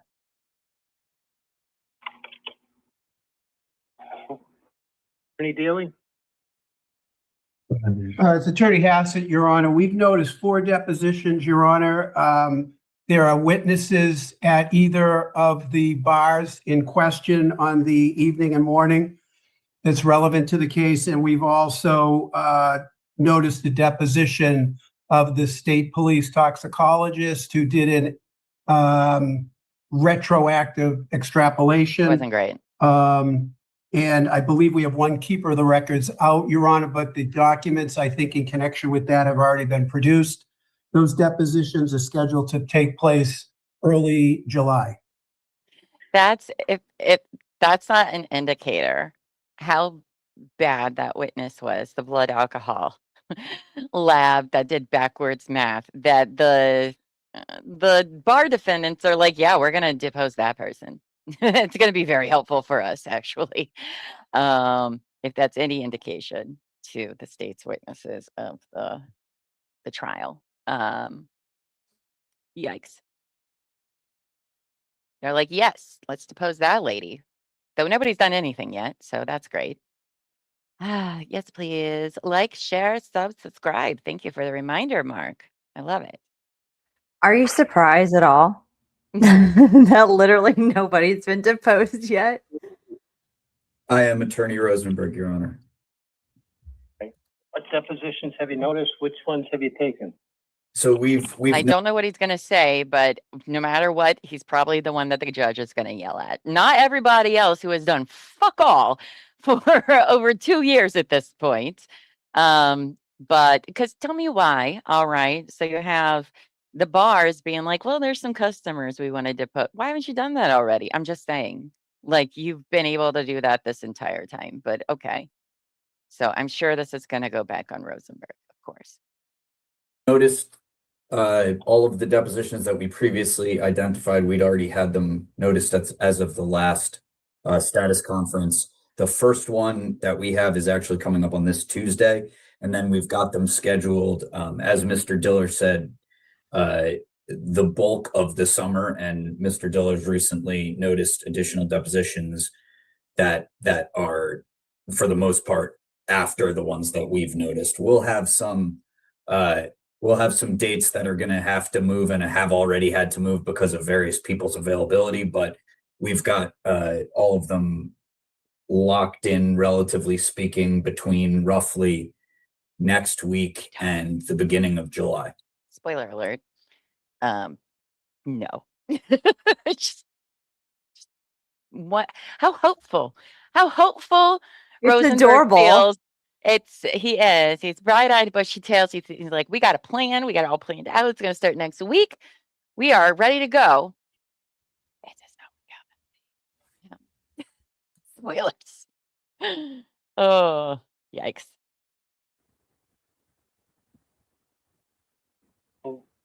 I didn't hear anyone say that they've taken a deposition. Nope. Like I said, the first one I think will be this Tuesday. It'll be our deposition for Miss Reed. But that's, as you asked, I forget if it was Mr. Diller or Miss Holstag. That's primarily because when they were initially noticed, it was after today's date. He just shrugs. Did you see Diller shrug his shoulders? Forget when I got There for later. involved in the case. I know it was sometime in the fall. I know we talked about discovery and depositions then. I guess you all just desire to ruin your own summers, because you're going to have to get a lot of discovery and depositions done by the summer. Yeah. What other issues do any of the attorneys want to talk about? Your Honor, Plaintiff Mark Diller here.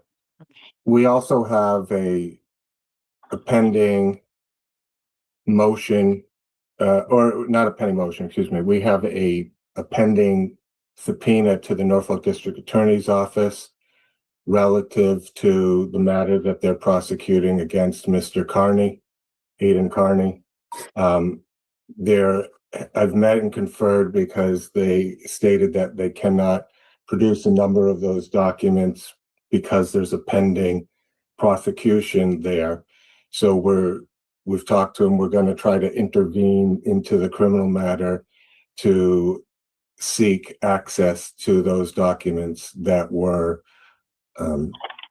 obtained through the criminal investigation pending against Mr. Carney that are reasonably calculated to lead discovery of admissible evidence in this case.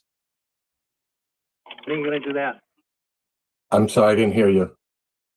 When are you going to do that? Well, we met and conferred yesterday with the Norfolk District Attorney's Office about it. We had issued the subpoena a while back. They provided some documents that they were able to provide without problem, and the others they made objections to. I talked to them about whether or not seeking a motion in this court was going to help, and I think because there are protective orders in place in the criminal matter, I still need to get relief from the Norfolk Superior Court that has those matters pending. So we started the process after we met and conferred yesterday about seeking to do paperwork in order to intervene there and seek to access those documents. We're really going to need Alani to sponsor us by the time this goes to trial. Girl, Just saying. We need it to happen. I need like 2.0 speed.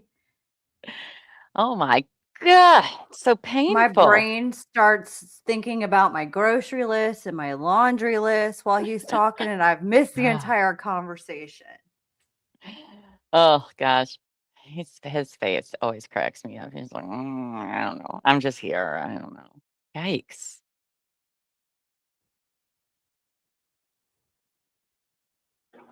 Other issues any of the attorneys want to raise? Hearing none. So Attorney Rosenberg, we need to set a date for the motion that you filed yesterday. Yes, Your Honor. So I'm going to set a date of April 28th at 3 p.m. unless there's an objection from any of the counsel on the Zoom. I think that's regarding the town. No, Your Honor, and that's fine. I just want to also highlight for you that by that time you may also have a motion filed after the 90-day period against the seeking additional documents from the state police as well, which you and I discussed at our last status conference. it's at least going to be on one issue. It may be two. I'm waiting to hear back from their counsel as to whether they're going to voluntarily produce something or not. But I'll try to have that filed with you before then, so you can decide if you'd like to notice it for the same time. I would encourage all of you to get filed whatever motions you may need to sort through any discovery issues, so we can get them heard and try and move this matter along, which we apparently haven't been too successful at, but we'll keep trying. Right. Anything else?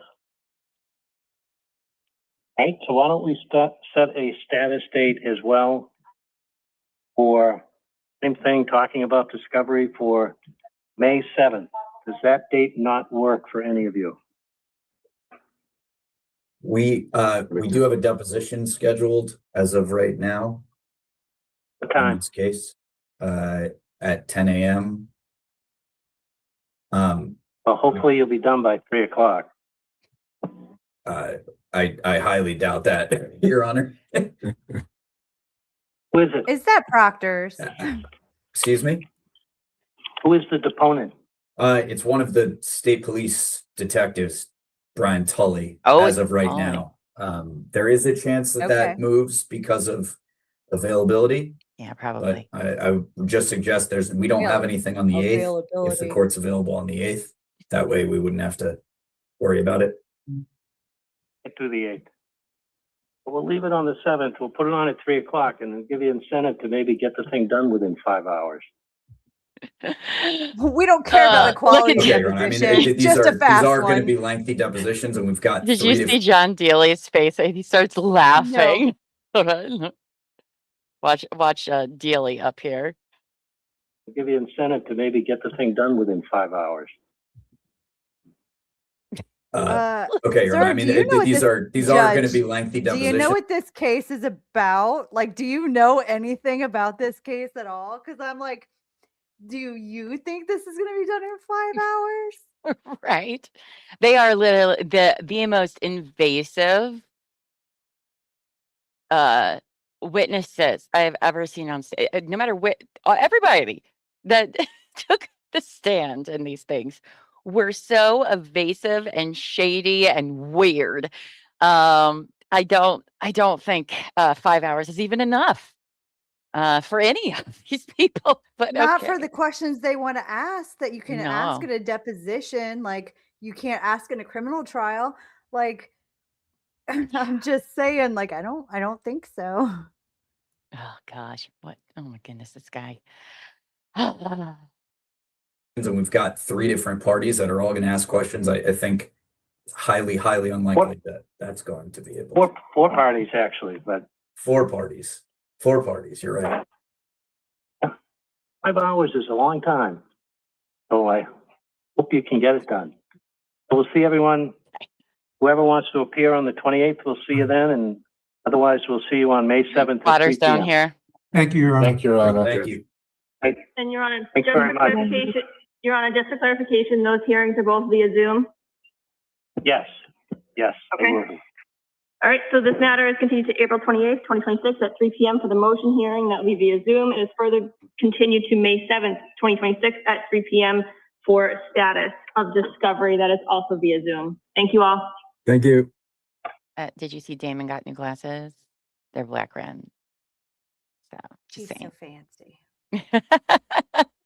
Oh my God. This judge, like, sir, I get it. I- I 5 know. hours should be plenty. Just get it done. I don't really care how good it's done. Just get it done.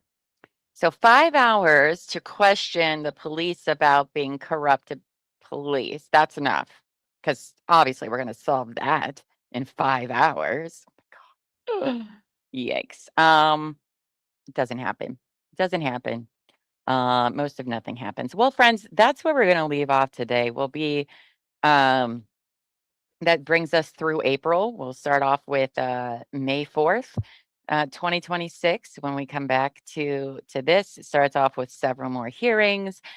And then June gets very spicy. June gets very, very spicy because Karen files her lawsuit against the Massachusetts State Police, the city of Canton, which some not great stuff comes out from that lawsuit regarding some certain people. And then also at the same time, Higgins, Alberts, and McCabe, thank you. I was like, they also in June of just this past year go to sue Karen Reed and Turtle Boy. So things get even more electrifying, if you will. So that's where we're going to pick up on Thursday. Now they have a hearing Thursday. I don't know. Have the recent ones been on like long crime? Or is it like a phone in, we have to wait later? Do you know, Buffy? I'm usually on here with you when those are Yeah, going that's on, so true. I see them after. Yeah. Which should I watch the criminal trials on? I would say the trial channel because she's taken out all the sidebars and breaks. So and she has them broken down by like witnesses too, which I like when I'm rewatching trials. She did a great job. There's the first trial and the second one on there. So I recommend the trial channel to go watch that, or you can watch with some of the other law tubers or us if you wanted to watch our reactions to it. But if you just wanted to just watch the trial itself, I would say the trial channel is where I would go give it a go. Cannot wait to hear your take on those so badly. But Thursday we'll be back, maybe earlier if the the hearing is going to be available in real time. If it's not, then we'll just continue where we left off and cover it up for a little while. We're almost caught up since we're to, May, and it's now August, but a lot happens in June and July as well. So we'll see. Who knows? Maybe the hearing is going to be put on hold. You never know with court, right? We never know. But either way, we will be back Thursday, either a little early or regular time. I don't know. You want to get through it fast, then I would say the trial channel for sure. Again, they have them all broken down, so you can do it better that way, I think. Check them off your list. Be like, oh, this is how much further I go. Because there's a lot of sidebars. A lot. And you don't have to sit there for hours. We're just like, oh my God, we're going basically sidebar every 5 minutes, it seems like. So definitely the best place for that. And the sidebars have been released, which I still haven't even went through the sidebars that were finally released in this. I heard they're a doozy. But anyway, well, that's what we have for you today, friends. Thank you for joining us on our Karen Reed catch up for this specific civil trial. If you like this, we will be covering the other ones. If you have a different case you want us to cover very similarly to how we did this with a little presentation to let you know, let me know in the comments and we'll see where we can fit it in. I mean, preferably not civil, kind of a little need something else besides civil all the time because it makes me mad. Oh, today's your anniversary. Congratulations. 24 years. I love that. Congratulations, babe. I hope you guys have a wonderful celebration together. All right. Anything you want to say before we go, Beth? No. As always. That guy was painful. I mean, I don't really say a whole lot unless I'm angry. This trial's a shit show. It's gonna be a do-over. Yeah, and it's interesting. Civil trials are time trials, unlike criminal. So wouldn't that make you mad if this judge gives them like an hour for each side? Oh, shut up. No way. They could. I don't know. I don't know how Massachusetts does that. I don't know. I mean, we saw it in Laura's case. It was like 2 hours. That's true. How long was Depp's? Depp's was what, 6 to 8 weeks, I want to say. So maybe. I mean, even Judge Bev gave each side like 45 minutes for closing. Yeah, that's true. And in the first trial, it was only 30. And it was a 6-week trial. Right. that you're And supposed to close in 30 minutes. Lally didn't even get through his closing argument. Nope. Oh, that's a good question. I didn't even think about how much time he's going to give because, the man thinks 5 hours for a deposition is just fine. So, fuck, I didn't think about how long it would be. So, I mean, I It'll was be planning a interesting. couple months at least. I think they probably will because of the number of A couple defendants months? too. I don't think it's going to go a couple months. I think he's going to be like 2 weeks. Y'all done at the most. Well, no, I had thought it was going to be a couple months because I forgot the time factor for civil Oh cases. no, I know. That's why I'm saying no. I don't think he's going to do that thing. He's going to be like maybe 2 weeks, 1 week. We're done. That's I don't right. know. Gwyneth Paltrow got like a whole week, right? Hers was 2 weeks. Yeah. So yeah. Yeah. All good. I'm glad we made you laugh. Yes, go replay Buffy's chair breaking, apparently. Yeah, we going. Yeah. She got those done not too long ago for her birthday. I got them done almost a month ago. Yeah. I was supposed to get mine done yesterday, but not until October now. You'll have that. All right, friends. Well, thanks for joining us again. Until next time, as I always say, go forth and be amazing. And we'll see you on Thursday. Bye.